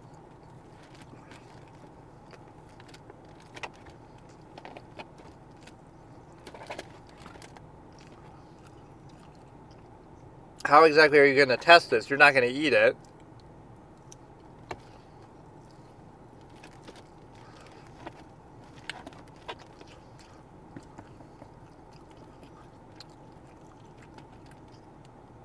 You can't really judge the quality of the pasta too much from this, I don't feel like.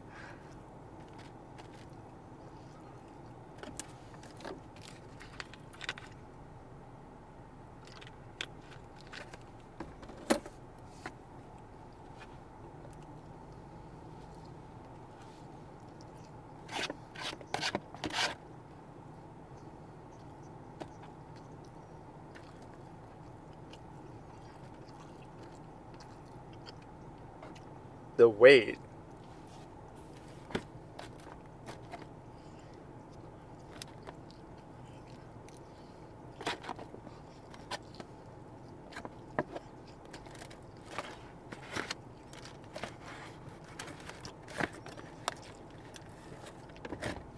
Not a very good way to do a tasting competition thing, like, because you can't taste it because it's been all over their fucking body.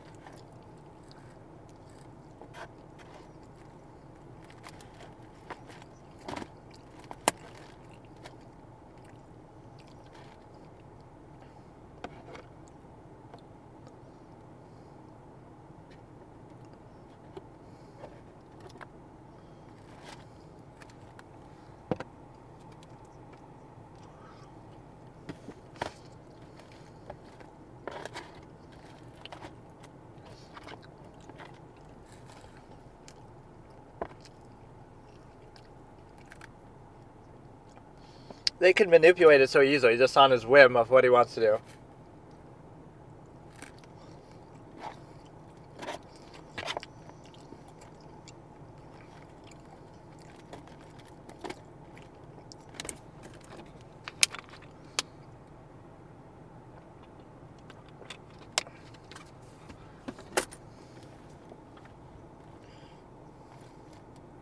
They already have the team member advantage, too. Yeah, that's the best way to do it. Whenever Jimmy's just standing there doing nothing, you do better. Blue team is just getting fucked. Ralph is fucking mad.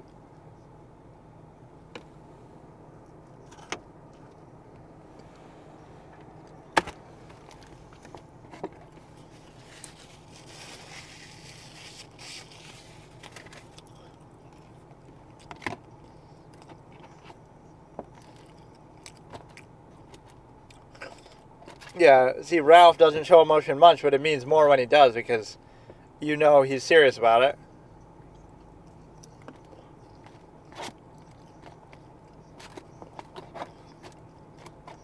Mike is legit. Mike's going to win the whole thing. I'm going to say it right now. He's legit.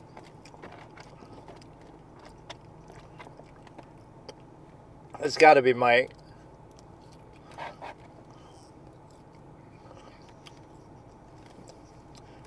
But yeah, Ralph is really good. I wouldn't be mad. I wouldn't be mad if Ralph wins.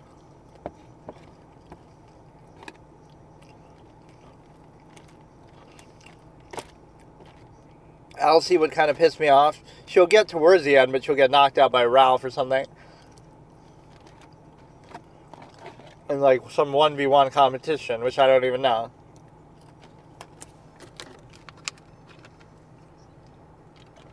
These celebration moments are kind of underwhelming. They don't show them for long enough.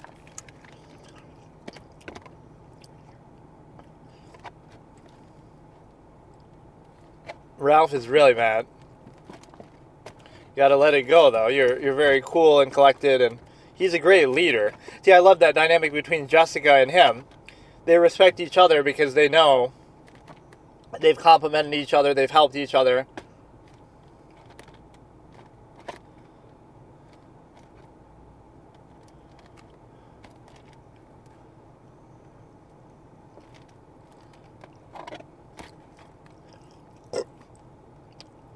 You got 1 minute on camera to show a clip, and that's the line you choose.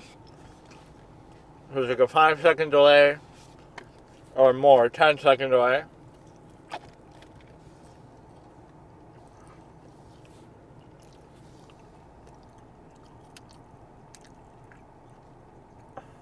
So we're starting at 13:00 in 3, 2, 1. I can do that here because, whatever, I'm stopped.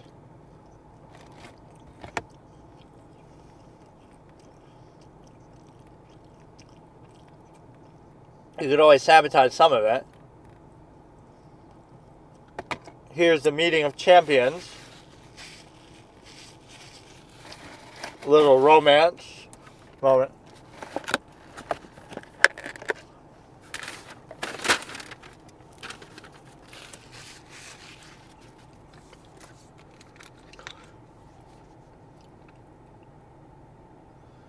This moment is awesome. This is like a showdown between the two rivals. Like, those are that's like a foreshadowing of the final showdown, right? Those are going to be the last two standing. That's so good. They don't make it obvious that they have animosity, but it's like they're setting up that rivalry.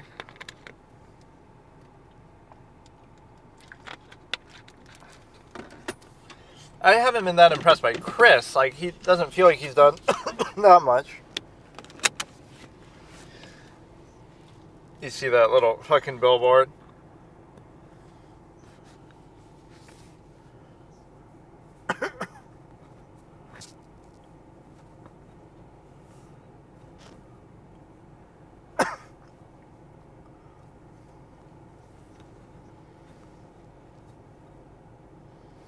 I don't think he's been doing anything bad.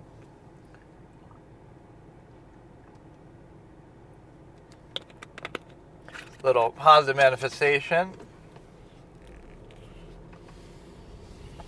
No, that was one of the best moments, though, of the reality TV type stuff.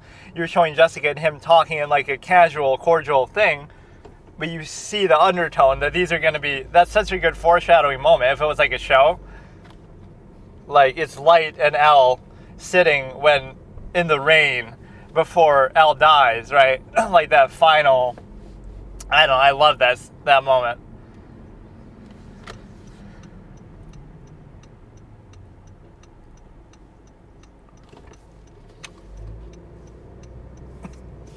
Yeah, neither team will do that. Although I guess it's just pasta.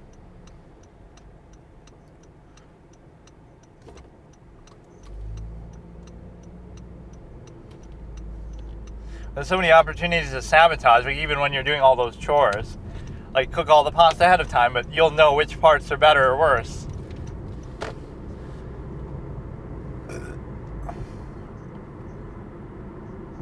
Sometimes it feels like it just moves too fast, which I can appreciate, but it's just cut so tight together that it's like too much.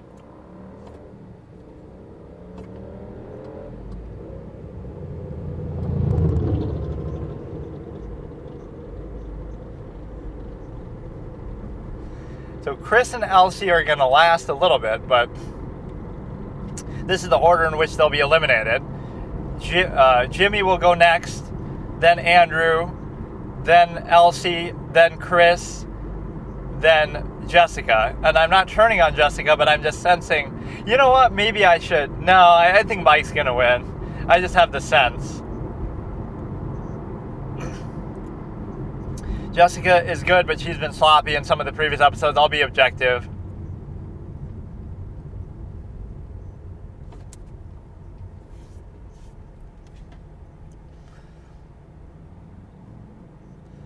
But now it's not fair, is it? It's 4-3. Wait, you're letting them do a 4-3. That should make the difference right there. 80.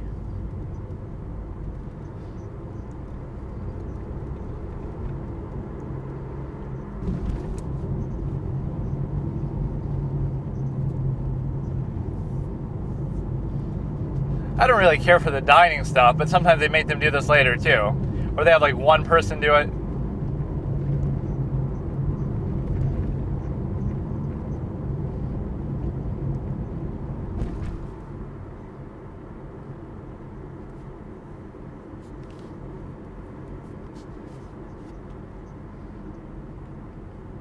$6 p.m. Don't they normally open at 7? Or it's not open yet? Oh no, they opened early today, I guess.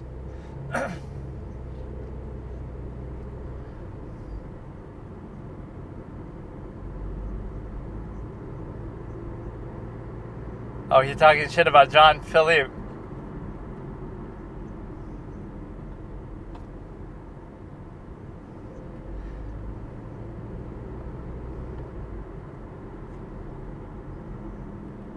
Ralph is a good guy. See, I can't hate him, regardless. I don't think he'll win, but he's an excellent leader. Good respect. Jessica's vibe is good, but again, it's a cold, hard business. It comes down to skill, and Mike is skilled. You can just tell. Like, I'm not an expert cook or anything, but you can just tell. He has that quality. The ease. It's not, it shouldn't be hard. It shouldn't be like, oh, you're struggling. Mike hasn't really struggled much. He's been pretty much perfect. Right, I'm not saying he hasn't made any minor mistakes, but Jessica really struggled for she was good in like episode 1 and 4, but she was bad in like episode 2 and 3. Mike has been relatively consistent. He sort of tipped the scale of the two teams when he switched. I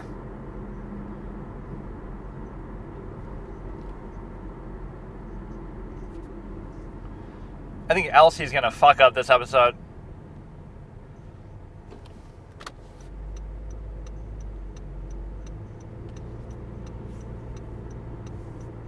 But isn't this unfair that you get 4 versus 3? Lasagna, the way he says it.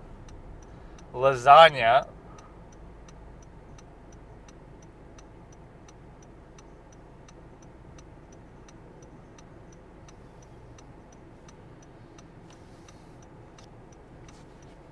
The blue team may very well win this one, but they can fuck up too.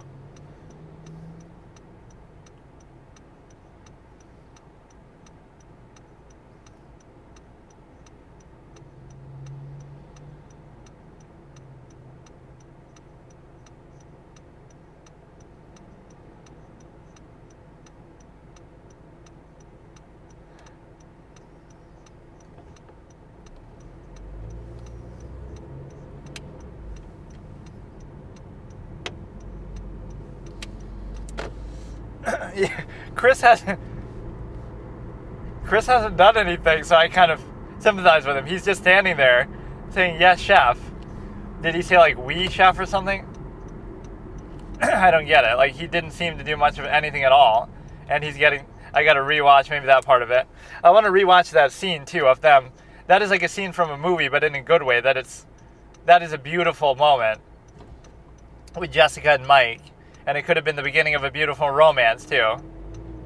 I even said that at the beginning, like, they'll end up together as a couple, and they'll face off at the end and everything.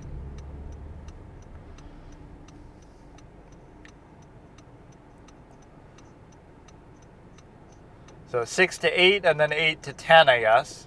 Or they'll need some time to prep.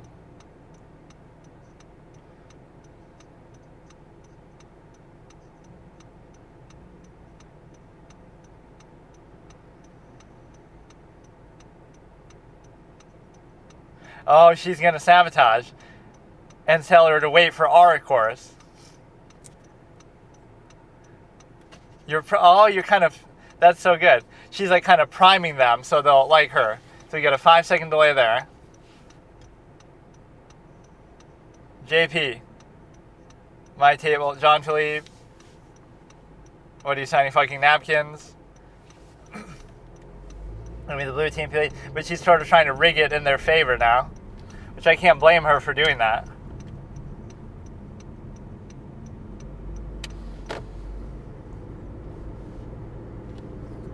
Or it'll be 9 to 11 then.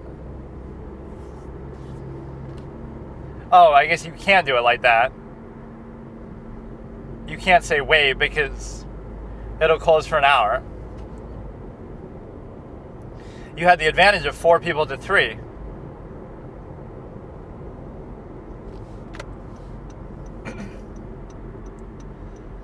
It's hard to tell sometimes who is really doing badly. Like, who did badly there? I don't even know.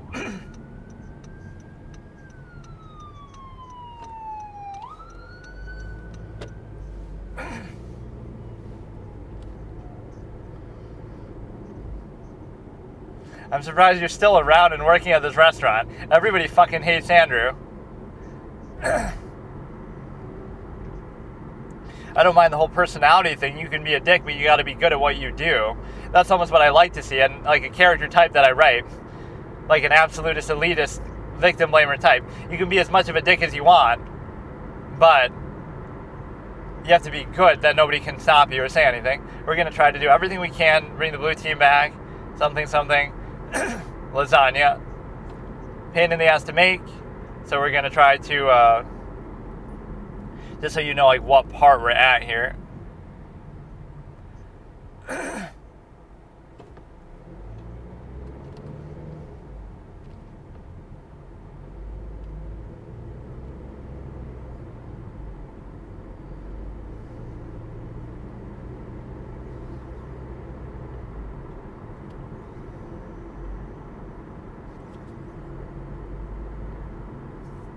This guy's like a mobster type. He's making me think of Clemenza or somebody.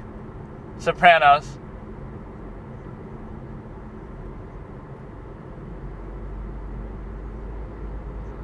Look at Jessica trying to be the peacekeeper.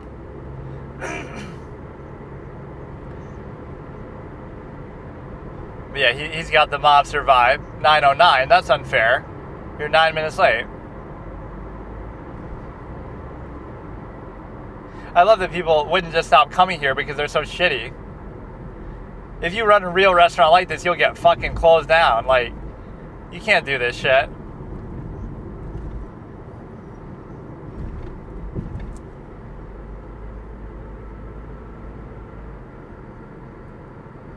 Kind of a limited menu, though. Like, it's just gotta always be lasagna and pasta. What is there even to ask? Andrew's gonna be fucking done, dude.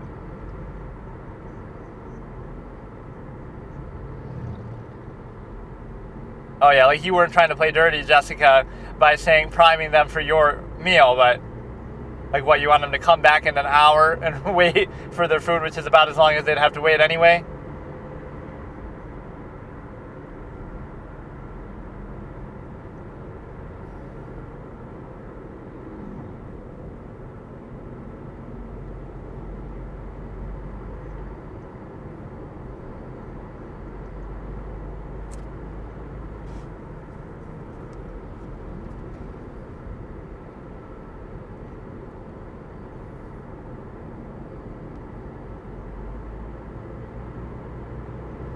can't give Ralph too much shit.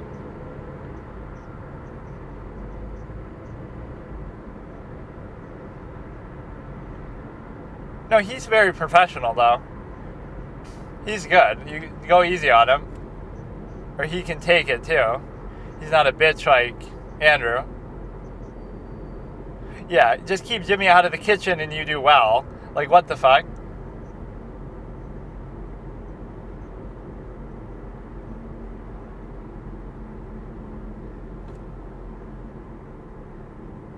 He's sweating because he's so out of shape.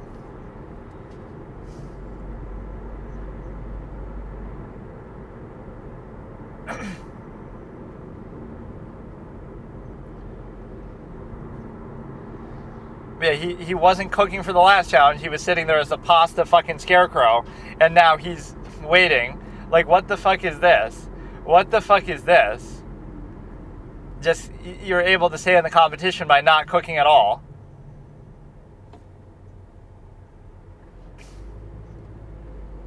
Like, Jimmy and Andrew are both cheating death.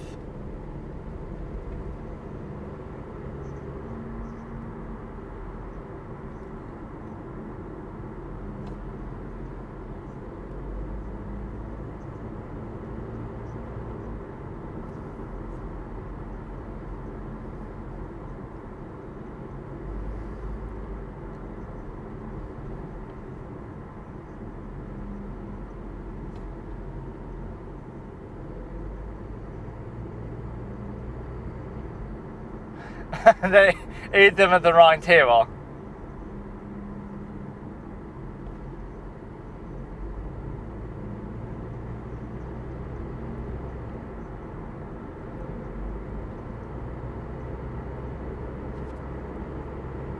But he is judging them on the service, too.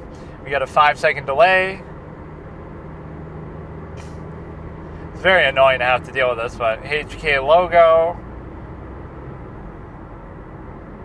Jimmy, red team. Stop touching yourself. Oh, I've seen this clip. Stop, don't touch your hair.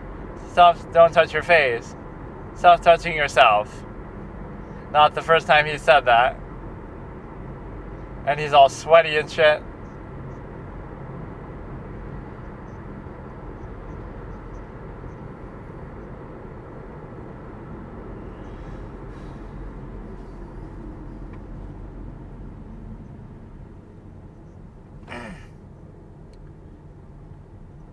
They both seem kind of bad, I guess, in their performance.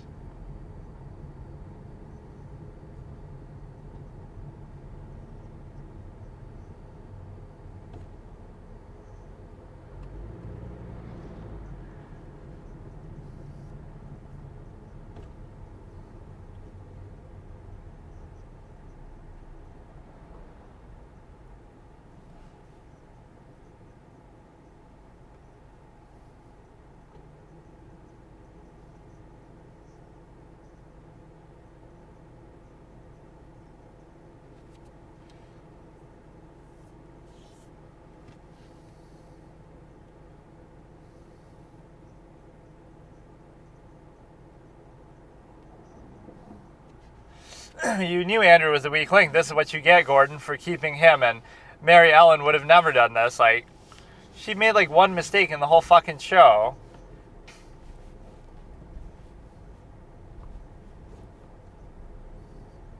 Oh, here we go. We get a customer interaction. Some of these clips are pretty iconic. We saw the water boil faster than cold water, or whatever clip. Don't touch yourself.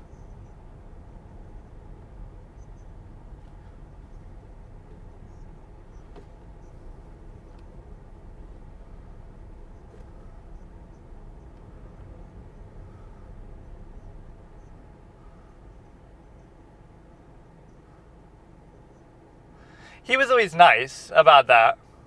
Yeah, he got off easy. He was nice about it. He was nice back.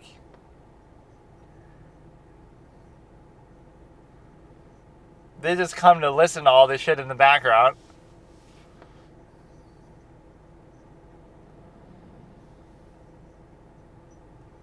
Yeah, the red team is sort of just standing around doing nothing. Like, there's not enough food to go out to justify having 4 people. One person could have served this shit on their own.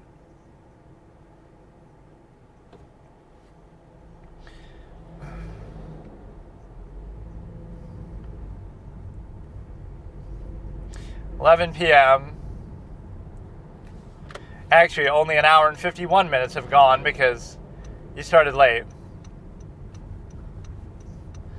So everybody struggled with this.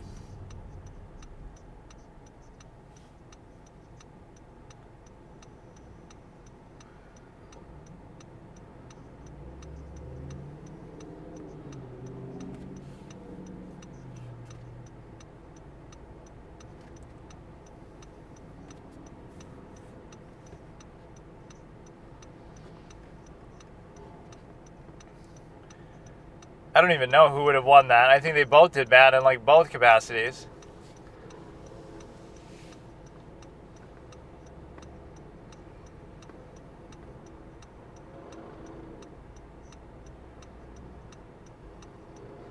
So blue's food is better than red.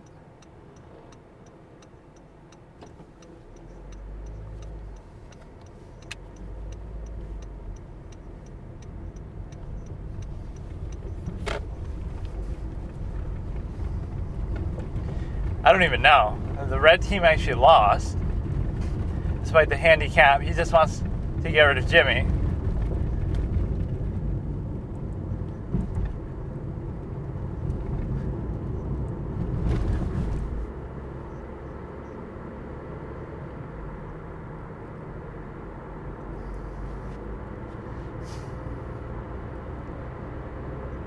Yeah, of course it's Mike. Who do you think you're fucking talking to, dude? Get rid of Jimmy and Elsie. Chris is sort of hard to judge. Like, he's a ghost. Come on, it's got to be Jimmy. Get rid of fucking Jimmy. We already know.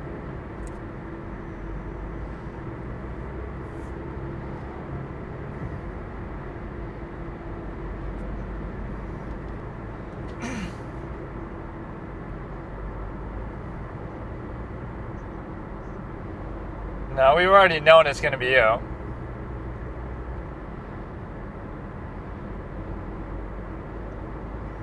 Jessica's just such a nice, chill chick. Like,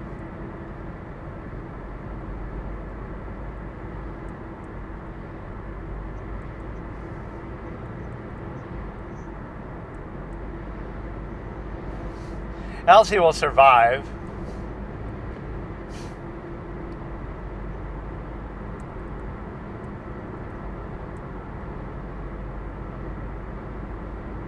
Of course, he's not going to say himself.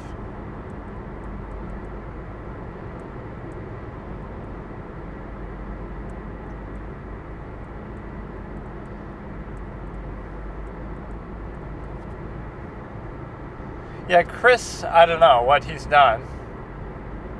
He's going to do Chris just for strategic reasons.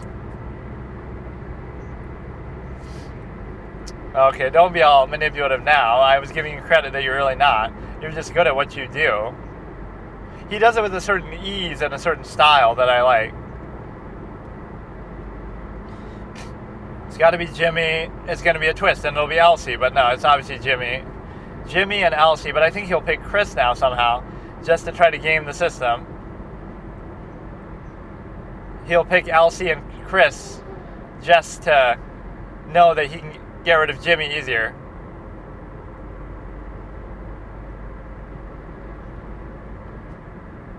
He'll do Elsie and Chris. Look at him trying to justify it too. Because you know you can get rid of Jimmy easily, so it'll be you versus one other. Because you know Jimmy is shit.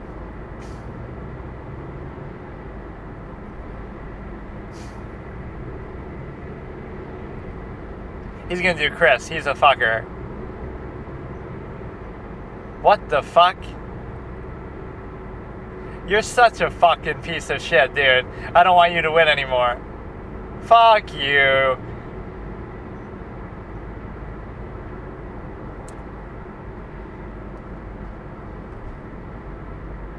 You can just get rid of him easier later.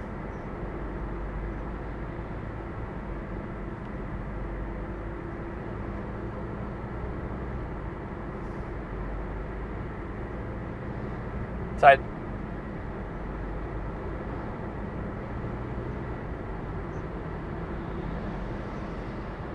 this is bullshit, dude. That's so fucking transparently shit. Fuck you, Mike. I was praising you the whole thing. It'll be Elsie that leaves. Mike is a fucking bitch for doing that, though. That's so... I think Elsie's gone.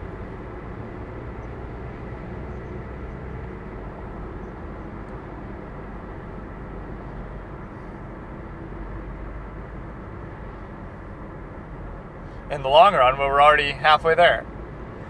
It's got to be Elsie.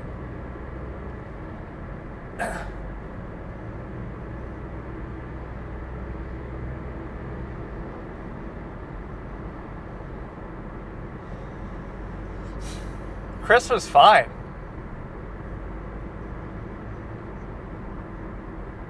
Oh, just because he says that like a Zacky Wacky moment?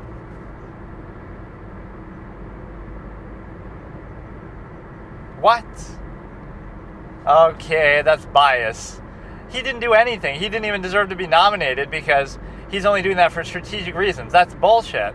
This is actually bogus. Elsie did worse there. The only clip they showed of him was just saying we, but he was better. So now you got rid of Mike's comp. Fucking Mike, man. Okay, now I'm Team Jessica. I want Jessica to win because Mike's a piece of shit. You didn't even deserve to be nominated. It should have been Jimmy and Elsie, and it should have been Jimmy. Mike is fucking...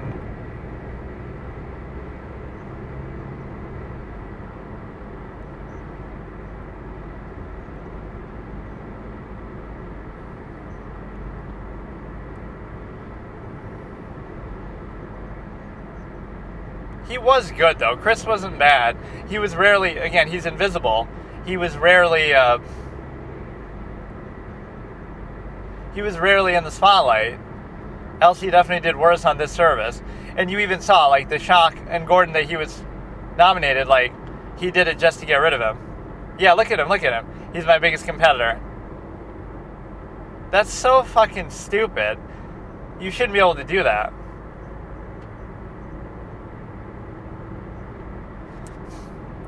Yeah, you know Andrew's easy pickings.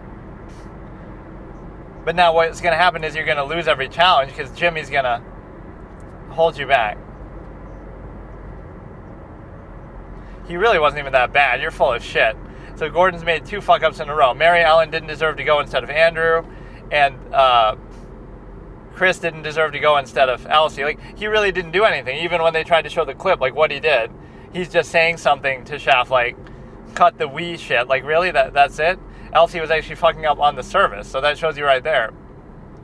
Those were 2 bad decisions in a row. He didn't do anything. Again, even as he's being nominated, you would say that the first ever blind taste test, like, he was even shocked, like, why him? It should be Jimmy, because Jimmy and Elsie fucked up more. And, I mean, it's so transparent. Even Mike is saying himself that he's my biggest competitor. That's why I did it, not because he actually deserved it. So, like, you're going to feed into that and play into that? That makes no fucking sense at all. Right? Like, Elsie, I can at least understand. She was struggling a bit more. So you're going to watch episode 6, the first ever blind taste test in 3, 2, 1. Previously on Hell's Kitchen.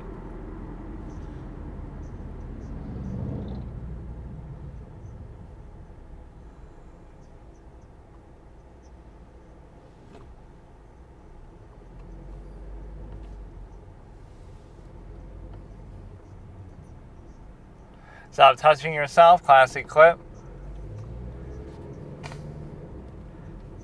The best of the worst, like Joseph, the one time. I'd have to go Jimmy Elsie, like, you wouldn't be honest and say it yourself, but you didn't deserve. Yeah, Michael's a conniving fucker. Jessica has honor. So I still think Mike is maybe better, slightly favored, but now I would want Jessica to win, so I'll pick Jessica now. Jessica will win.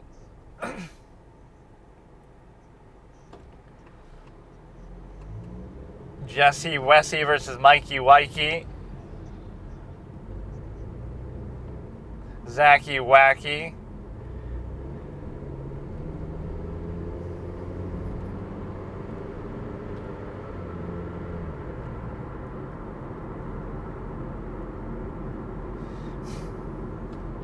Oh yeah, I wanted to watch some of those scenes again, but I forgot. Yeah, 2 unexpected things in a row. Yeah, Chris didn't deserve it. So Mary Ellen and Chris were both wrong just for the reality TV shit.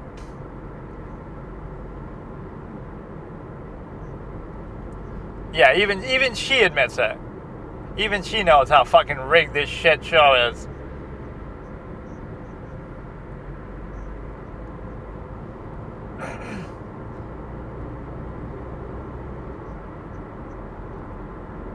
Look how late they're up at night.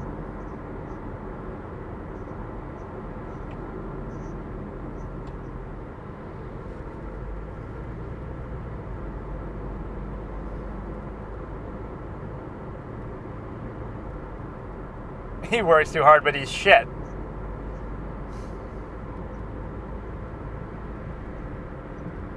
All you have to do now is beat, on your own team, you have to beat, but you'll pay the price. You'll pay the price by losing the next challenge, and you deserve to, because you sabotage your own team for the long-term selfish benefit. Right, you should be confident that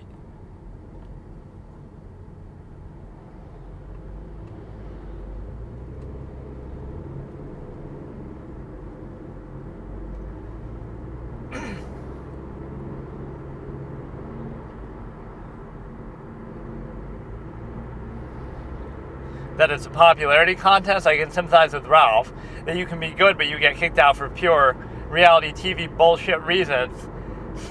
Both of those. Andrew shit, Jimmy shit. Ralph is good. Elsie isn't that good, so it'll go. Elsie will go before Ralph, and then the final showdown is Mike and Jessica. Look at my instinct though. From like episode 1, I chose that. No, you don't.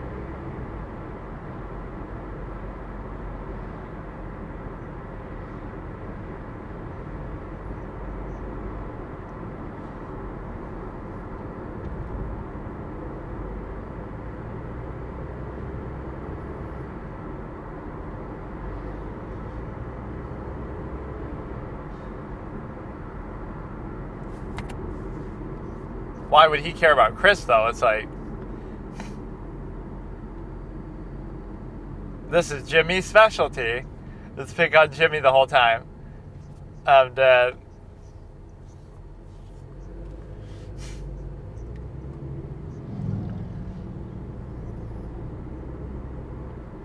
And Jessica looks very perplexed by that.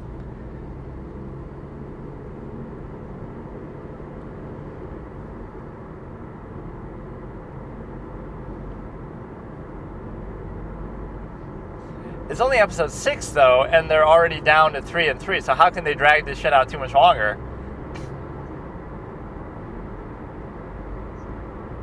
Right? It should take like it'd take like maybe 3 more episodes.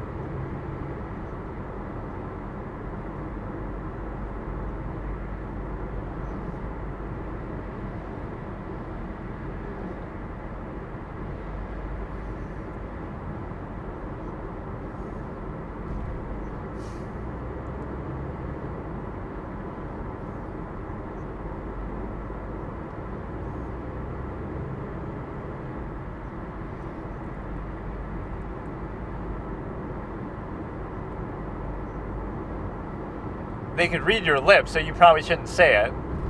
You can read his fucking... Oh, I mean, obviously, they're blindfold, too. Never mind.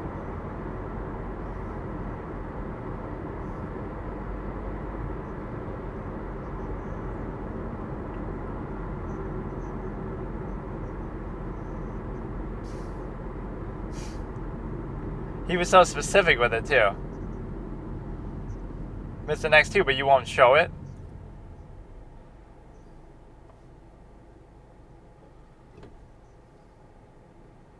That's at least close.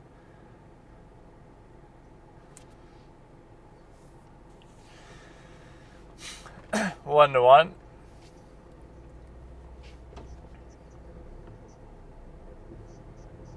What does that mean, headhunter? I don't even know. It could mean some other innuendo, but I won't do Jessica wrong like that. She's a good person.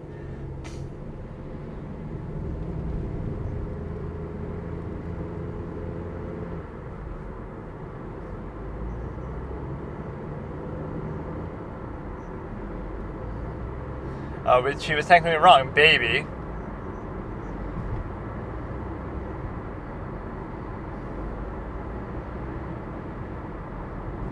Oh shit, Jessica's doing badly. She's getting fucking rigged answers in her ear. But she's already lost that.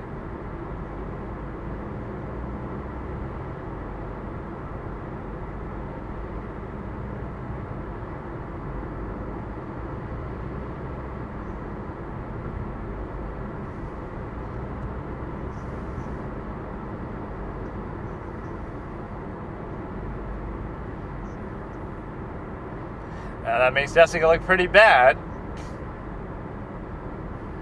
Oh, here we go. 2 heavyweights. Michael's gonna fucking clown him. You don't realize who Mike is, dude. Even though I'm pissed at him for what he did.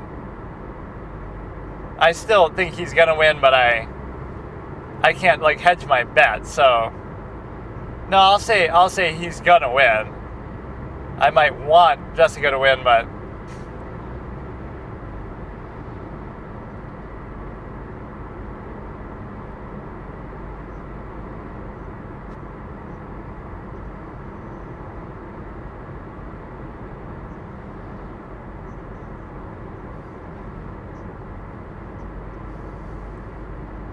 oh, now it'll be some reality TV moment. Like, I want Jessica to win morally, but she's not going to. I can just tell. Right, like, she has too many flaws. When people show you who they are, you gotta believe them. She got all 3 of those wrong. She fucked up the thing in episodes 2 and 3. She's getting held by and carried by Ralph at times. She's good, but she's not as good as Mike. Mike's the best. Mike's gonna win. I'll just say it.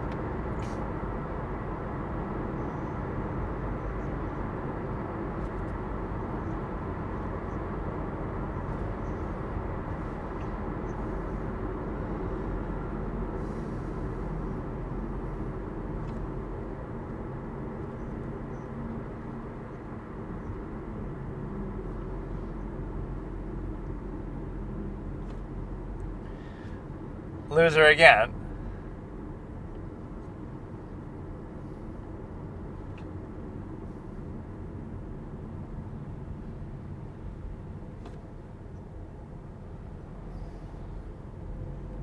Blue team is just fucking losing every single thing. I swear it said he was 40 the last episode, or one of the last episodes, but it says 36.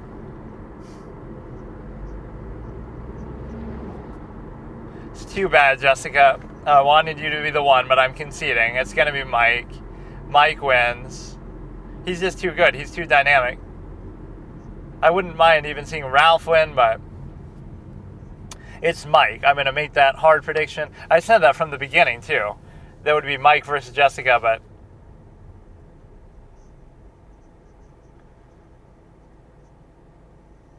you would think this would motivate you a little better. And if you do a bad job, you'll get eliminated. What are they even doing? Yeah, Elsie was really good at that.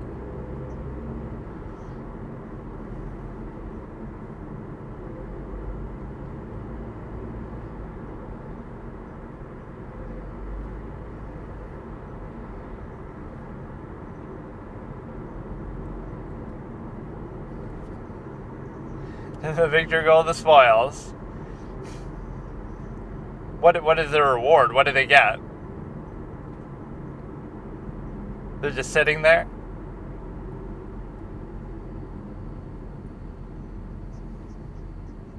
They've been fucking on vacation the whole time. They're only working part-time, dude. can't lose with Mike on your team. That's the overlap. You filthy fucker. Mike, though, you fucker. I would have respected you more if you got rid of Jimmy, and you can still win. You would still win. Why do you gotta... Even Elsie, I don't mind, but Chris was not on the docket.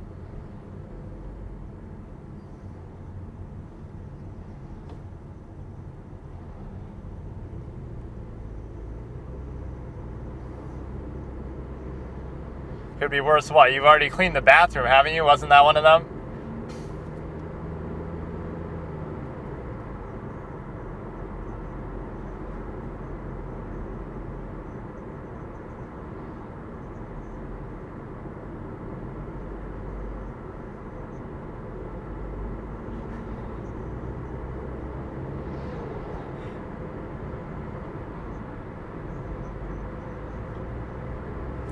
Gordon's always in a good mood when you're doing these.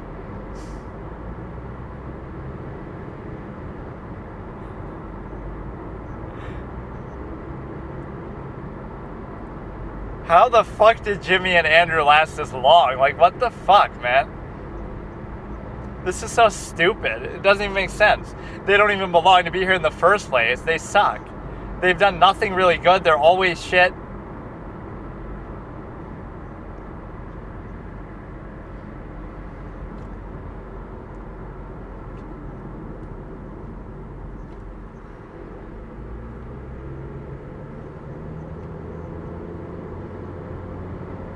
Yeah, we get it. Ha. It's called Hell's Kitchen. They've said that a million times.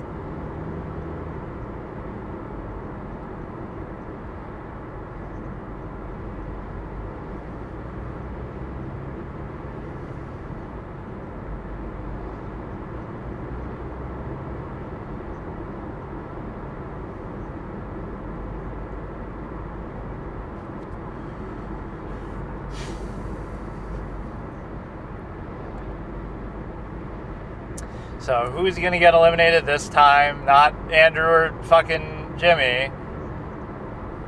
It's got to be, though. There's nobody left. Elsie deserves to go. So Ralph, Jessica, and Mike will be the last three standing.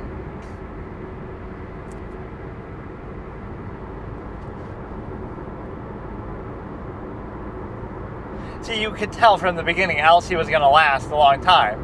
Just the way they're showing her or something. Ralph, I almost didn't notice at the beginning, but he's earned the respect as a leadership figure.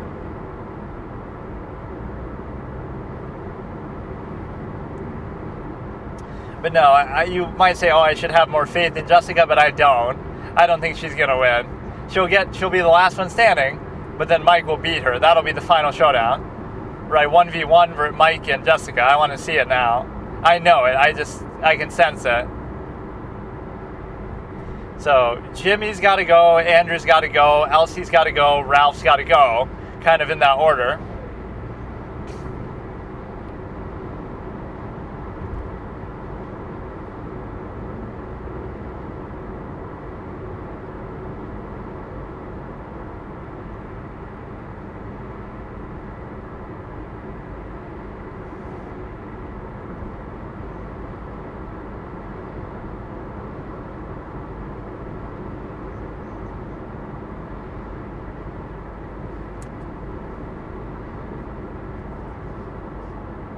But he's been a good leader, so I can't argue. But everybody's got to play to their strengths. Chocolate cheesecake, like sometimes simpler is better. Right, you try to do something complicated and you fuck it up. Because like if somebody tries to do something complicated and doesn't do it, versus somebody tries to do something simple and succeeds, then you'll still win. Right, the perfect mediocrity versus the higher ambition.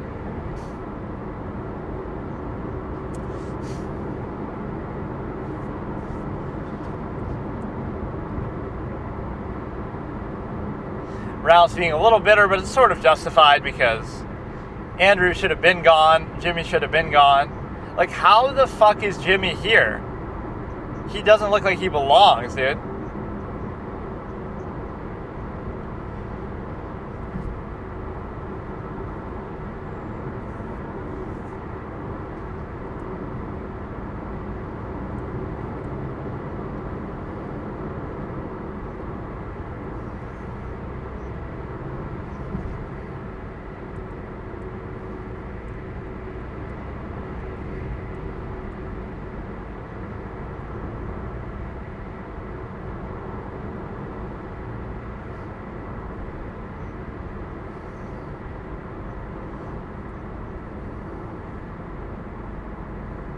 They don't even like show Jimmy the whole time. He's like Joe Biden. He's just living off camera, living in the basement.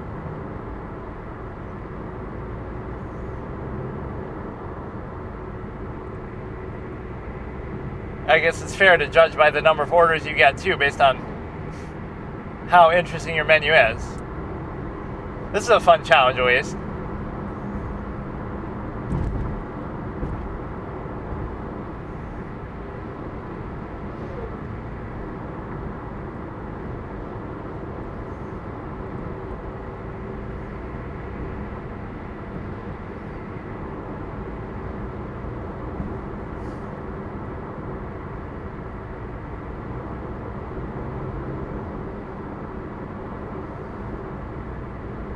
So what does that mean?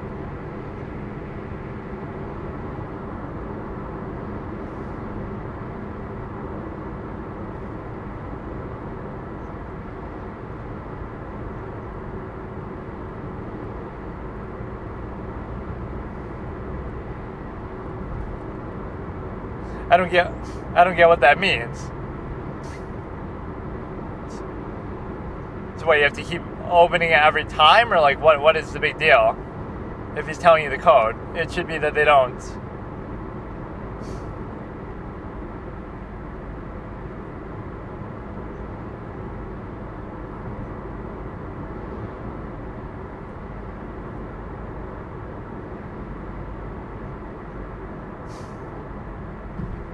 I have to respect him for trying to do that.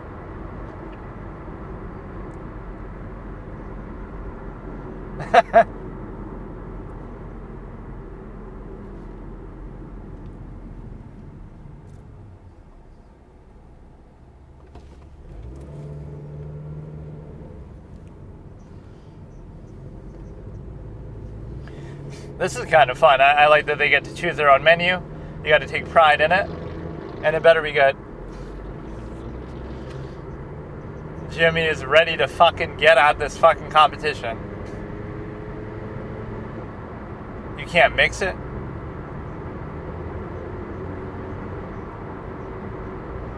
It has to match. You get like literally 2 choices. What kind of fucking menu is this? They better be good.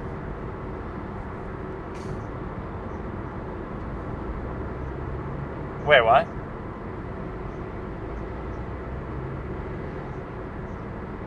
What do you mean, Ralph? Well, Ralph kind of overstepped. You gotta have everybody's specialty. Just because it was his idea, he's not making all of them. Fucking Ralph fucked everybody up.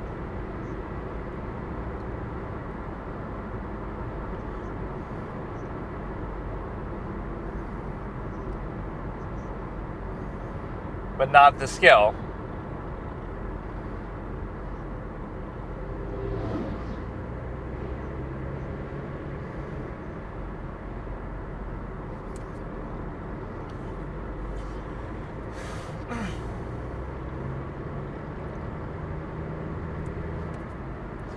Okay, so you can already tell Jimmy's going to be out of here.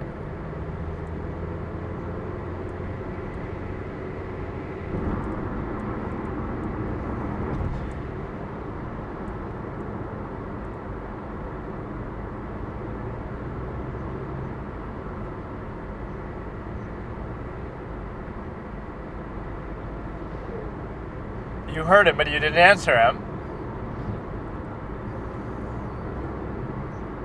What did he even say that to? He just looks at somebody and says, "Fuck off, will you?" They don't even say anything.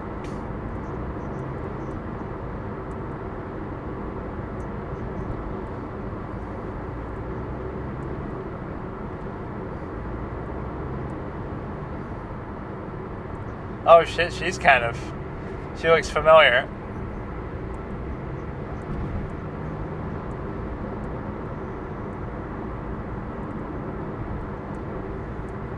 How do you know it's Jessica?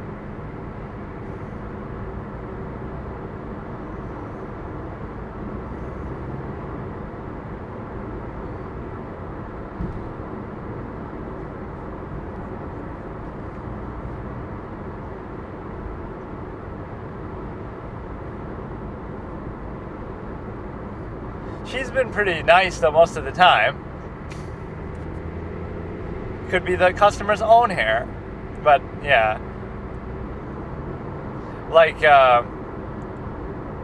wear a fucking hair cap or whatever, dude. Oh, now I don't feel bad for you, Michael. Fuck you, Michael. You're the one who chose to keep him in the competition by not nominating him. You deserve to lose. You deserve it. This competition, like, you made the choice, dude. You could have gotten rid of him easily. Easily. Nobody's nominated themselves yet, though. Which is kind of like cheating if you, because he's asking you to nominate because he thinks you're the best anyway. So he won't pick you, so you know that you're basically just eliminating the other person, so it's kind of like cheating.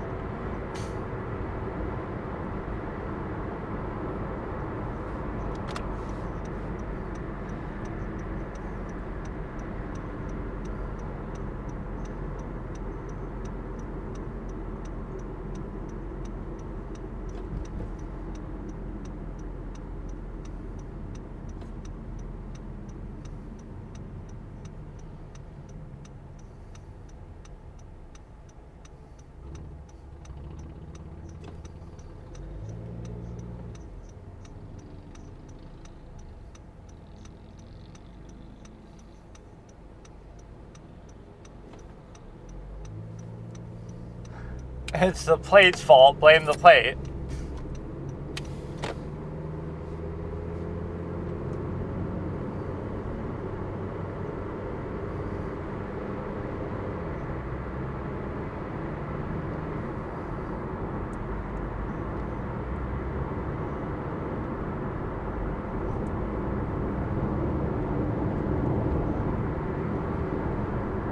I like that Andrew's always taking it seriously, but look at Jessica being the helping hand. We're not seeing much from Ralph.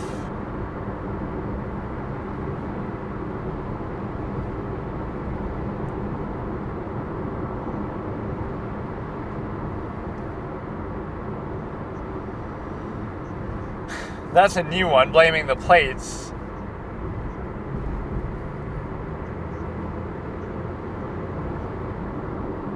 I guess you can't blame Ralph then.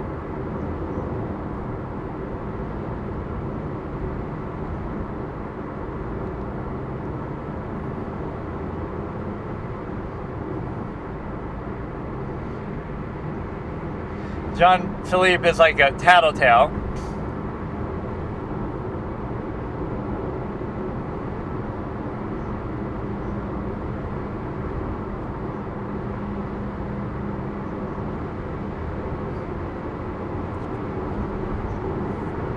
Oh, now they're going to make a comeback. See, Mike maybe is a little slower here, but he's good quality. He's always good quality. Yeah, see, they'll get glowing colors. Yeah, what if you just don't get any orders for your thing? You still help.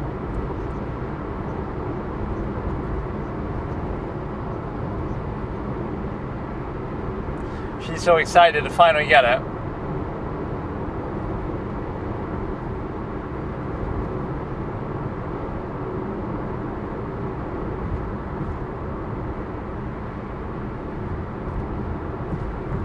Mike's getting pissed at Elsie.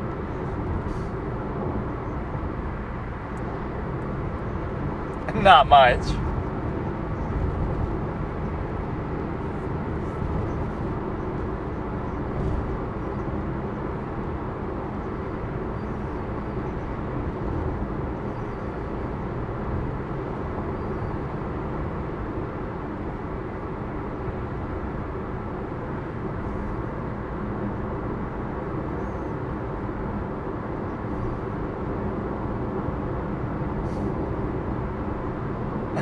They always get mad. I'm watching you eat. I'm rubbing it in your face. But you don't even know if he's missing out because it's from the other menu.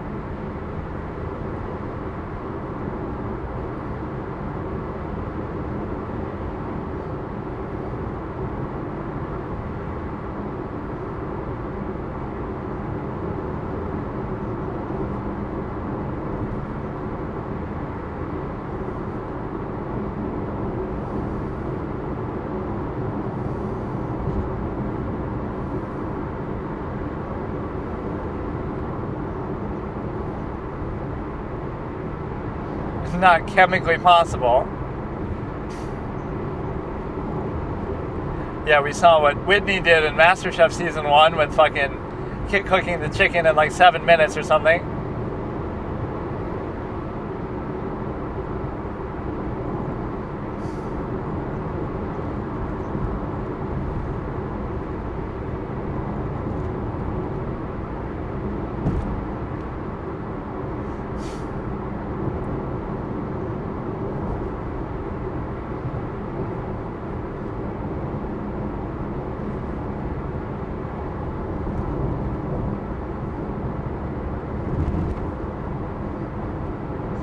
.44, 16 minutes technically.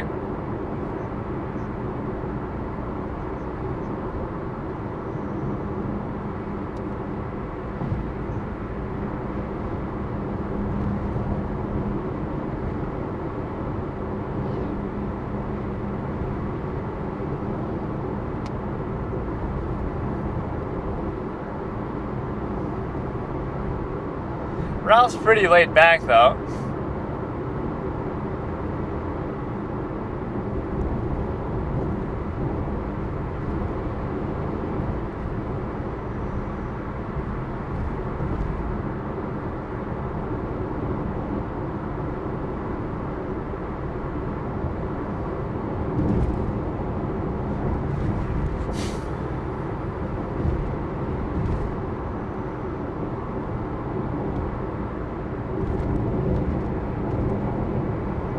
What a surprise, Jimmy and Andrew were the weak links again, so why aren't they out of the competition yet?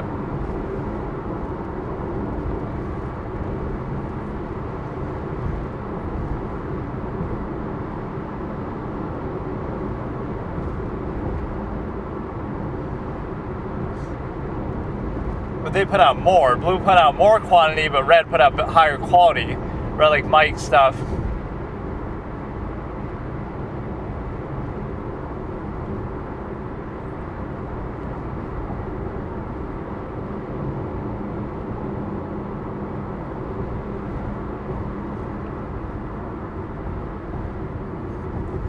As if that shouldn't be standard.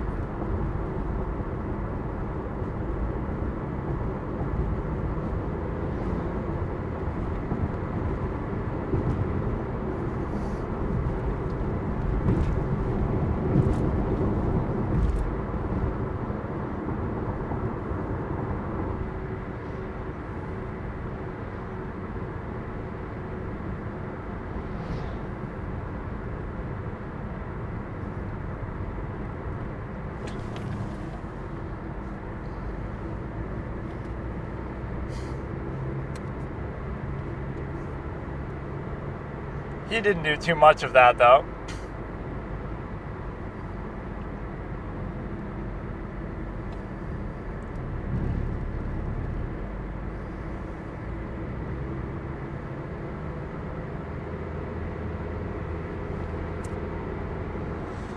Yeah, so they got the quantity, but I think red will win out on quality. They liked it more.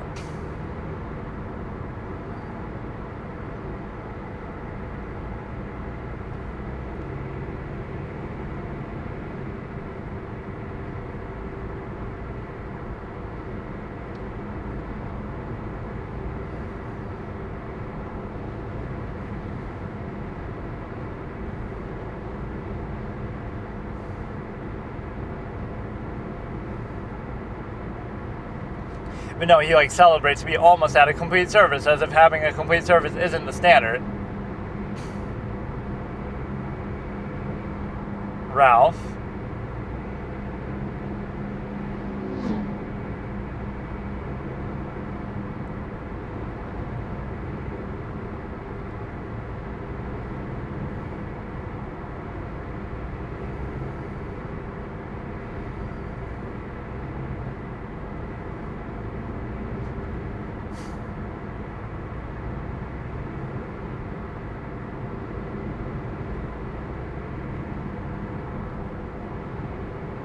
Oh shit, that was like an underhanded compliment. I didn't see you touch a main course as if that's a bad thing, but it's a good thing because everything you did touch was gold.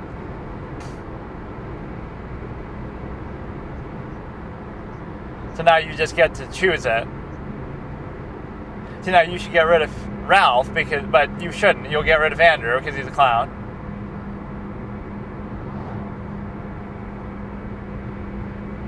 What can you do? Like override it? Like if there's only one person. I mean, Ralph is obviously better than Andrew.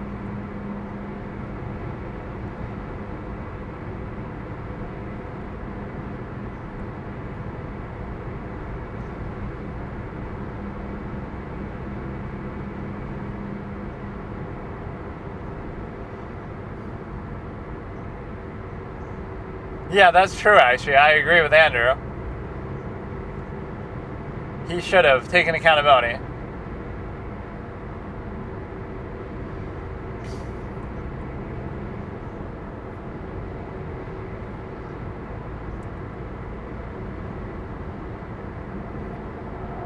Nobody's like Andrew the whole time, though. Ralph helped you. Remember all those times he was mentoring you, helping you.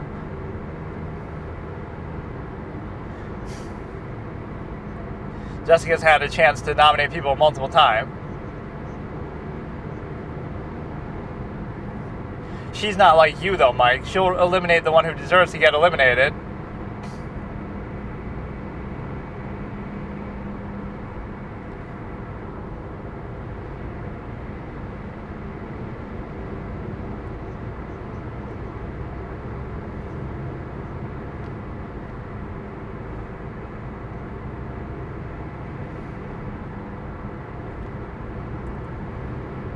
Look at her honor. Look at Jessica's honor.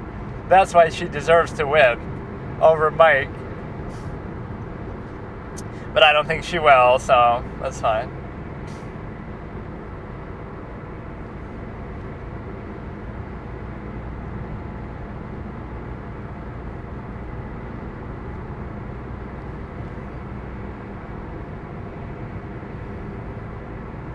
So she's just telling him, which is the right decision to make.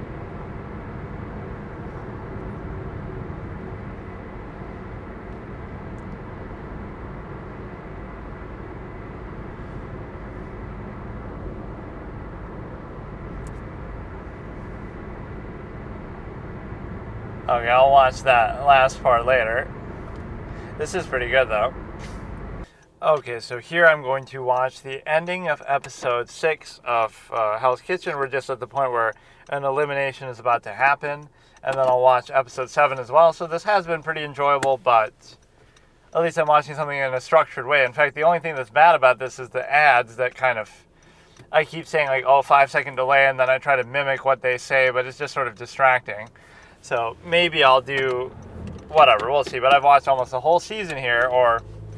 I don't know how many episodes it is. I feel like I saw that it was 12 somehow, but how could they fill in so many more episodes when they only have... Everybody's almost gone, right? You only have like 3 on each team. Now it's going to be 2. The constant team imbalance is what makes this kind of bullshit, though, right? Like, how can they... 2 teams will compete. There's 4 people on each, and then the losing team eliminates 1, but now it's 4 versus 3, so that's bullshit. And then they do all this finagling, moving around and stuff. So basically you're in a position where, again, Mike kind of is going to suffer the karma of what he did, sort of getting Chris out of there, even though it doesn't make sense because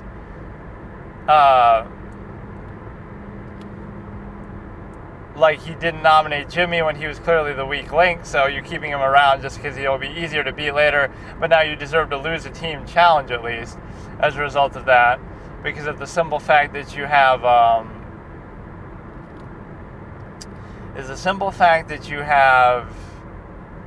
whatever. So I have lost respect for Mike. I still think he's the best chef. I still think he's going to win, but I'm sort of rooting for Jessica, so now I don't know what to think. But no, I don't think she's as good. Like I said, I'm very objective. I don't think she'll win, but there's been a lot of bullshit sort of reality TV show stuff, though. Jimmy should have been out already. Andrew should have been out already. Chris should not have been out. Right, Chris and Mary Ellen should not have been out when they were out. So those seem like twist moments. Even the narrator saying, oh, unexpected. Well, why is it unexpected, though? Just because you're doing it for ratings or to make it more exciting? So we're starting from 3400, Hell's Kitchen Season 1, Episode 6, the first ever blind taste test. You could say the first ever with everything, though, because it's the show, right? Like, they didn't do this before. This is the first season, so I don't know what you mean. Like, yeah, the first ever service was in Episode 1. The first ever elimination was at the end of Episode 1. The first ever this and that. Like, the only thing they were sort of unclear on is, like, I'm enjoying the series overall, but my critique is, first of all, they didn't do a good job introducing, like, how did they choose these chefs in the first place. They didn't show us the initial procedure the way they do in, like, MasterChef, like how they have a whole bunch of auditions come in. They're just here and that's it. They just start. Like, there must have been some reason why they chose them. And, like, oh, they have no idea what they're doing. I've never been on a line before, like Jeff said. But then why were you chosen to be here in the first place? You don't just pick up fucking 12, 13 people off the street and just say that, you know, let's go to Hell's Kitchen. And also, we have a situation where it's sort of cut together so fast at times, it's sort of hard to explain. It's cut together like a trailer, right? Not just an intro or something, right? It's cut together like as if every scene, every moment in the show is so fast-paced. Like, oh, we won the competition. Now we're celebrating by going to dinner, and then it's over, and they're cleaning the toilets, and then it's like, I get that they're trying to keep the pace going, but there's no, like, quiet sort of slow moments that you get to really appreciate and sink your teeth into and get immersed in. Sometimes it's too much in a hurry. The content itself is pretty good, right? But what I'm saying is, like, that moment with Jessica and Mike, where they're just sort of talking and being sort of chill, but you can sense the undertone of that these are going to be the final two that I've predicted from the very beginning, right? And I'm still predicting that, you know what I mean? Like, that was an amazing moment, and that felt sort of real. They're both being sort of cordial and nice, but you can just sort of sense the animosity or the coming sort of showdown and the whatever. There's just a vibe that you got from that moment, right, where they're quietly talking in their little room and just, you know, you guys, you know, Mike saying, you guys don't hate me, blah, blah, blah. And, like, you're not going to say it on the surface, but there's great subtext to that moment. That is, like, a great scene from a story, like, where two characters hate each other, or they, like, it's hard to explain. It's like with Al and Light, like I said, that, where, like, they know who each other are. Al knows that Light is Kira, you know, Light knows that Al is Al, and, you know, he wants to kill him, but you can't say it, so you play cool on the top, on the surface. So it's the same thing here. You're not going to say anything, but you know, like, you are what stands in the way of my success here. So Ralph is okay. So we're starting from 3400 in 3, 2, 1. That was delayed by a little bit, but so she's telling him she's not going to eliminate Ralph. 10, 11, 12, like 34 when I'm saying that. No fucking way. Not gonna hold back. So Andrew is out. She's even spoiling it. They've shared a good relationship the whole time. Yeah, this is the moment of honor for Jessica. Mike wouldn't do this. He would eliminate Ralph because he's the best competition. Andrew is obvious. Ralph wasn't the greatest on service, but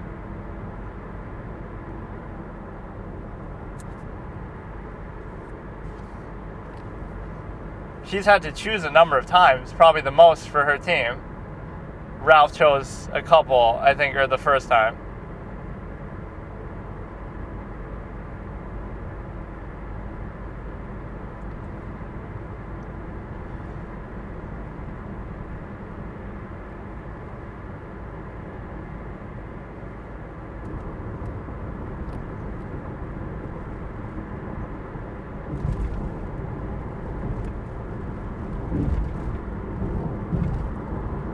Like, there's no choice here. This is weird. Like, normally Gordon chooses, but, like, what are you supposed to do?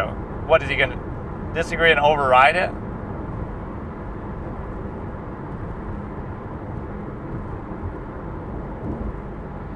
You've already fucked up enough, Gordon. So stupid. There's no way Ralph deserves to go.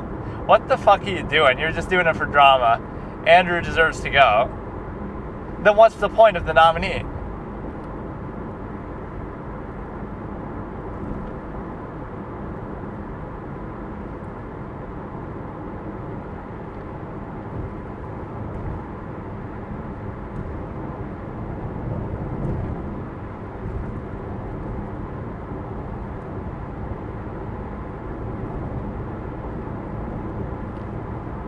Yeah, Ralph is much more experienced, much better.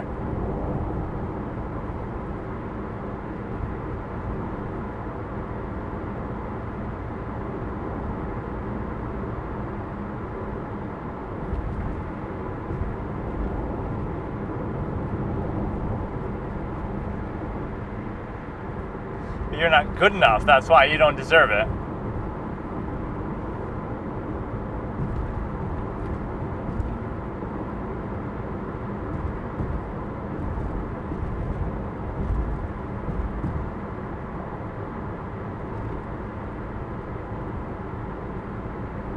That's true. He's been the mentor figure.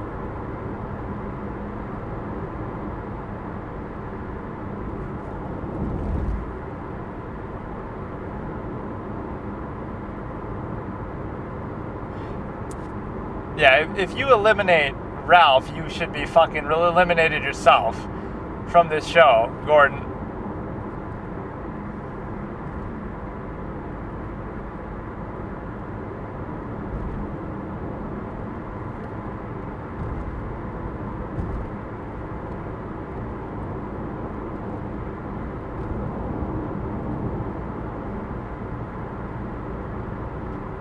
They don't really fake out too much here.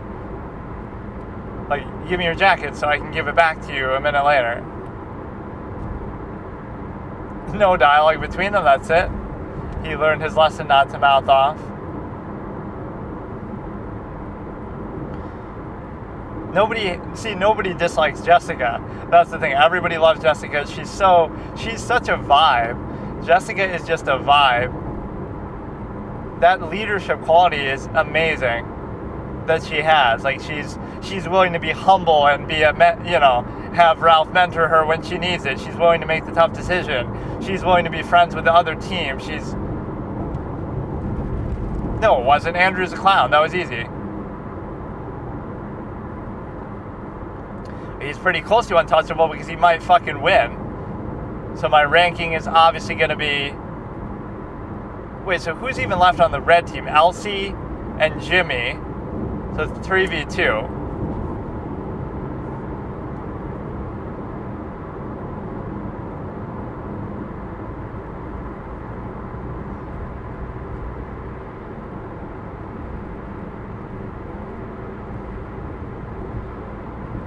But no, that's a character test that's a -1 character point for Mike. Mike is -1 character point for eliminating the wrong guy, right?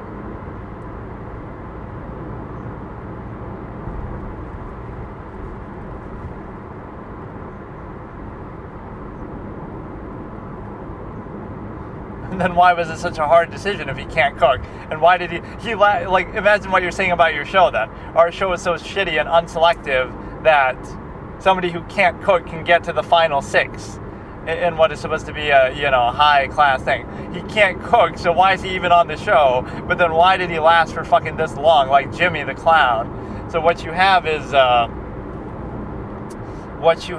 case where Jessica is +1 character point.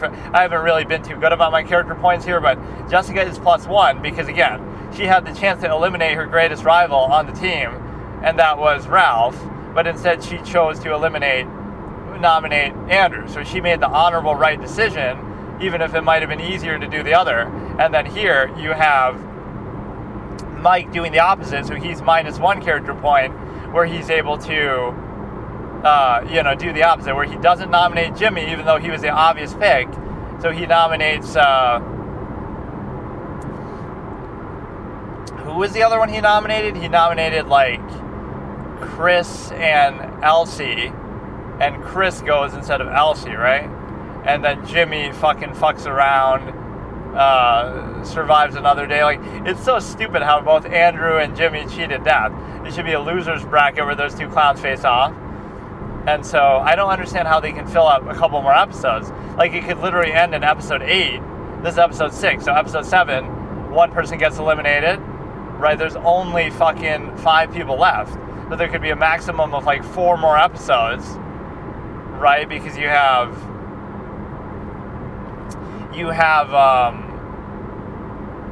episode 7, let's say, let me try to predict.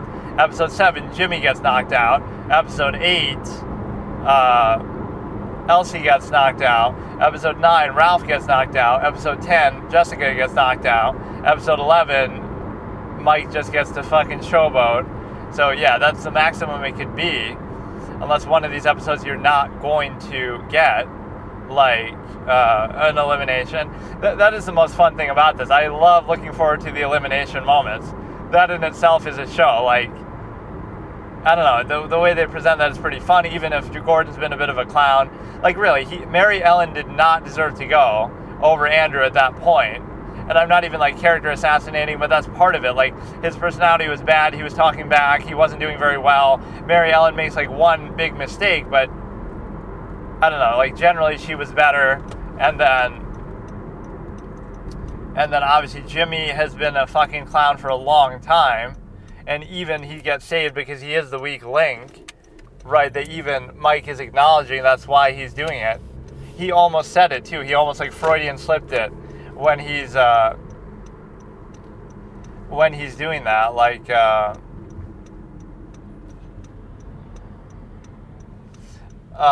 when he's doing it, he almost just said, "Oh yeah, because whatever."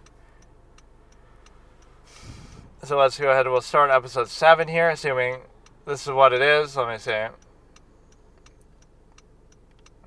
Yeah, we've already seen some classic iconic moments. This one sort of starts off in lower quality somehow. Quality 144p, but why? It's not like it has to be that good, but...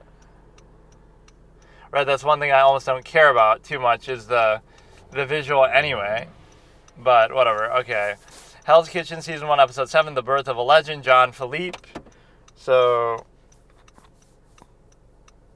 I don't know what exactly is going to be the light. Like, so these seem like they're uploaded or titled much later, like referentially to something. And so we're in a position to go ahead. We'll start this in a second. So episode 7, starting in 3, 2, 1. Previously on Hell's Kitchen. Chris got eliminated, which was really, really stupid.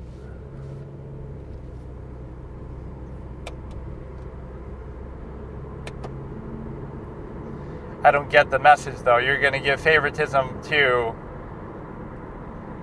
people for content or something.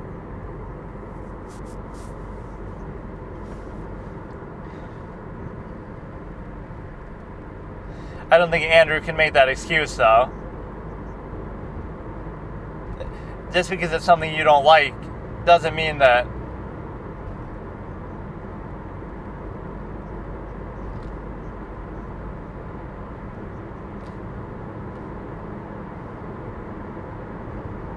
And Michael's personality can be sometimes a little annoying, but he's generally pretty chill, too. He's not too annoying, right? He has every right to be a dick, but he's only more so manipulative, but I can't even blame him for doing it, but I will do a -1 character point. Ralph is kind of a +1, too. That's kind of spoiling the fucking show, though.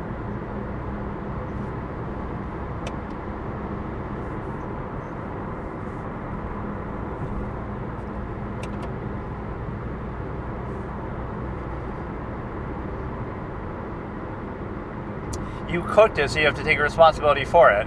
So, Ralph and Jessica have +1 character point. Jimmy has infinite character points. Mike has -1 because of his personality. Or, I mean, his doing the elimination. And Elsie is kind of just neutral, but Elsie's going to be out. I mean, Jimmy's got to be out first, but...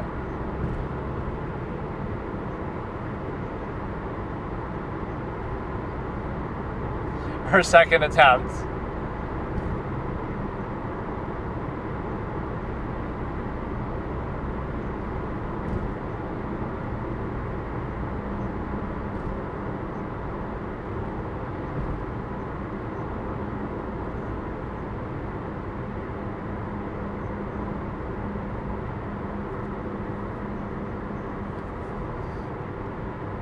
weeks 3, 4, 6.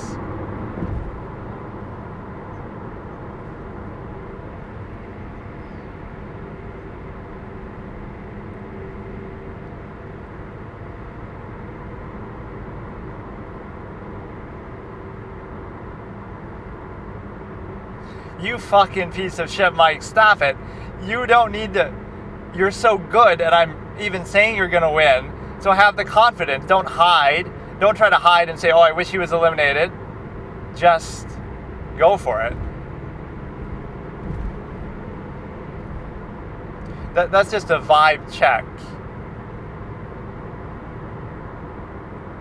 See, like how Elsie and her friends, Jessica with that hat. No, Jessica is like some sort of iconic person. There's something about her that is just so, from the beginning, from episode 1 I said it. She had like some lines that she said, well, not that they're really lines, but, so now how do you do,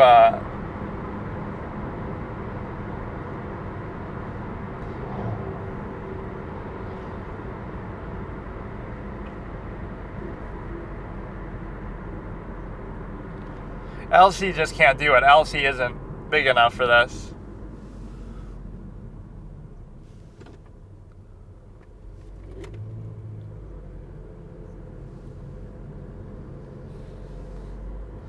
So what, they're going to abandon the teams now?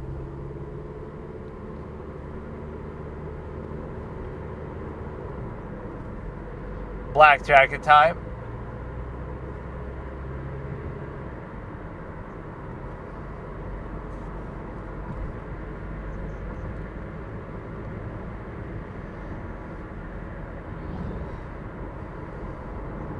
You need an XXXL size.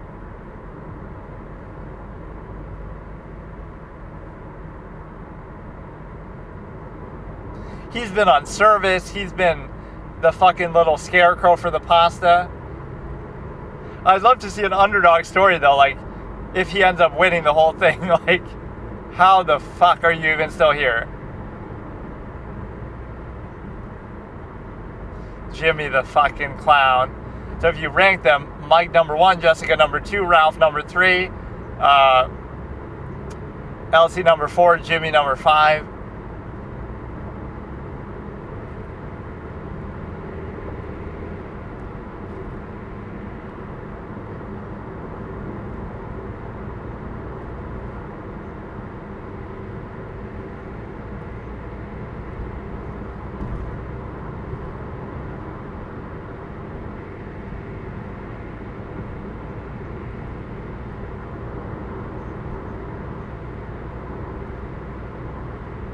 Some people you just respect. I've sort of lost respect for Mike by him trying to dodge everything. Face it head on. Like, you're good enough that you can win anyway. I'm still saying he's gonna win, but I don't like the karma is gonna still bite him in the ass. That's how like MasterChef ended. This guy was all cocky and then he ends up losing. Like Christian or somebody. But that was like season 2. I did actually watch the first 2 seasons, I think, because I was sort of watching along with XQC out of curiosity for the fact that he was watching the whole fucking thing on stream and showing it. Like, if that's not copyright, then what is?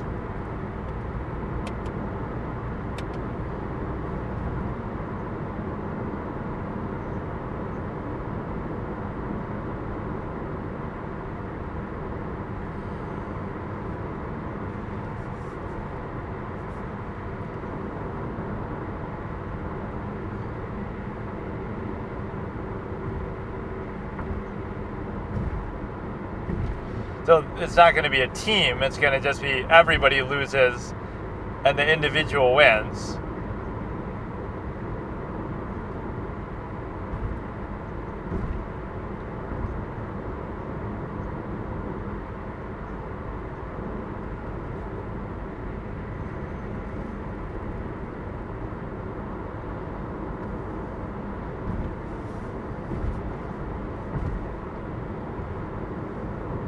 I say it as a verb. That was kind of endearing. I've never flambéed before.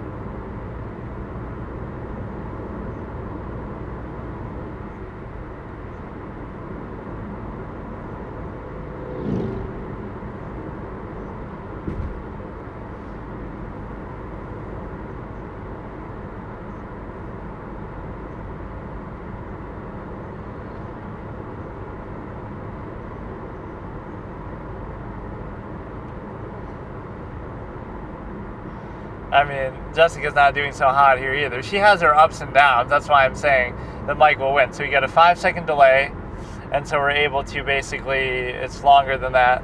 Jimmy, 34, 33, 32, 31, 30 is what we're at. 29, 28, 27. Drop my mango, and it's flattered. 5, 4, 3, 2, 1, 0. I'm doing that again for the timestamp thing.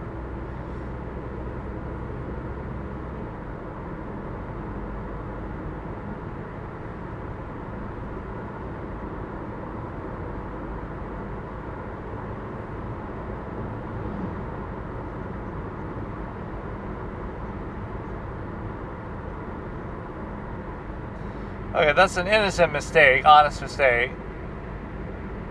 He's certainly not going to win.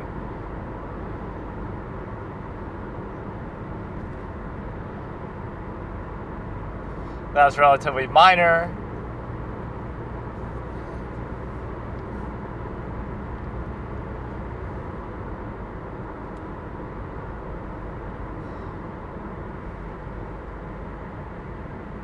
So it seems like Ralph is the best so far. He didn't have anything negative to say about Elsie. Elsie better not win, dude. Not the whole thing, I mean. Actually, it doesn't look too bad, though.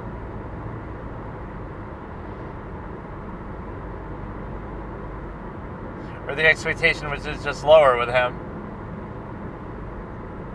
And Elsie. How the fuck did Jimmy do this? How? It's gonna be Elsie. Or they're doing this just for content. They're just doing it to make him feel like he belongs. The first thing you've won the whole show.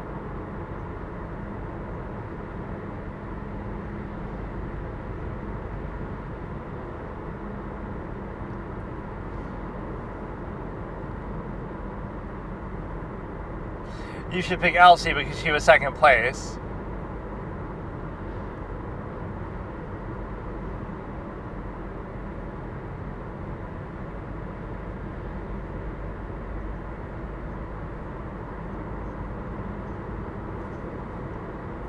Oh yeah, see, he's paying him back, even though he had it for manipulated reasons.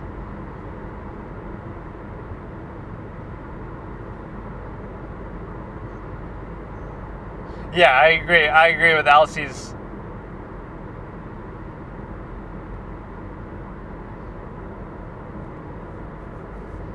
That's kind of a tough thing. You kind of owe him one, but you didn't really have to do that. Look how much Ralph and Jessica have had to suffer. They've lost so many times.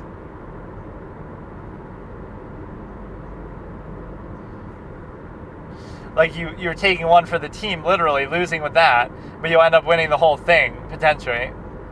But there's no coincidence that Mike is always on the winning team, because he's just that good. Like, he messed up here, but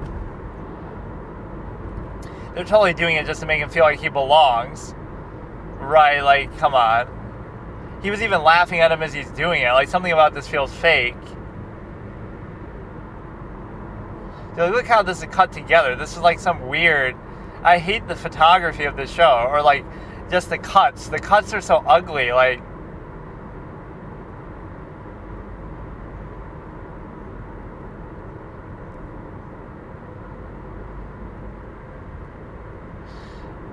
Just be careful. That thing will tip over with Jimmy on there.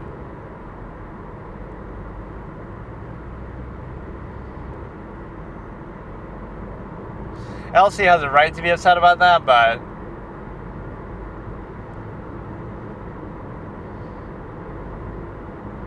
because there's going to be no loyalty back from Mike, but I guess he already did him a solid.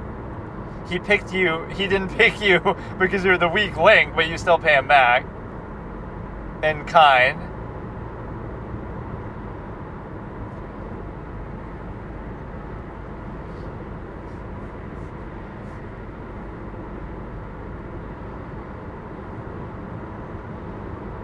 trying to turn Elsie against him, but she's already kind of against him.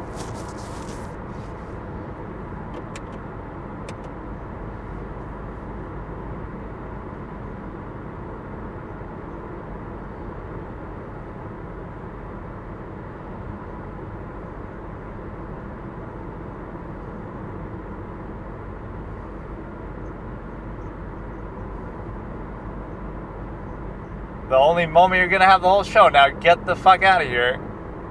So nobody got eliminated off the back of that. We're going to have another service. This is what they always say, like with the black jackets, is the final form.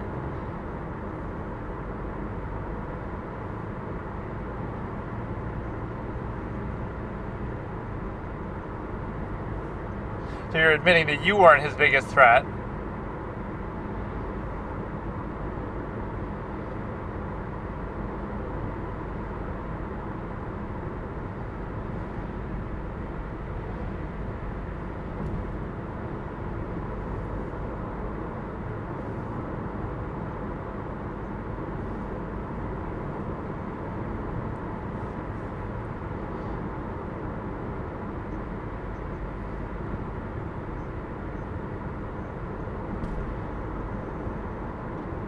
I like Elsie's wholesomeness there, though. Like, being so direct about it. She's not like... I love that, actually. She's not passive-aggressive. She's, like, direct. She's flipping him off and just sort of smiling. Like, you're upset, but you're not... You know, you don't hold a grudge or... It's still different. You're still going to have to work together, though. Or maybe you're all going to have to make your own dishes, and... I don't get it. I think you're still going to have to work together.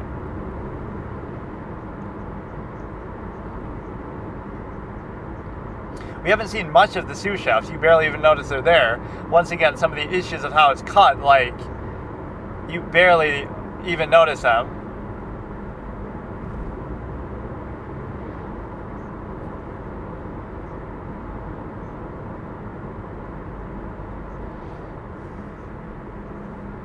Or yeah, like, the whole pensive look that you sometimes have, just as a psychological thing. Like, people who are more pensive and think more, sometimes it's taken as a sign of not being intelligent, but in reality, intelligent people think more.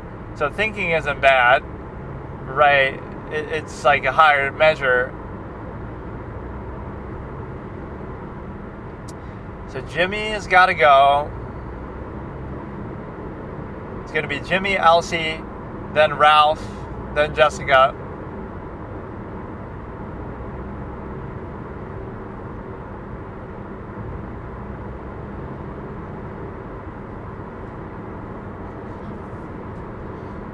This is like what they do in Japanese restaurants, hibachi or whatever. Like where they...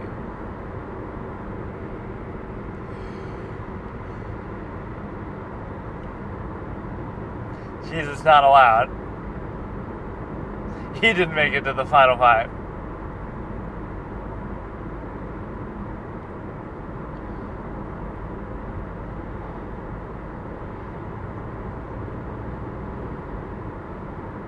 That might be seen as a punishment.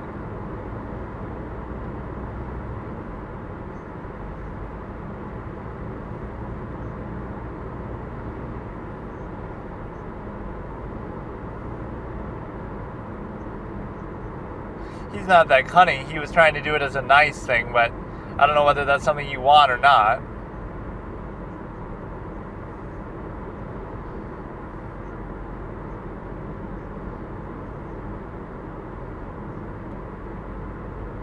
I wouldn't want people bothering the shit out of me, though, while I cook. That seems easy enough, though.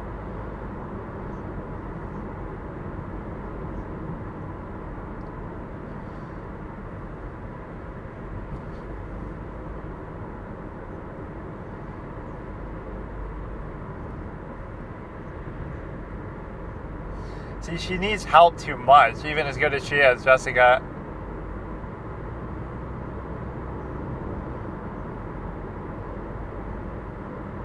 It's like you don't make eye contact because you see through people, and you're always pensive, not because you're stupid or you need to think hard about something, but because you think a lot, because again, that's what intelligent people do, just as a general psychological thing. Psychological tidbit of the day. So they're still sort of working together though, so it'll be judged based more on pure performance. This is very good though, I do like it. What I might do is I might watch it on 2 times speed later if I want to watch more seasons or something, but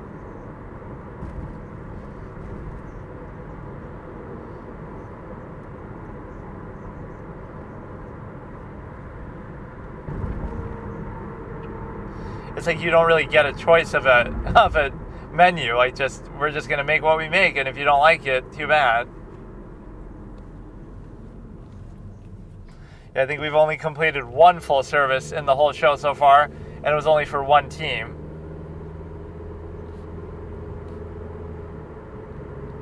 At this point, you shouldn't even help them because now it doesn't matter, right? You don't want to lose.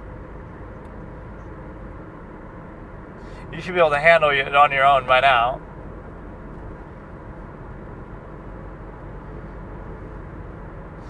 Mike rarely has things sent back. In fact, I don't think he's maybe had anything sent back the whole time that we've seen.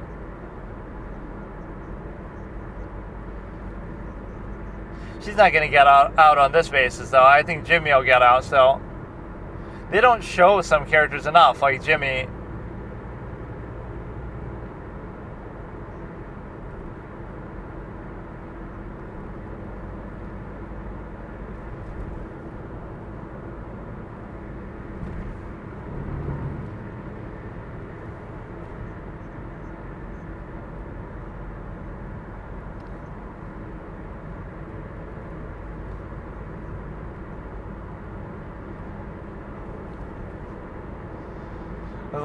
The first time a lot of people are doing a lot of things.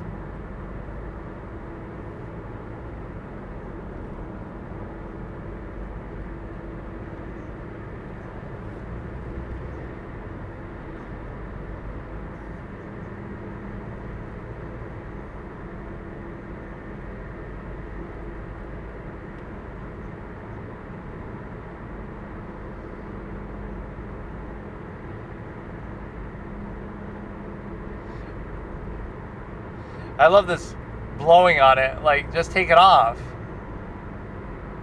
Well, why is she doing it? Like, she wants the fire there. Like, you'll end up spitting on it inadvertently.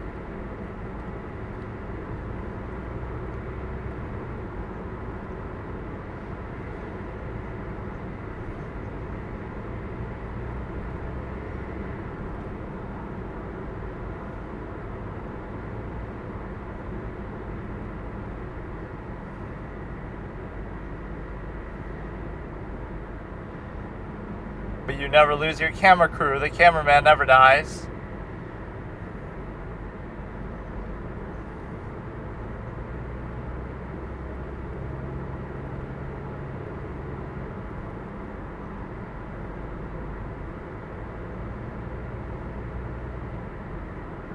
But if the lights go out, then what about what if the stoves and stuff go out too? Like, how much did it cost to build this place anyway?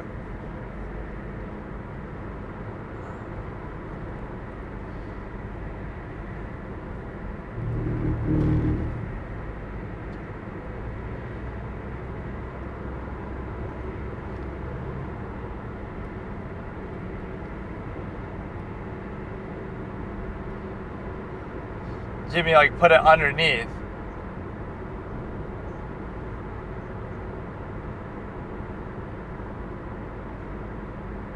Mistakenly, or was it messed up and he didn't want to show it?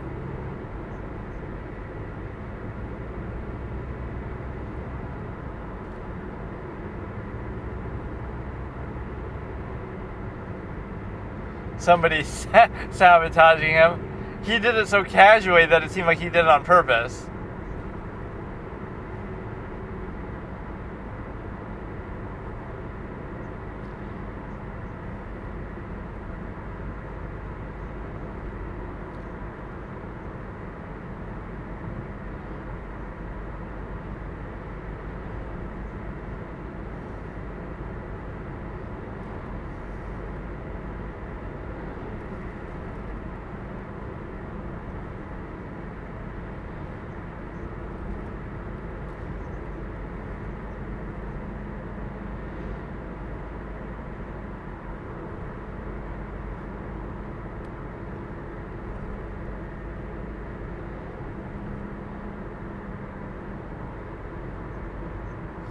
She was pretty gracious about it too. So John Philippe was kind of taking her side, like, you don't really have to do that, but...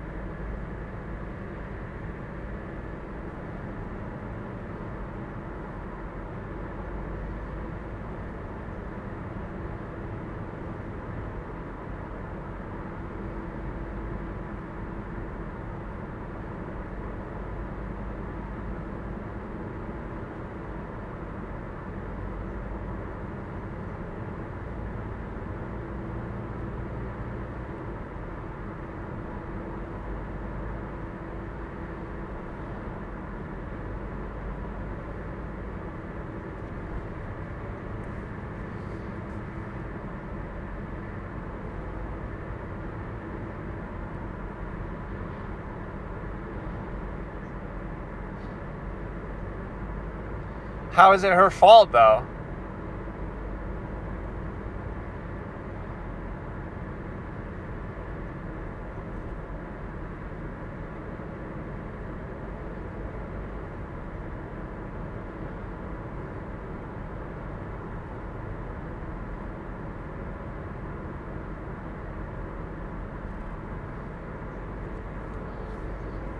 That's the most attitude she's given the whole.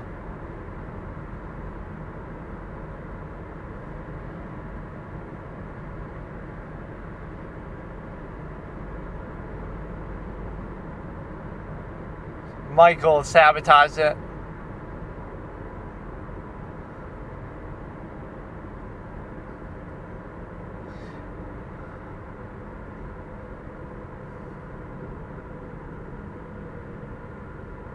I think Mike did. How?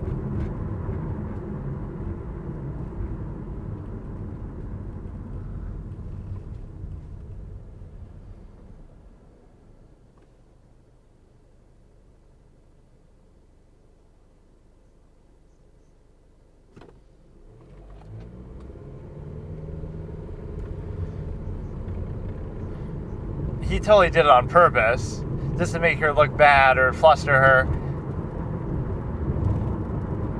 You could almost see Jessica getting out because of this. Like, sometimes Gordon's too harsh on them. Like, she's been good the whole season. She hasn't complained ever. Like,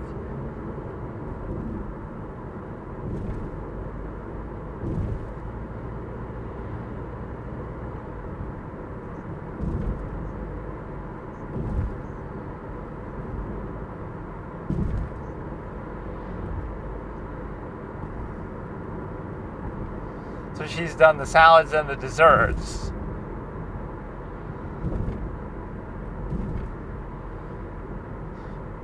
She did make a good flambe in the competition. She was second place. So how exactly is John Philippe becoming a legend from this anyway?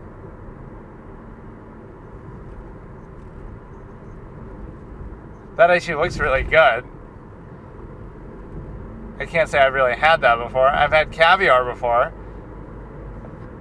Really underwhelming. It was sort of bland and didn't have much of a sharp taste to it.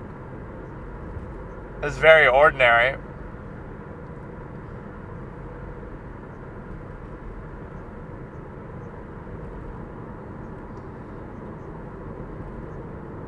But he's really praising Ralph.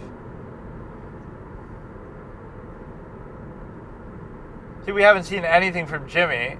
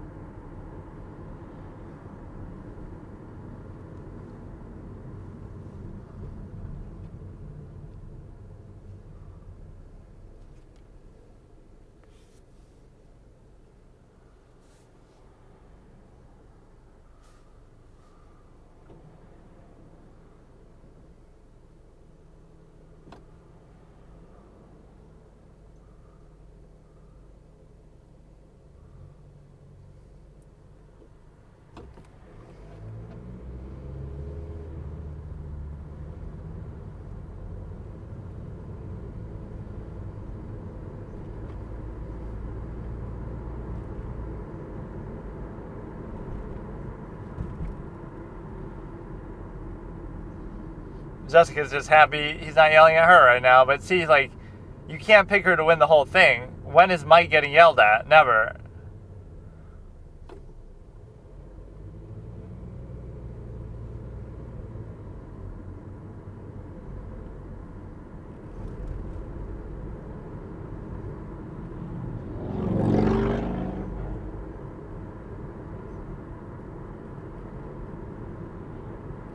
It's not always that they're getting chippy, though. They're just trying to explain it or whatever.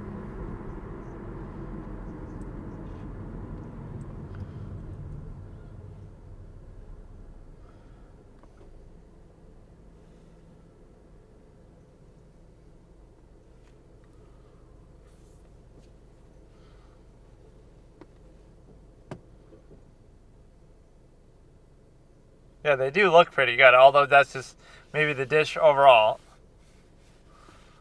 This service seems kind of slow, like nobody's really urgent, or it seems just sort of dialed down. Jimmy's got to get out of here.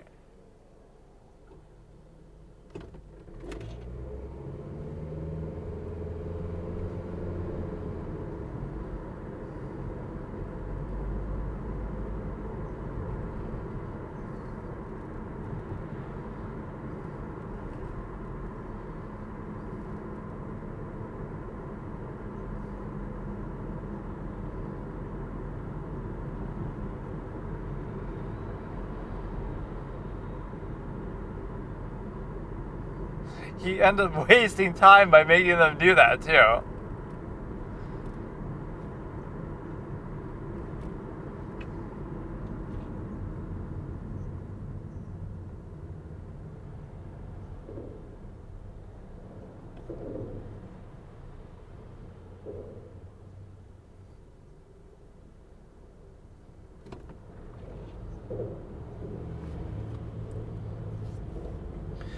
So yeah, Jessica, and he already told you basically the two nominees here. Ralph did okay, Mike did good, and Elsie actually did pretty good for her role. So yeah, see, Jessica's letting me down. She's not going to get eliminated shortly. Jimmy's got to be out. They gave him his one moment of fame in the competition. That was meant to be like some sort of crazy twist moment. I don't get what happened with the shit that Jessica couldn't find the meat, like, and then Mike magically found it, like he hid it.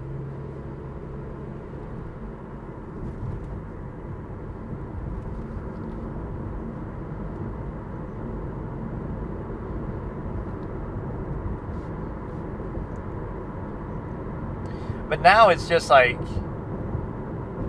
now it's not even teams though, so you shouldn't be able to pick the nominees. It should just be based on performance. So now he'll pick Mike and Jessica because they're your two biggest competition, but he'll probably pick Elsie and Jimmy.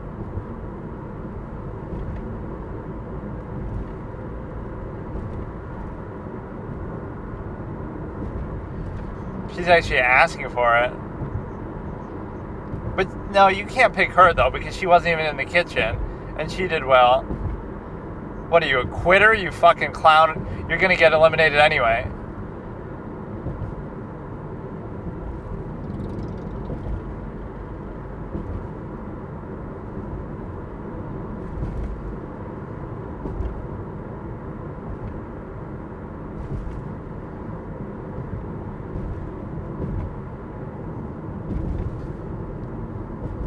It should be Jimmy and Jessica, though, and Jimmy should be eliminated. Jessica's borderline. They were both arguing with her. Jimmy's cheated death enough. You haven't done anything, though. You've done one good thing, which was the flambe thing earlier, and that was it. Like, the whole show, you've done nothing. You don't deserve to be here.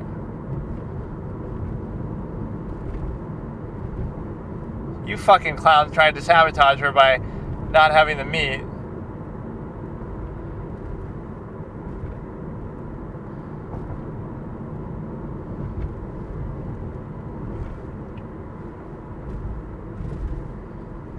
But you see, you deserve it. Ralph didn't deserve it. But you deserve it because you're actually bad tonight.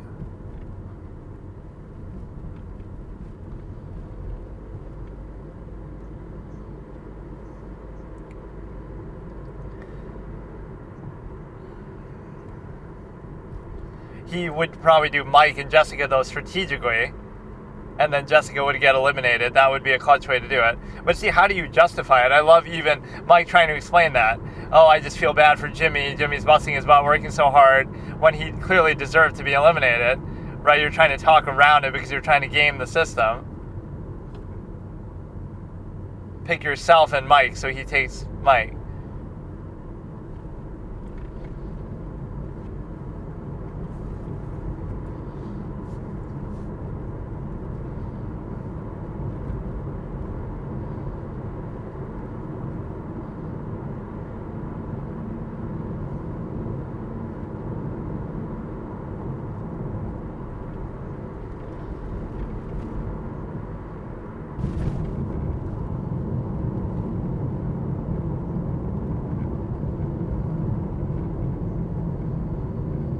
It's going to be Elsie, I think. She was bad, though. He's being objective.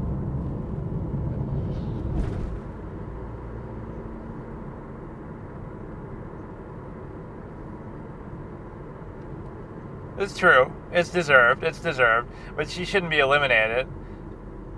I think it's fine that he did that. It's okay. We got a 5-second delay, and we are at... Jessica's walking up. Jimmy's walking up. One of you is going to be leaving Hell's Kitchen shortly. Jimmy, tell me why you think you should say. I believe over the past couple weeks I've been a team player, but you haven't done shit.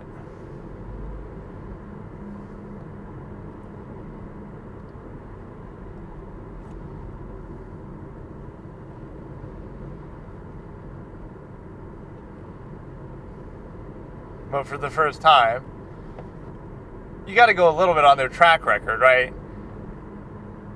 Her body of work is excellent, right? She's been good for the most part.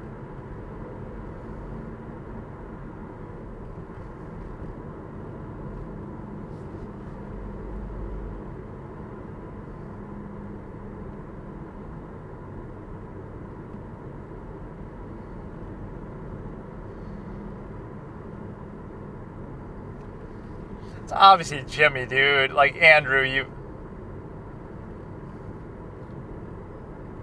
No, he doesn't want to come.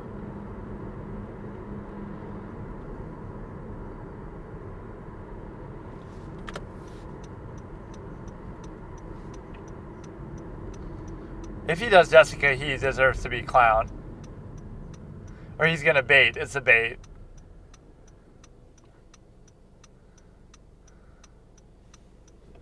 Because when he name drops them,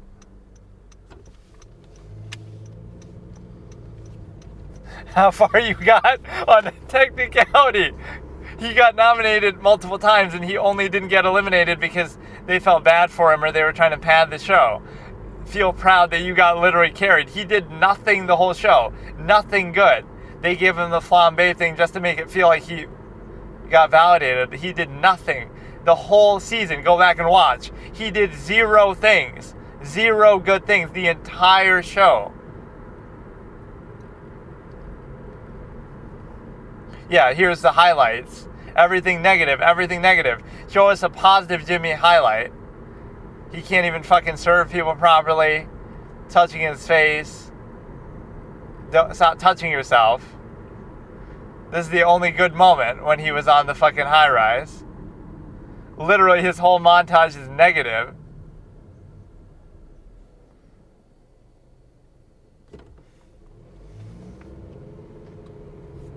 Yeah, well, you suck at it, so fuck you.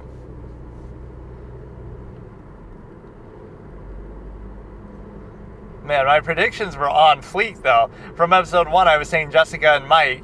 Part of it was just a personality, more so than even you didn't know their ability, although you could tell with Mike. If those are the last two and Mike wins, that would be GOAT level.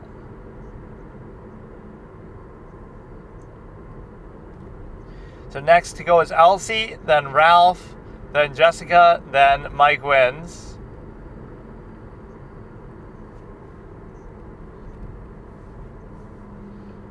Didn't you say that last episode, individual talent?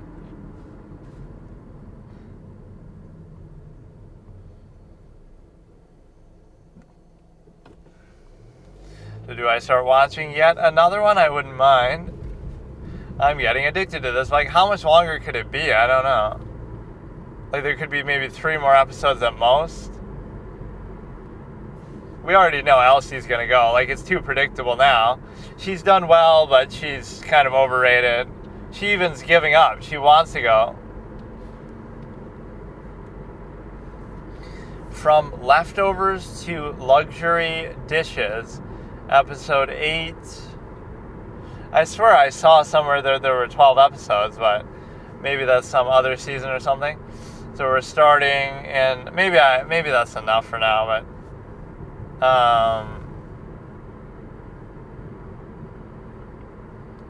and maybe I'll still do it. So Hell's Kitchen season 1 episode 8, starting in 3, 2, 1. Previously on Hell's Kitchen, we got the stupid quality thing going. Down to the final 5.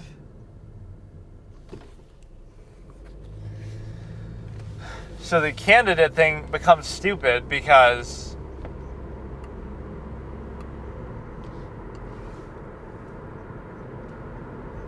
yeah, give him his high point because you know he's about to be eliminated.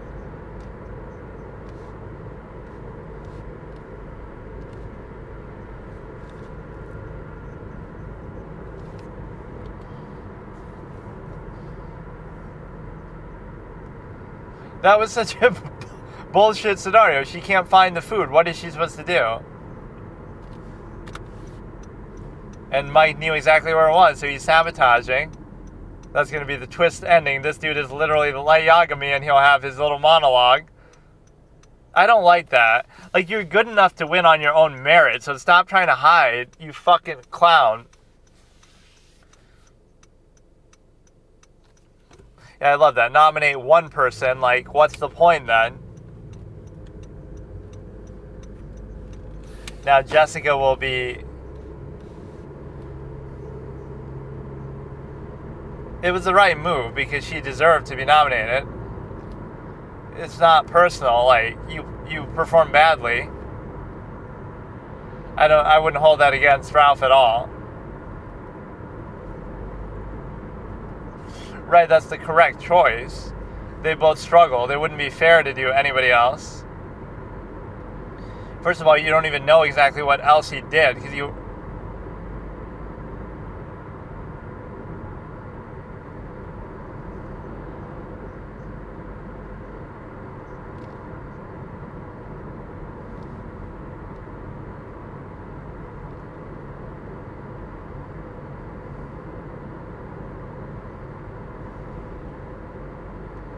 You have too many low moments, right? Like, I can see through you, Jessica. I like you, but you have too many moments like that. Mike hasn't had those kind of moments, those lapses.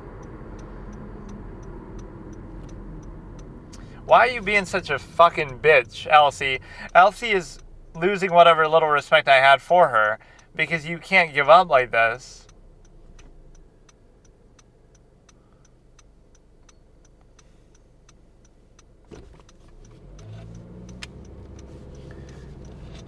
This dude is a fucking gangster, though. Give it to him.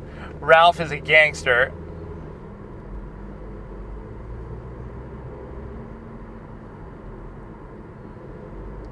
He has the ability to win. Like, he could do it. He's not going to, but... I don't know, I just have this instinct for it. You can just tell. I could just tell from episode 1 what it was going to be. Like, you knew. You knew that they were giving Elsie that protagonist energy, that she would last a long time. Now you can go back to the teams, 2v2.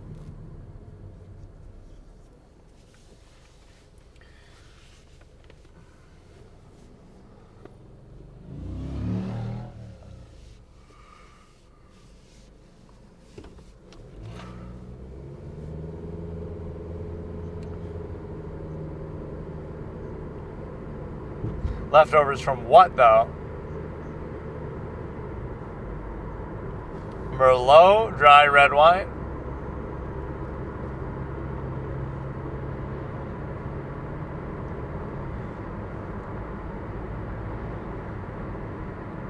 What will they do? What every chef would love to do.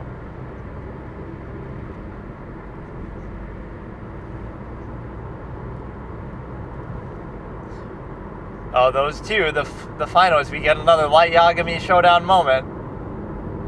Light and L.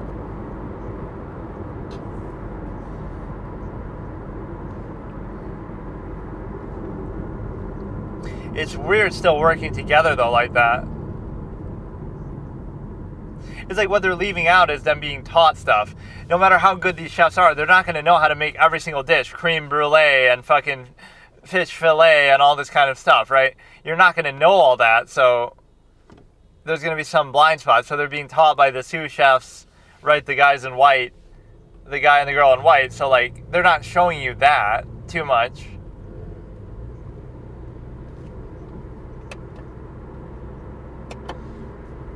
Very profound.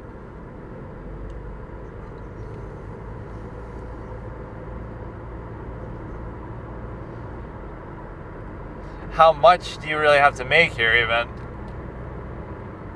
It's making like one dish. So this is just one that you don't get eliminated from, so...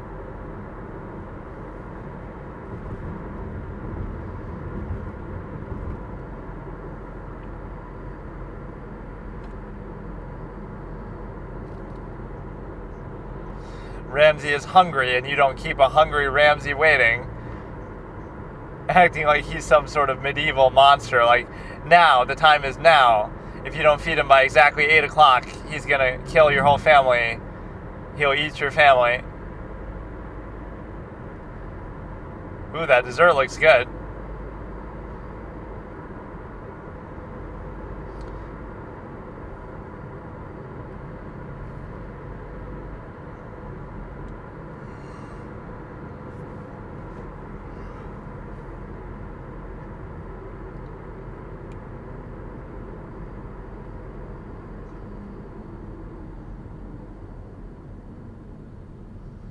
So she failed on presentation like on both.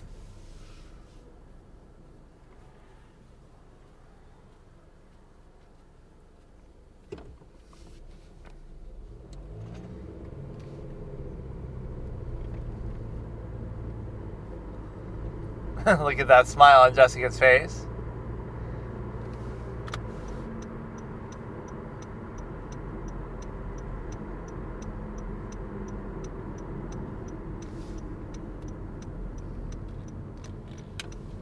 Is he saying dangerous in the literal sense? Like it could choke on it?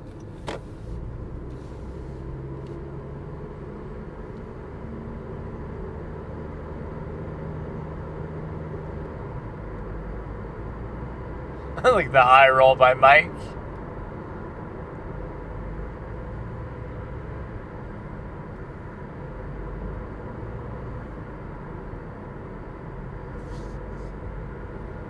Everybody's like smirking at each other's failures now. They're being less kind.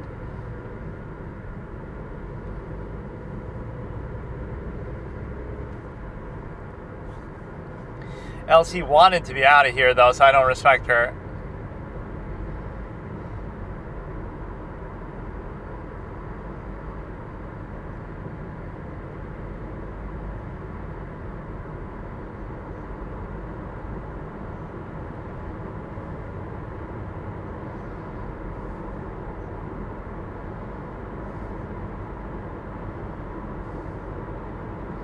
But everybody else made like 2 things. You only made 1 thing? He's gonna like it though somehow.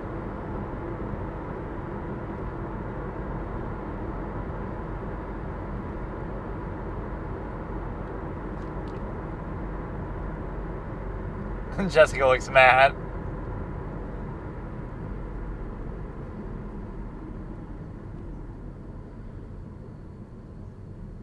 But everybody else made 2, so it was 7 dishes. Where's the other dish from Elsie? I don't get it.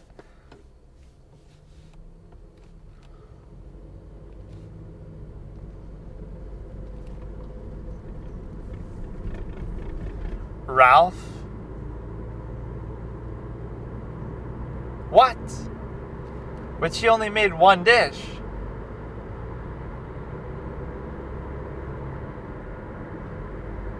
Or now it's like the Grim Reaper death moment. You get your high moment before you're eliminated. Just remember, Jimmy got to fly high before he came crashing back down to Earth. So the same thing's going to happen with Elsie, my little poetic license. She's gone. She's out.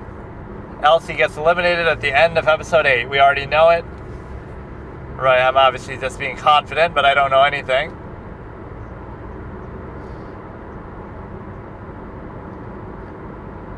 How is that talent and creativity? She makes a fucking chicken soup. Only thing you didn't have is presentation. Elsie didn't have shit. She had one thing.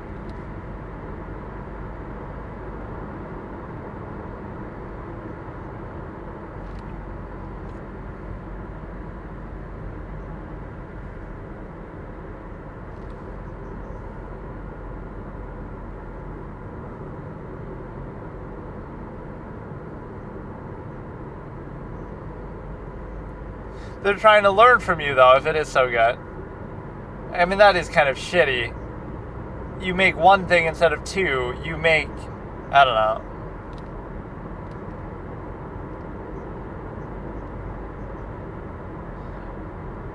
Yeah, he's lost every fucking thing in his life.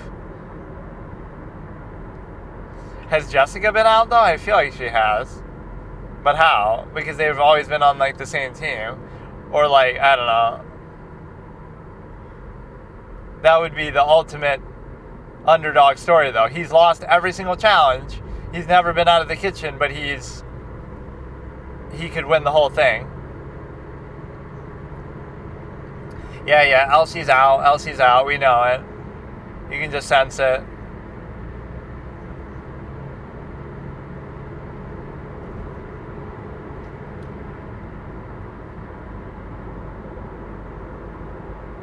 He gets a little salty, but it's sort of more dialed down still than most.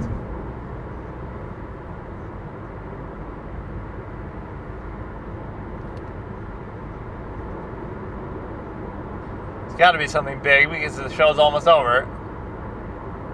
Gonna meet some Food Magazine people or something.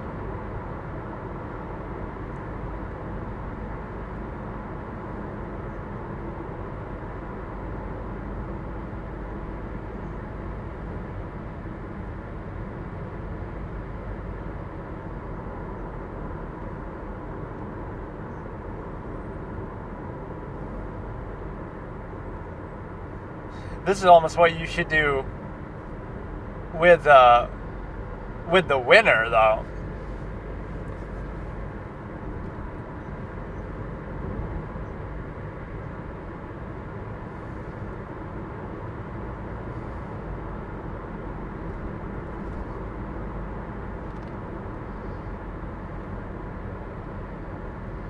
I like Gordon in those more wholesome moments. He doesn't always have to be a dick, but I also think he does it sometimes with no good point.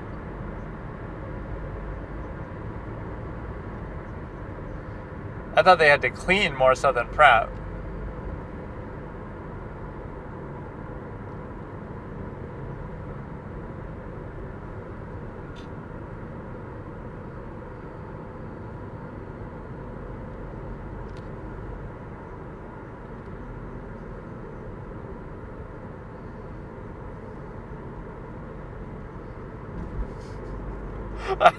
I don't like these celebration things. The way they show them is kind of dumb. It's so quick and over. This is your last moment, though. This is your swan song. It's good exposure, though, for sure. So even if when you lose, you can still go home and write a book about it, and people know who you are.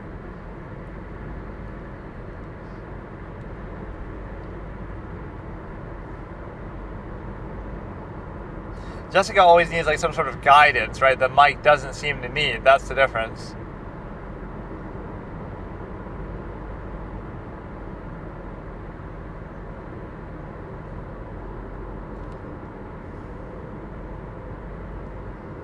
I should almost watch this on the proper the whole segment, right? Like, you could probably look it up. I don't want something to be spoiled, but like, there's almost the expectation that she should win.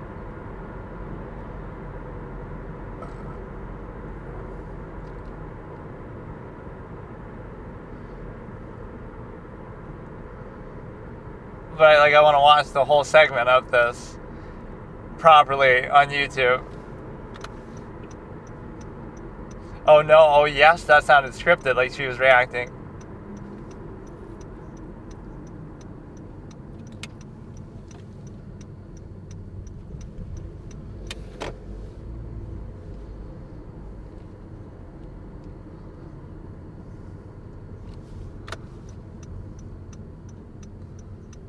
And it has to be a risotto of all things.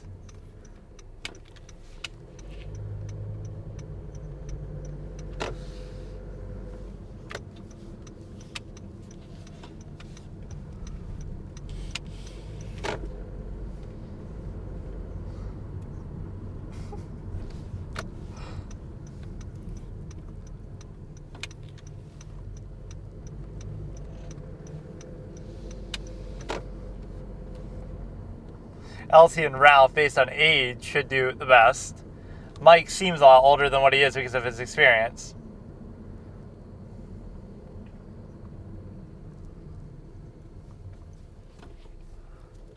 That was it, or we get the water phone. That was a very vindictive water phone moment. Everybody's just mad at Elsie for showing off on TV.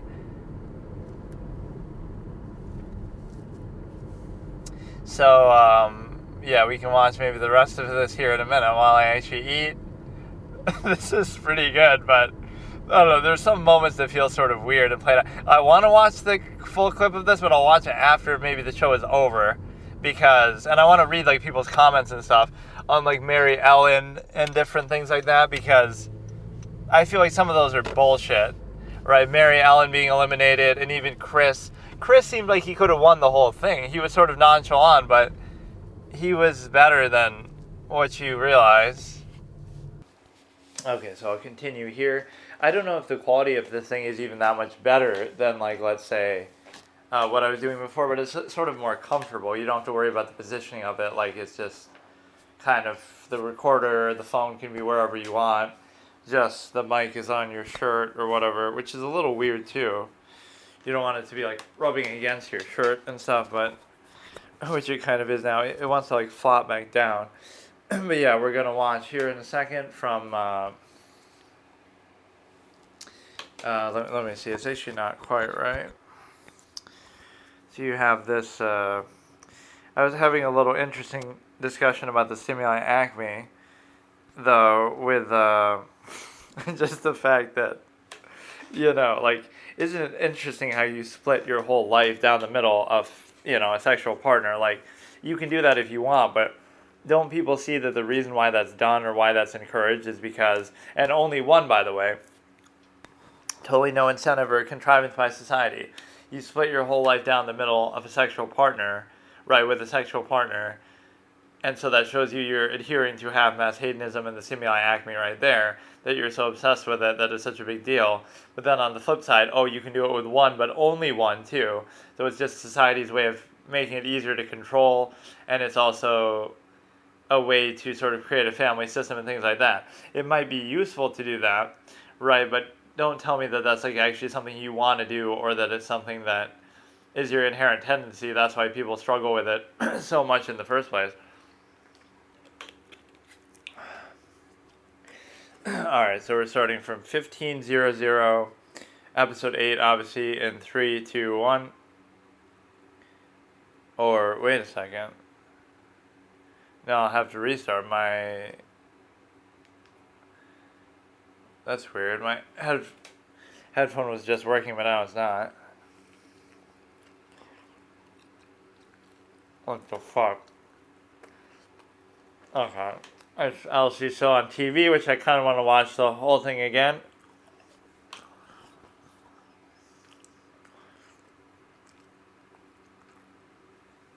Everybody's watching her on TV all salty, jealous-like. this is kind of what you're doing it for, though, the attention. Like, this is a good sort of a loser's consolation if you... I keep missing it. Ralph is all salty that he's losing everything.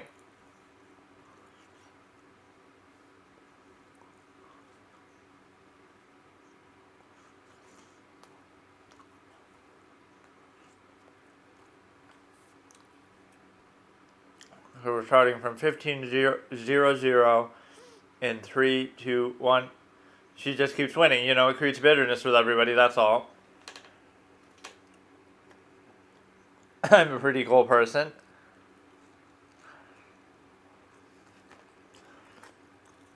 Almost as bad as The View.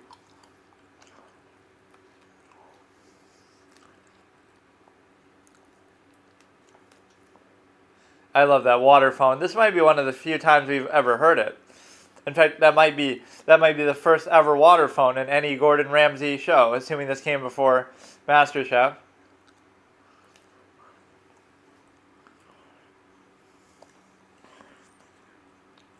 This is the only minutes of fame you're going to get in your whole life, though, because nobody knows who the fuck you are now, probably, because you lost, I'm sure. Not that, you know, it's hard to keep yourself in the dark when you've seen all these clips, but I don't think I've seen any reference to who won in any of those clips.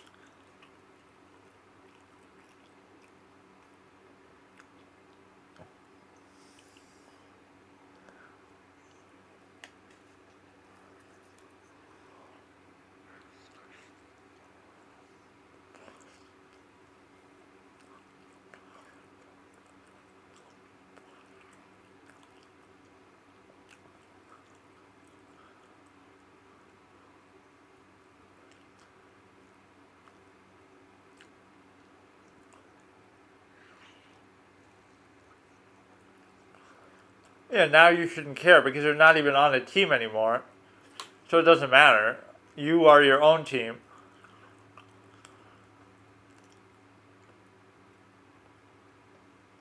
I kind of agree.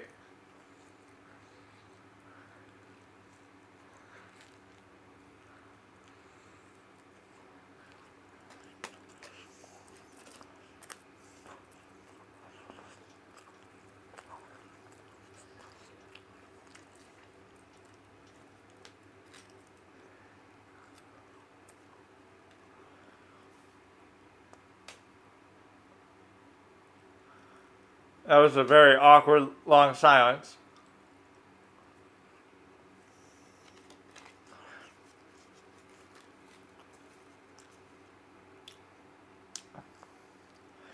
But you'll do what's best, what they're best at anyway, what they want.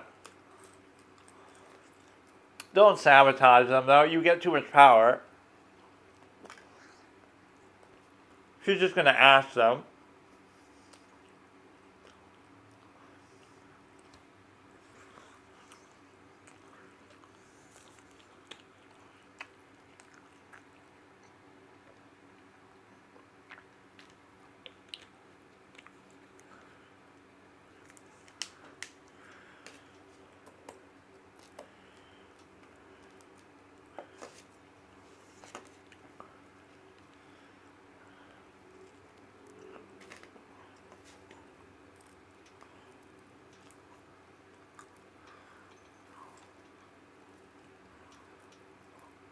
He's sort of saying he has lower expectations of you.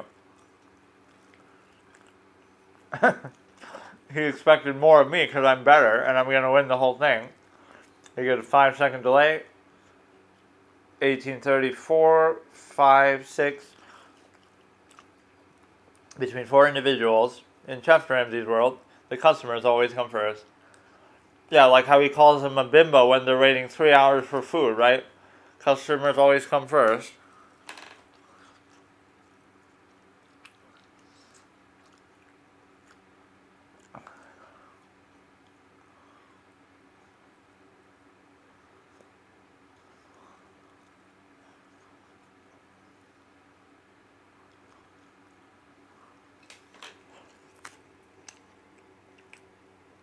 Ralph can handle it.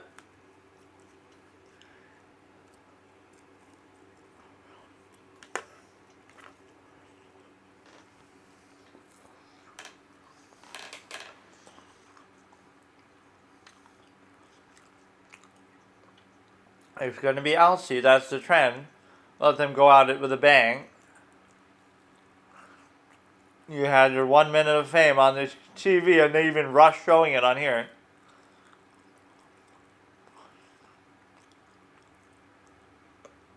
Lobster bisque. I don't get the name of the last episode. What did John Philippe do to make him a legend in that episode?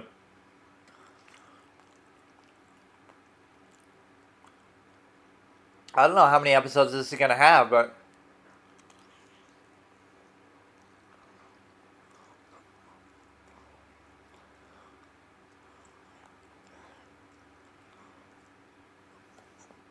yeah, she was pretty bad the last time.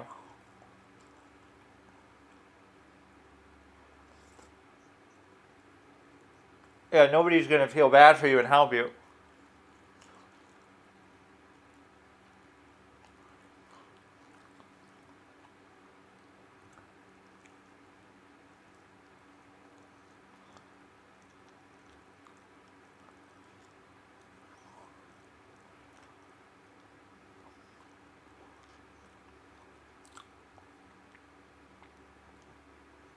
It's alright. Rough start.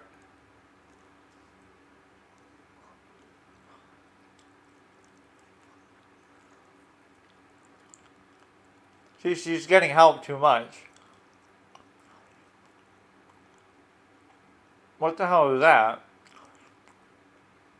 It's like an egg with just the ketchup under it? What the fuck was that?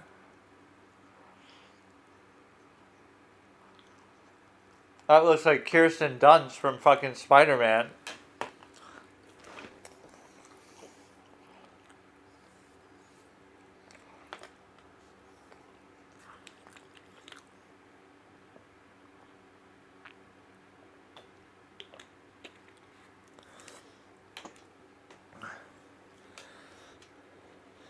You're sort of undermining Elsie's choice.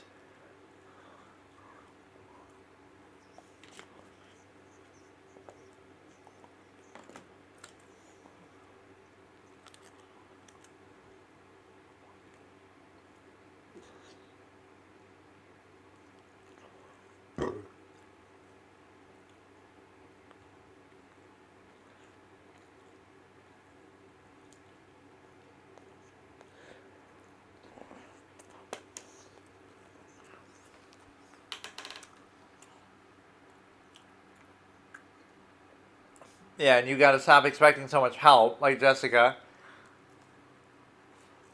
Jessica doesn't deserve to win because she needs too much help all the time. I'll even say it. You can just tell. She's getting carried a lot. The whole show she's been like that.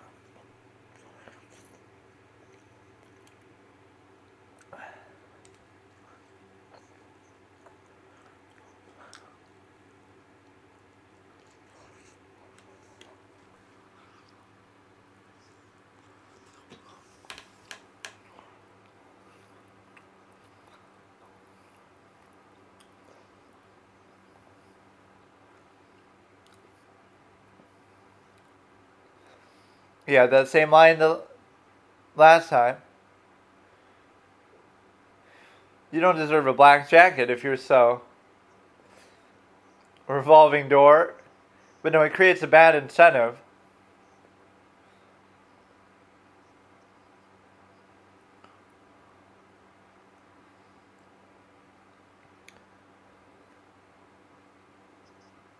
She hasn't done well. Yeah, you're not impressing, you just gotta survive.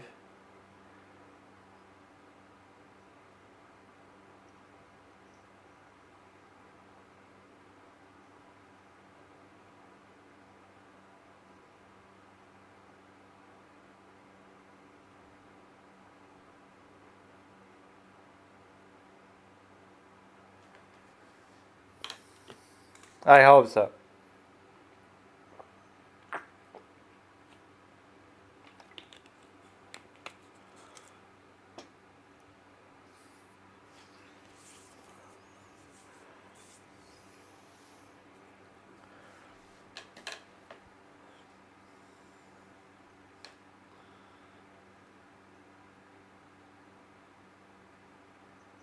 Yeah, she's like not very good at presentation. Like even she would have won the last challenge, but it was a challenge. Yeah, she's actually tanking pretty hard. There's no way she's gonna win.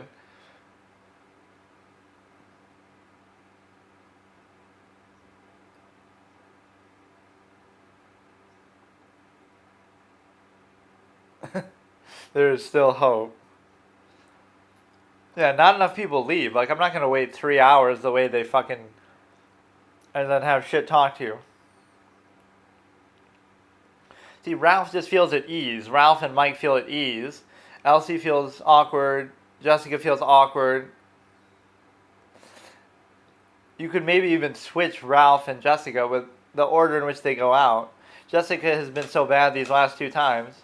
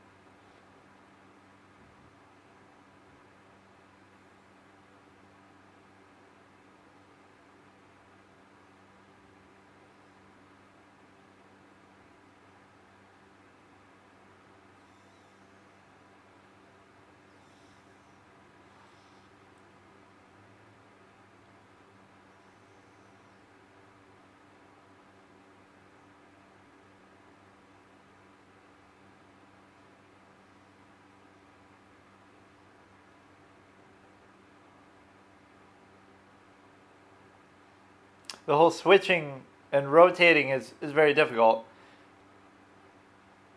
She wanted to go home anyway. Yeah, they seem like the two weak links now. The power rankings have changed. Mike, Ralph, Jessica, then Elsie last.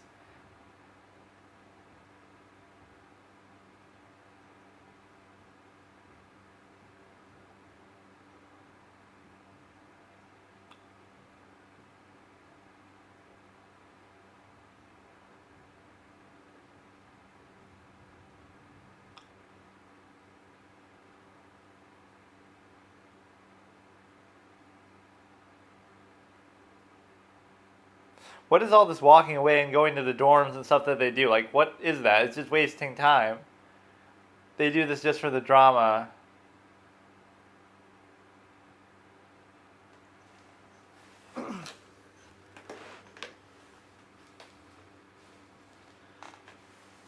Oh, because they're all jealous of you and bitter? You said you wanted to go home even before.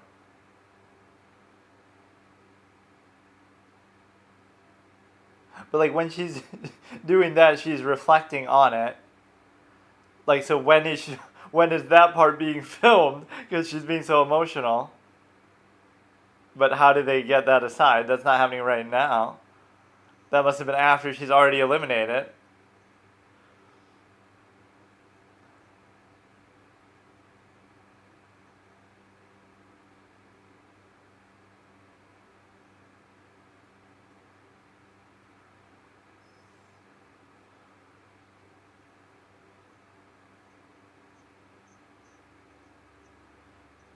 Like, are these same people sitting there for 3 hours? Is that what you're telling me?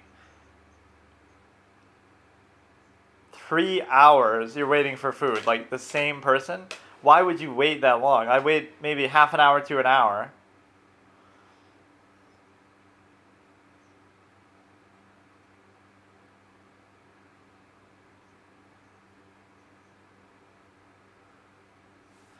You had a fucking lawsuit against Gordon Ramsay?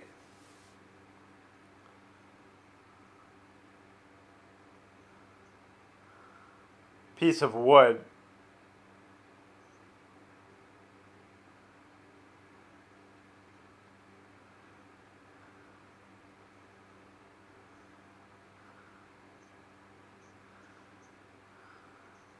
Yeah, nobody seems that strong. Ralph and Mike seem a little bit under control, but Jessica and Elsie have been exposed. So I still think Jessica will finish second, but it almost could seem like it's not going to be the case. Elsie's just totally out of it, though, and she already gave up beforehand. You never give up.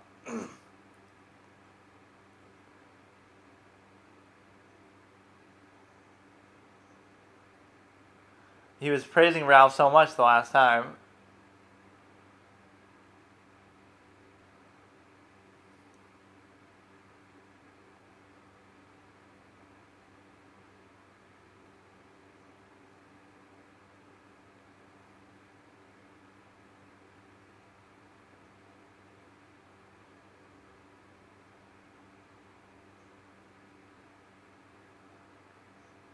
I like how short fuse he has on that, though, just shutting it down.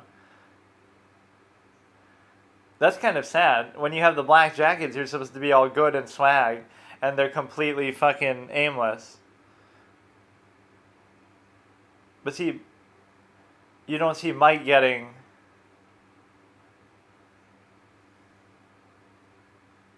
Mike doesn't get yelled at, like, ever.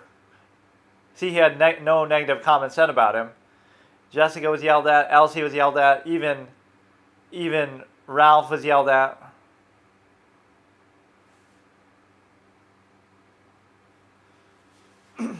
Ralph got yelled at the end there. But you took away the teams.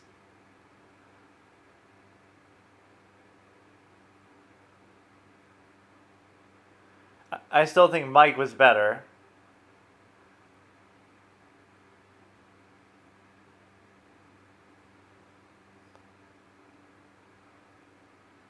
It's got to be Elsie, but it could be Jessica, and I almost couldn't even complain. It would be justified. I'm sticking by my prediction from very early on that the final showdown will still be Mike and Jessica, but Ralph is very capable. Elsie is just given up.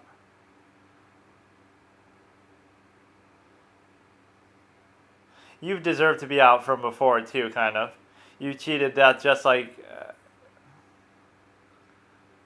everybody's mad at her for the thing.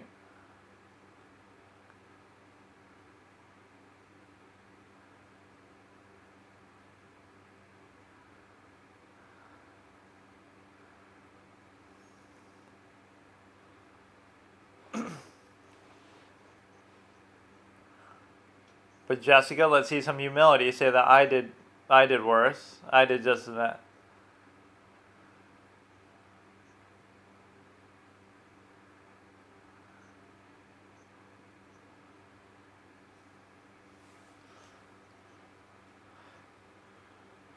They shouldn't be so salty about that, though. They're used to losing, especially Jessica and Ralph.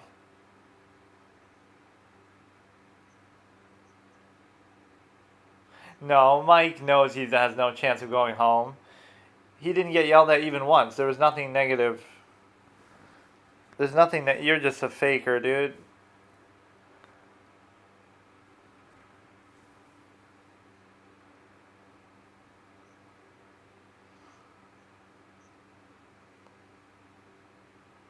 Yeah, you shouldn't have even done it then. Don't help anybody. But yeah, why is Mike acting all vulnerable? Like he's not obviously the favorite. He's been the favorite the whole time. You could just tell from episode 1. I could tell he was the one. It's gonna be Elsie.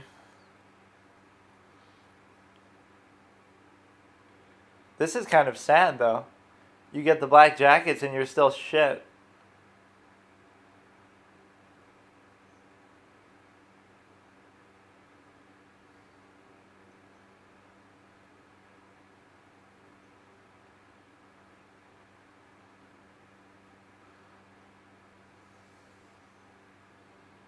But he carried them, as he's saying. Jessica and Elsie are the 2 nominees.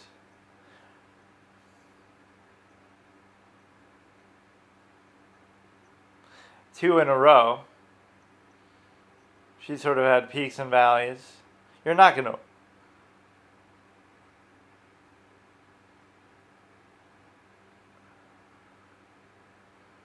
You're not going to win. That's what it shows me.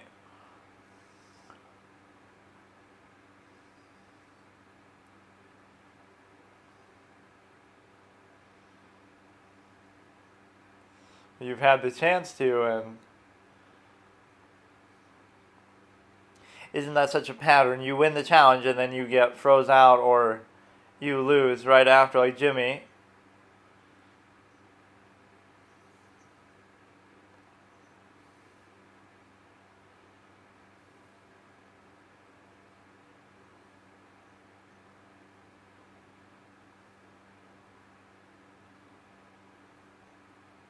Oh, look at her taking the honorable position.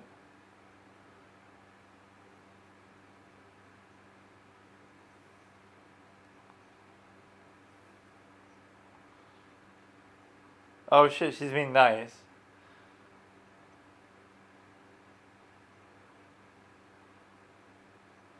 She didn't really feel she got their support, but she said it anyway.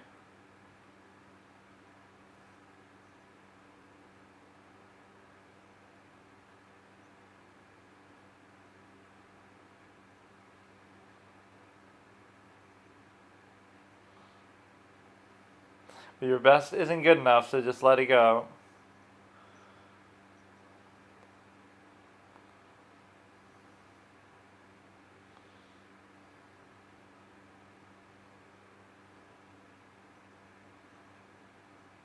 She's been really had those ups and downs the whole time, Jessica.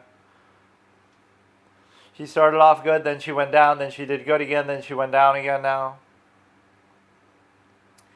Elsie.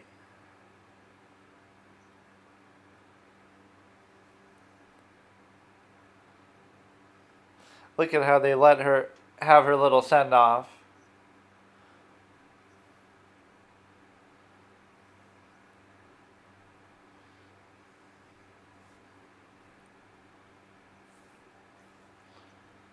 Or they let them keep the jacket now.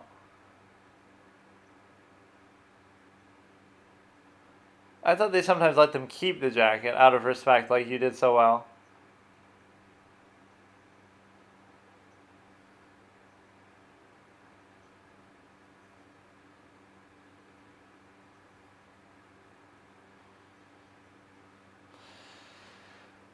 So can Jessica outdo her mentor Ralph, will be the question.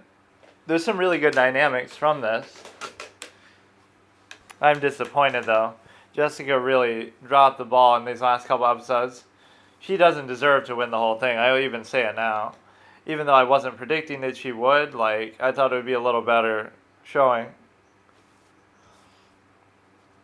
I knew Elsie was not going to win the whole thing, but they were giving her that main character presentation energy. She kept getting away with doing these simple dishes, just a chicken for the first thing, or just a chicken soup. Right, she just kept doing it. She did really good on the taste test, though. That was one of her high moments. It's like Jessica did really bad on that. See, at least she had some positive highlights, but mostly she was just irritating.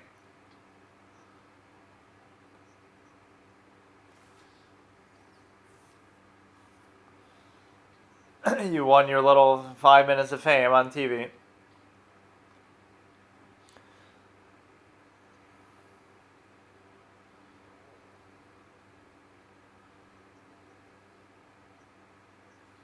But no, you have this sabotage each other.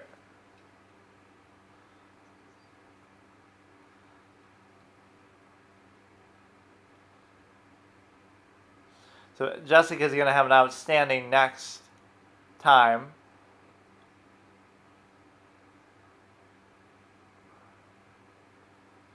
You got to just do a 1v1.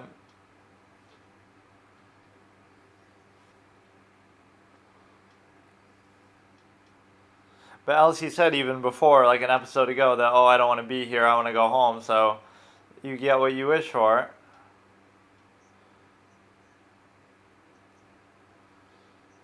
He wants all these fancy things, but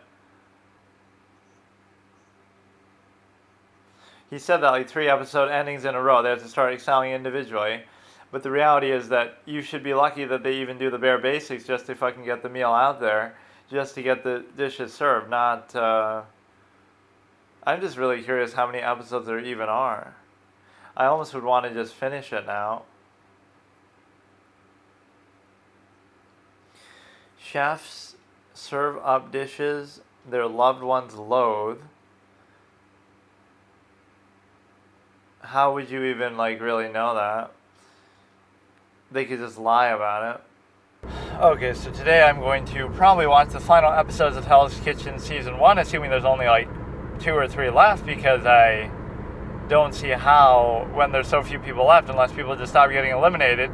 So we're in the Black Jacket phase. We saw Jessica and Jessica and Jimmy get nominated, and Jimmy was obviously out. And then you only still have Elsie, Mike, Ralph, and Jessica, right, if I'm not mistaken, or maybe there's a 5th?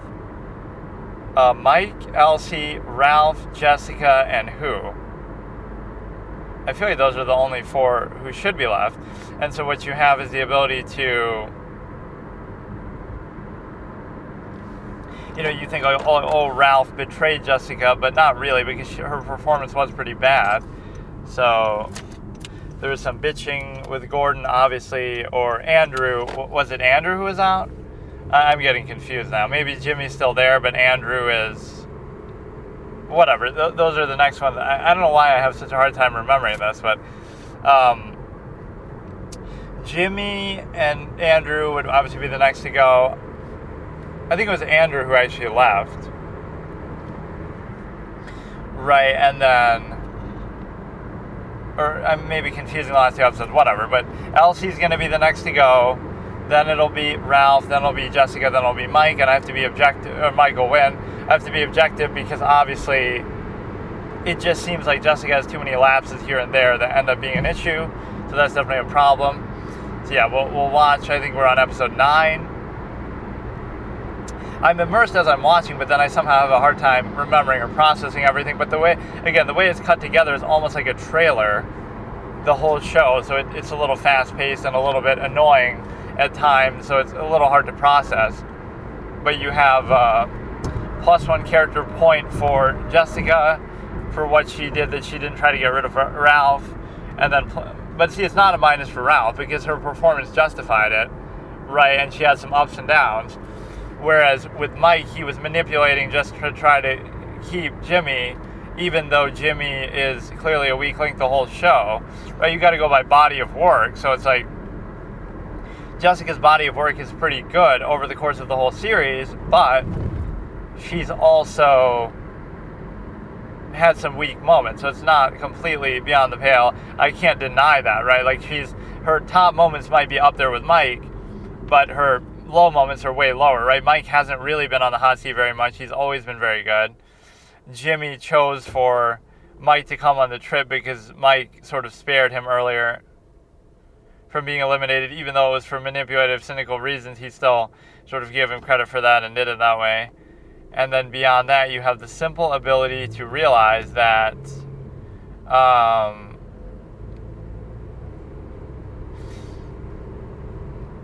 whatever, you're just trying to do it in such a way that is very valuable. It's different how I look at these things. I don't judge it purely based on... It's like with my character point system in shows, right? I'm watching The Sopranos, and it's like I'm giving character points plus and minus to various characters. It's not about whether what they're doing is right or wrong morally, but it's like a consistency issue. What is their measure? What are they trying to do?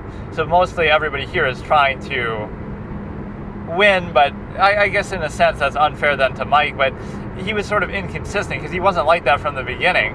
He was just doing a good job. He was just cooking, so I don't think he needs to do that. It shows weakness, he's almost afraid, I hope Ralph gets eliminated, but why? You should be able to beat Ralph if you want to win, just win. You should be good enough to win. So that is a little different, but yeah, it's not always a moral thing, it's an ability thing, right, where if you're, whatever, Tony Soprano gets saved by plot armor a lot and stuff like that, where clearly he's not trying to get killed or caught or whatever, but then he lets himself get in that situation anyway. So that's how I look at it, in shows more. This is a show in a manner of speaking. But yeah, generally it's been pretty good. I don't know. I'm trying to think of some other key moments. But yeah, we'll do this. We'll finish this season. Then I won't necessarily watch another season. It's just more like this was a good, unexpected little thing. And then from there, we can either do like a YouTube thing or get into the Audible thing, since Netflix is pretty much over. I only really watched like one or two things on there. And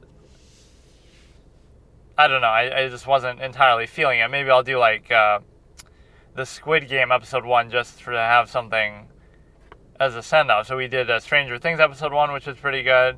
But again, I don't necessarily want to watch a whole series of something, especially if it's going to be long, because of the simple fact that, you know, like if it's seasons and seasons long, like I'll have to have some sort of checkpoints. And like even if I'm watching Game of Thrones or something, I'm not necessarily going to watch the whole thing. So I have to set some sort of or that could be even an audiobook overlap too, since those are obviously based on books. But it's like,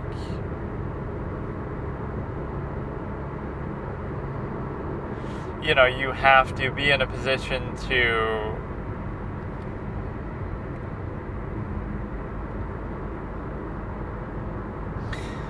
that's even a good thing too. Like when somebody's staring at the shaft or like looking blankly, right? Like that's a sign that they're thinking. I was saying that before. Like, so it doesn't mean that you're dumb. It means like that's actually a valuable trait. You don't want somebody to just mindlessly go through stuff.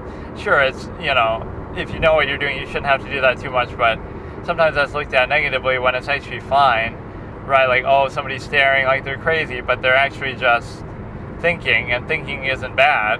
It's this sort of artifice of society that's revealed, like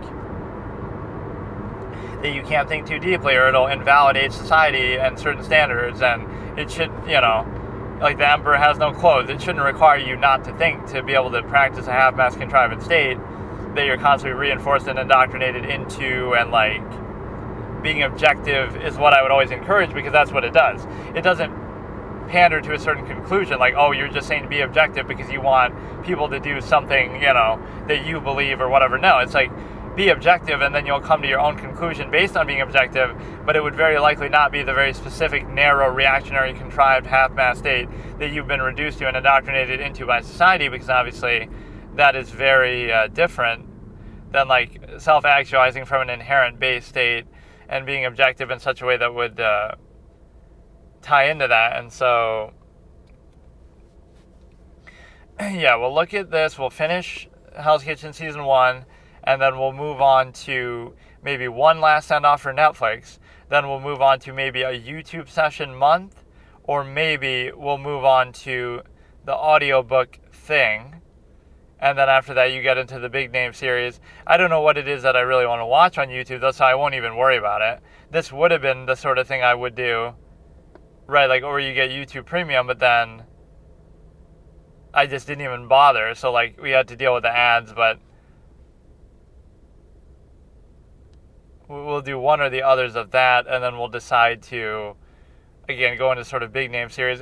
I only like to subscribe to like one thing per month, but then otherwise it seems like a waste. But you see how much of a waste it is anyway, because I don't even use it, right? Like I literally use it. I watch what, like hashtag alive and a 30-minute hug, and also or a 3-minute hug. I keep saying that one wrong. And then also one other thing, which I totally forgot. You know, Stranger Things episode 1 and maybe something else, but yeah, there wasn't really much of value on there. Or, I mean, there probably is a lot of good stuff, I just don't know. It is weird, though. It's a quality control issue that there's almost just too much stuff on there, period. So it's hard to sort of weed out and pick anything. So I have to get, like, some batteries for this recorder now. And I have to also get something else, like almost a headphone, because one of my earbuds I've been using like with another headphone at home for like this, so I don't know why I'm doing that. Like I don't have any other earbuds to put on the headphone, so I keep switching it whenever I use it, but then I forgot to bring it, so I should just get another one so I have some. Or yeah, you go into a store and ask, like, can I just buy an earbud off of a headphone, as if you wouldn't buy it overall. So I have to find some little store here to use to do that. And then as I'm eating, I guess I'll start Hell's Kitchen. So I'll watch like maybe an episode and some part here, and depending how many there are between this session and later, I should easily be able to finish the show, I would think, unless there's more. But yeah, this is pretty fun. It's sort of like you want to get immersed in all the characters and the dynamics of it, kind of like it is an actual show, like a fictional show. So the whole beauty of it is you get to do it in such a way that I start to get immersed around this part of a series, like where it took me that long in The Sopranos to really get into it and the character dynamics and everything that I was enjoying. And so what you have is, I'm getting hyped up about whatever, the assassin potentially trying to kill him at the hotel, and like, you just kill him, finish him off, fuck him. And then I'm getting excited about the mother being so smart and that sort of twist playing out, that she was trying to kill Tony the whole time and everything like that. Right, so you can see like my passion for that. So even though the series ended there, so I'll have to set some pretty high bars for potential failure states of each of these series, that Game of Thrones or whatever that I might watch, but it's that I could watch the whole thing, but it would have to be, if there's any sort of little minor thing, it's not a knock against the show that it's bad. It's just like, oh, if the main character gets saved by plot armor 3 times or whatever the case may be, that ends up being a disqualifying factor. So, or if 3 episodes get like an F grade or something of the sort. So yeah, that's what we could consider doing, and I just feel like there's too much pressure with a show, right? That's why I like movies more in general. You watch it, it's like 2 hours long, and that's it. There might be a series of movies too, but generally speaking, that's not too big of an issue, unless it's like the superhero stuff where, you got to watch everything and everything in the expanded universe. And then beyond that, you have the simple ability to realize that you have this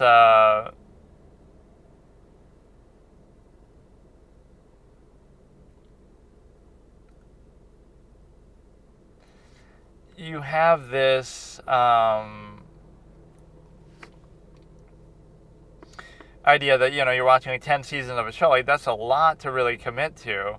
And usually there's this degradation, even in some of the best shows or some of my favorite shows, there's this degradation where it starts to get worse the longer you go on, similar to sequelitis. Like, the more sequels in a movie series there are, the worse it's going to be, inevitably, right? Because you're losing that passion, inspiration from what made it come about in the first place. Like, so many series will be praised for that. Like, what a fresh new idea. Like Star Wars, like, wow, he came up with this whole universe, and it's very fresh. And then it sort of gets milked into death. So it's like, even the same basis by which you would praise a story in the first place, as soon as it becomes successful, now you use that to sort of try to milk it. And so therefore, right, like, the reason why this movie was celebrated is because it's fresh and new, and that's why everybody likes it, and the critics liked it, and it made money. But then, because it made money, let's go ahead and milk it and make part 2, 3, 4, 5 million. And then what that does is it allows you to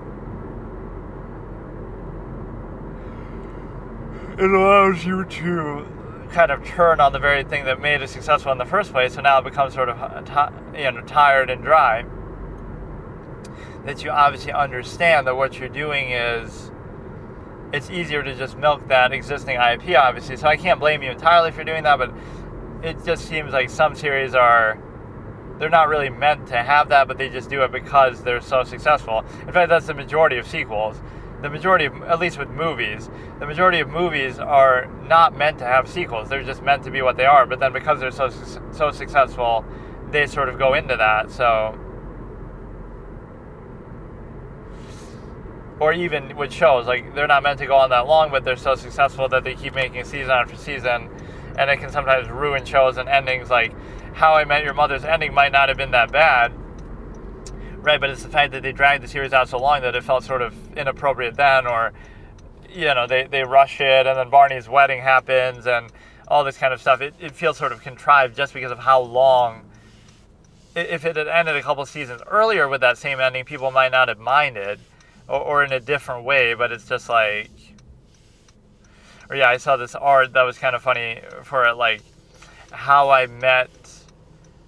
still want to bone your Aunt Robin, or something like that. So it kind of plays into the fact that you have, obviously that's what he's really telling the story of, and that's even what the kids recognize. The point of the story is that you're totally still in love with Aunt Robin, right? That's what they kind of say after it.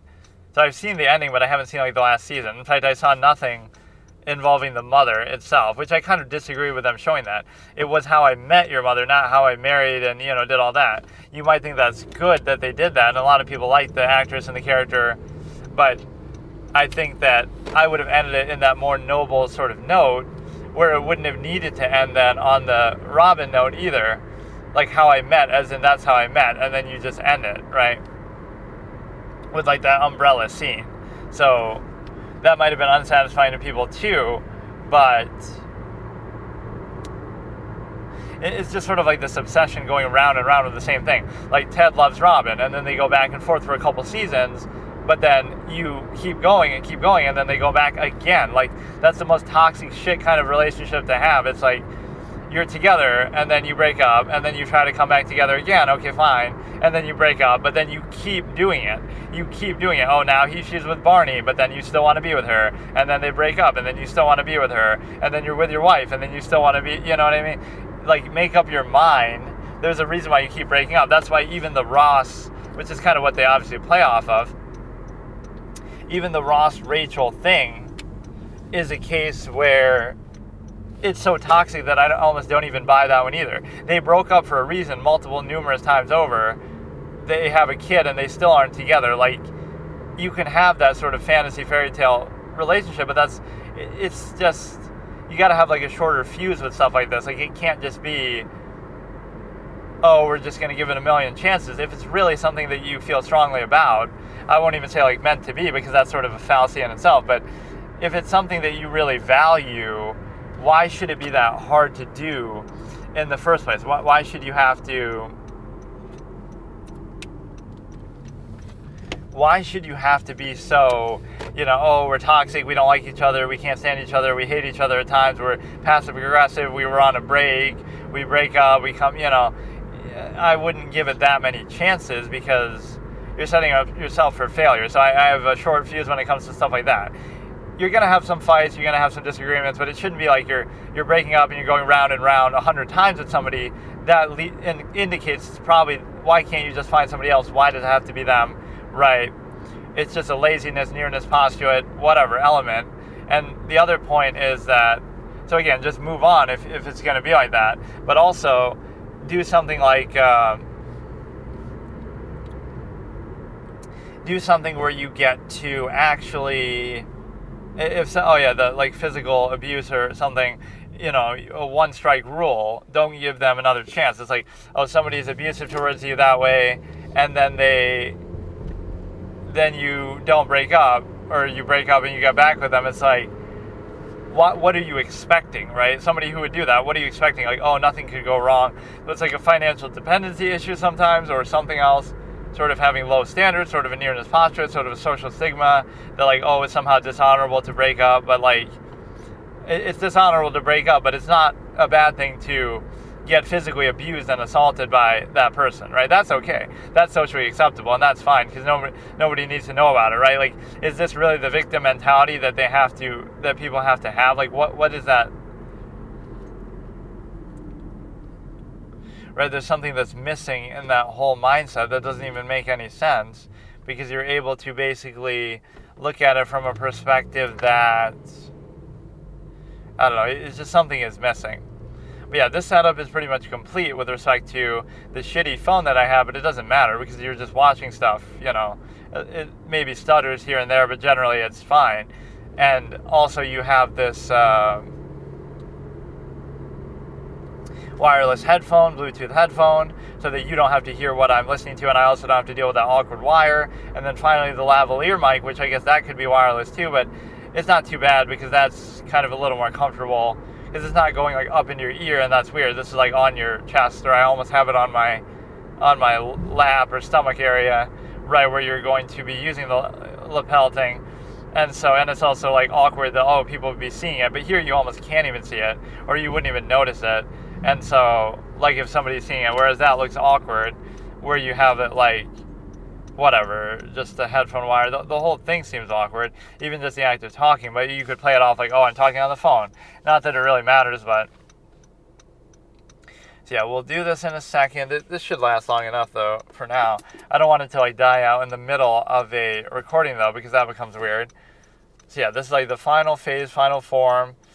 If there was something in particular on YouTube I'd want to watch without ads, I could justify doing a month of that. And then we do Audible, Lord of the Rings book, Lord of the Rings old school movie, Harry Potter books, Audible, audiobook, and then also the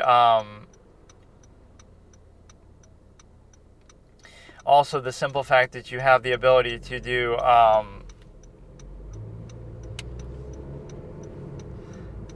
the Harry Potter books, Harry Potter movies, and then again that'll be the big series that we do leading up to now Game of Thrones, the big event that we do, the Harry Potter stuff. Then we'll segue from that basically from movies to then shows, Game of Thrones, Walking Dead, Better Call Saul, Breaking Bad, any and all of those will be open season. Right, I will finally be willing to do them. Actually, we should probably introduce that by doing Monk, because that's the one that I said I was going to do or wanted to do. But whatever, that'll be part of it. So all these big name series that I've never seen. Even Dexter, I feel like I never really saw. I kind of thought I saw it, but I don't know.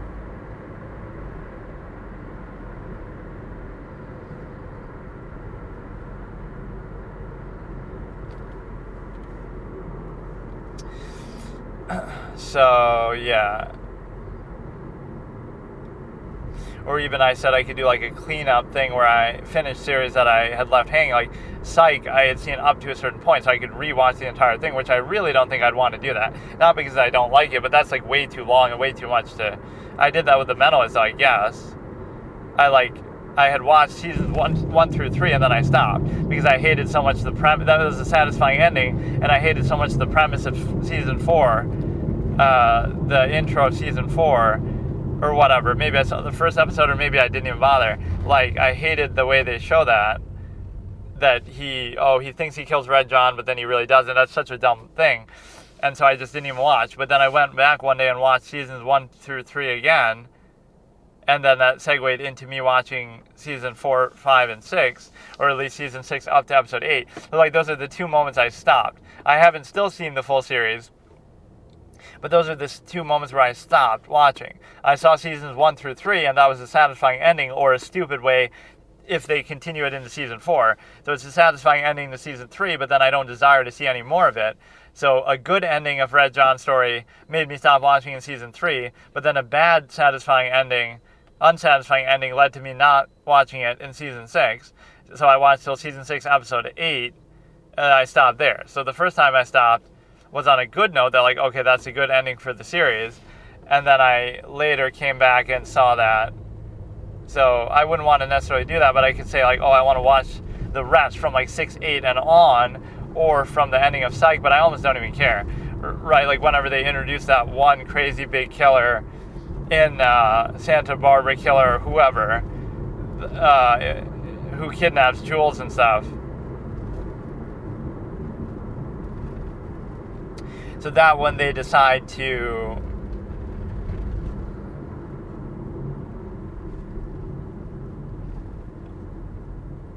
that's when I kind of stopped watching, because it felt like it was trying too hard to be something it isn't, right? They never had like a big ongoing plotline sort of villain, so that felt very forced. It was that exact moment, like they're on the docks or something, and Jules is being rescued or kidnapped or something, and there's like a note or a recording or something, and we see maybe like a figure in black. It's some scene like that. So you're on like a pier and the docks or something, and it's a reference to this big bad villain, this like big ongoing, maybe season-long serial killer that they would be dealing with. And so when you realize that, you're able to see that felt sort of phony and forced and contrived, and not really something that they would do normally. And so therefore you get to, I don't know if this Five Below place has like headphones and batteries and things like that. Let me see what we can find. So I'll have to get that, and then I'll have to decide to I'll have to decide to put the little earbud on, change the batteries, and then we can do Hell's Kitchen episode, I think 8 or 9. I forget even what we're on now.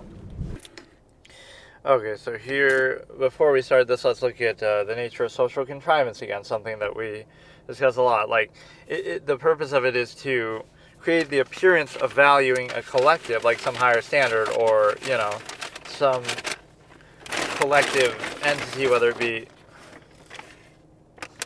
society or otherwise, right, itself. But it's like a collective that you value everybody else, but, right, this pretense that you value everybody else, however, you actually value only yourself. So it's to create that pretense, like, so you get certain benefits from society, supposedly, meanwhile you're sacrificing so many elements from it. So that is itself very intrinsic. So, okay, so let's do 3 little short tidbits here, as our battery is actually running out, about to go, so I'll have to do that later, where I get it. So, one thing is, the reason why things are glorified in short form by people, or valued that way, is because of the simple fact that you are looking at that people are sort of dumb or lowest common denominator, but also because of the fact that they are able to, you can test it by giving like a long form explanation or going into nuance. It's just the lowest common denominator effect, so reducing everything to initial level and thinking as little as possible. Condemning thought is one of the staples of society overall, that, you treat things in a false absolute sense. You might think deeply in a functional level, but thought is somehow stigmatized and just a bad thing overall. Right, that's number 1. Number 2 is that sort of an absolutist philosophy that I would say, like an absolutist never makes the same mistake twice, or they stigmatize. It's a sigma effect, or even the same mistake as predecessors, like learning from history and things like that, but just, it would be such a big deal to make a mistake that it would never be repeated. It would traumatize and sort of be a stigma that you carry around, and also the simple fact that you're able to,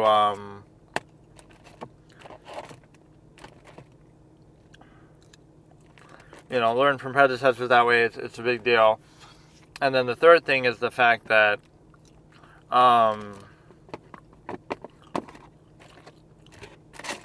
you would consider it a fault of yours. Like, it's not their fault, like a human being's fault, or whatever, animal or somebody fault for doing something. Or, it's like the fault of the universe, like it's my bad luck.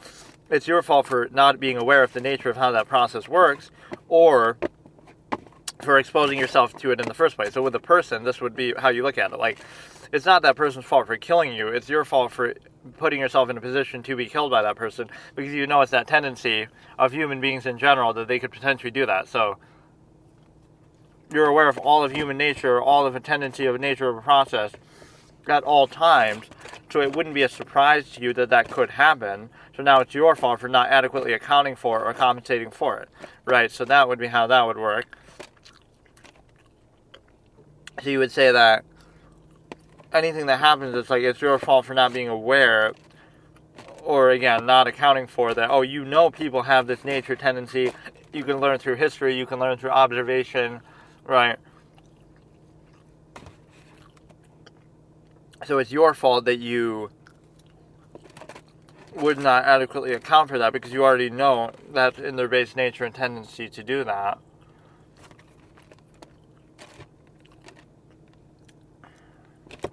And so, let me go ahead, we'll start episode, I think, 9.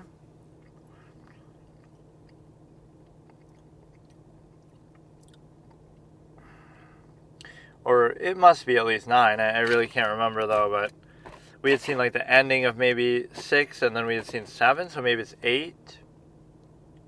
Or no, this is the one, yeah. Chef serves up dishes their loved ones loathe.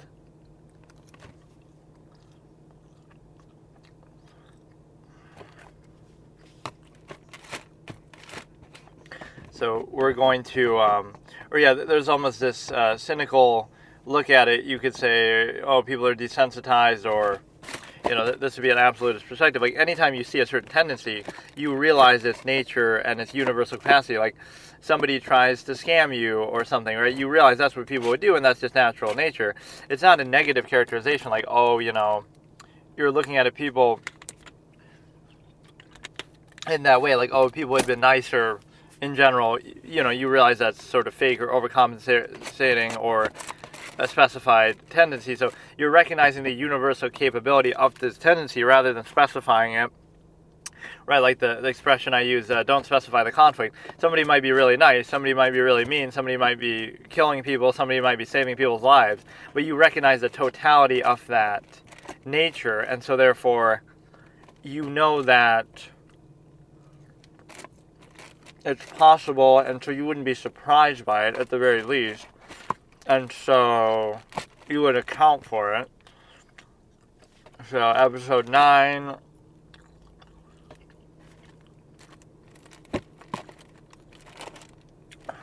Hell's Kitchen, episode 9, chefs serve up dishes their loved one loathe. I can't really read, but whatever. And so we're starting in 3, 2, 1. Or wait, this is like the... Wait, what? Wait, this doesn't seem right. Carol Ann, Chris, maybe they're bringing people back? Well, I thought it was like Mary Ann. I'm so confused, first of all, what's even happening? I'm going to go back to episode 8 to make sure that we're not... They must be doing something where they're bringing everybody back. Or they're using, like, the logo from the first...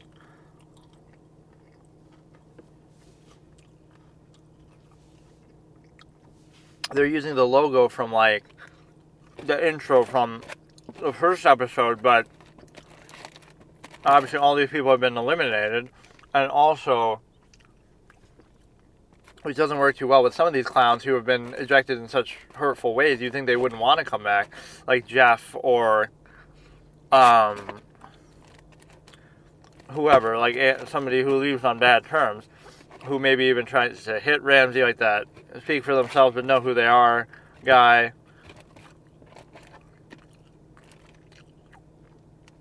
But no, I was even mocking this too, because it's like they're showing all these people, but we don't even know who they are. They didn't do a proper way, for episode to show like the auditions or how they actually chose these people, what the criteria was.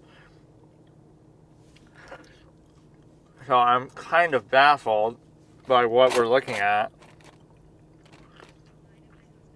Leftovers, luxury dish. So a fucking chicken soup wins. He's criticizing the presentation by Jessica, but then he gives the win to Elsie. Oh, so maybe Elsie was the one who was... I'm so confused. Elsie was eliminated here. So they give these send-off moments, like, let's give you...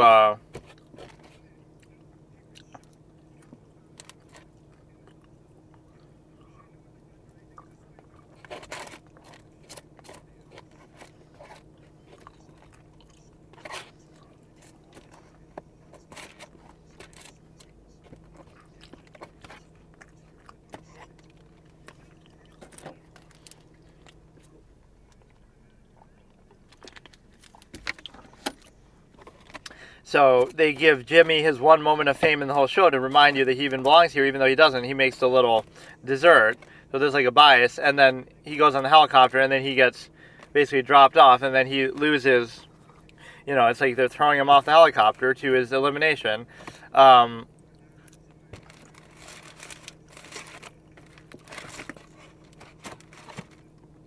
It is... they give him the one moment of fame, and then he gets eliminated. Then Elsie goes on TV, and then she gets eliminated. What do you think?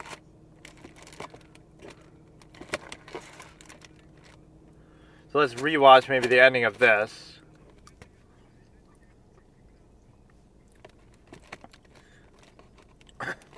Yeah, you got. I completely forgot about this, but I had predicted that she. I predicted that she would be gone anyway, but so we're down to 4.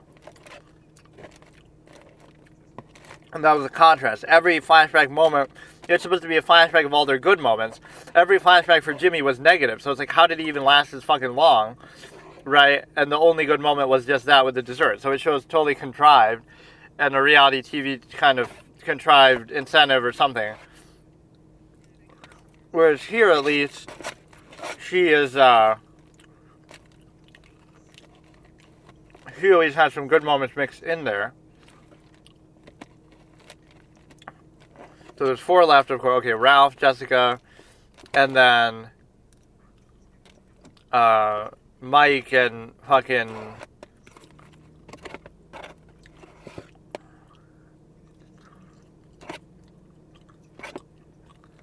Oh, there's only 3. Okay, Mike only.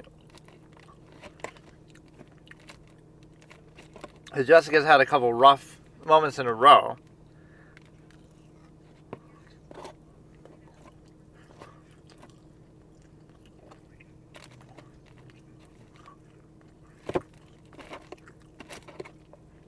But there's a big chance that Ralph might be the underdog and actually win the whole thing, or at least win before, get eliminated after Jessica, because Jessica's had weak moments, but I'll still stick to my prediction. So first to go is Ralph, second to go is Jessica, third to go is... And Gordon has said that 3 episodes in a row, almost exactly the same way, like, oh, they have to start excelling as individuals. That's been a while now. He's almost just repeating himself. He can't dialogue.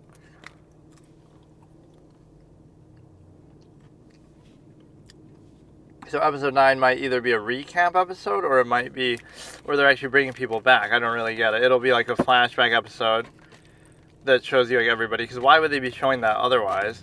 The little fucking logo.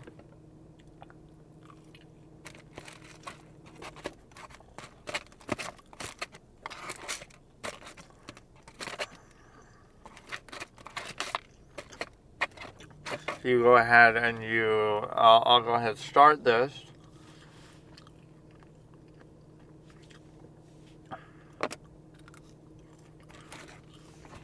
And then I need batteries, and I need something else. I can't remember now. Oh yeah, like a headphone to use the earbud.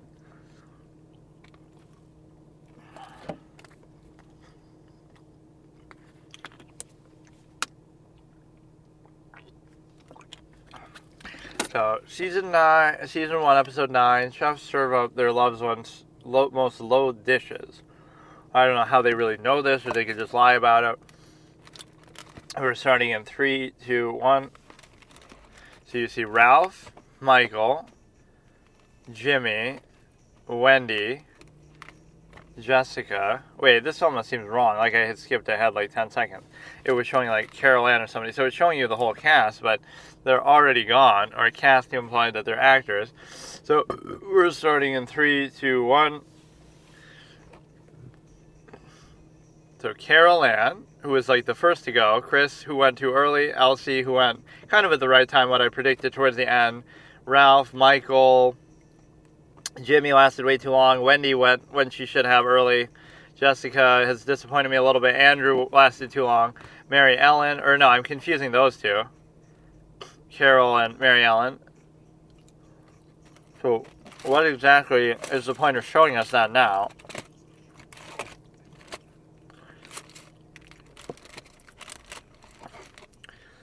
So she did a good job in the leftover challenge, actually, but Jessica,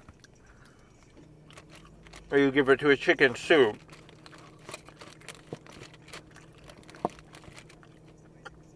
It's all rigged, like, they knew they were going to eliminate her then, that's why they put her on the show. I like how she didn't blame her team, though. That's like a +1. +1 character point, like she didn't blame them. She said it was my fault. Even though she was complaining about it as she went. But she didn't say it when she got eliminated.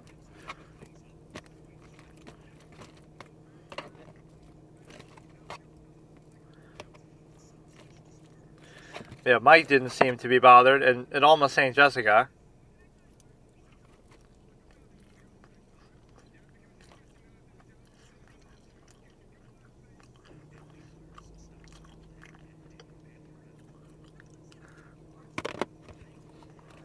She's complaining about it now, but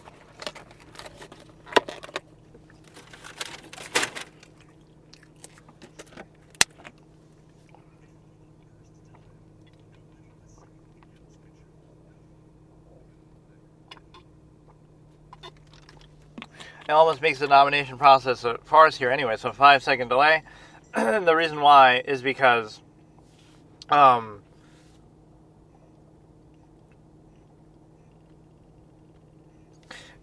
normally they're at least your teammate in a long-term sense. Now they kind of are, but everybody's for themselves. So now you would just nominate somebody who you want to get rid of, not somebody who actually did a bad job.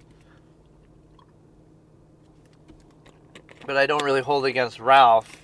I paused it anyway, but I don't hold against Ralph too much that he did that because what do you call it? Because he was in a position to look at the two worst performers, so he still does it the right way.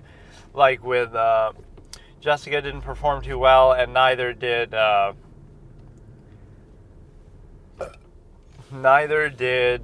fucking Elsie, right? They were both the 2 weak links. At least that's justifiable.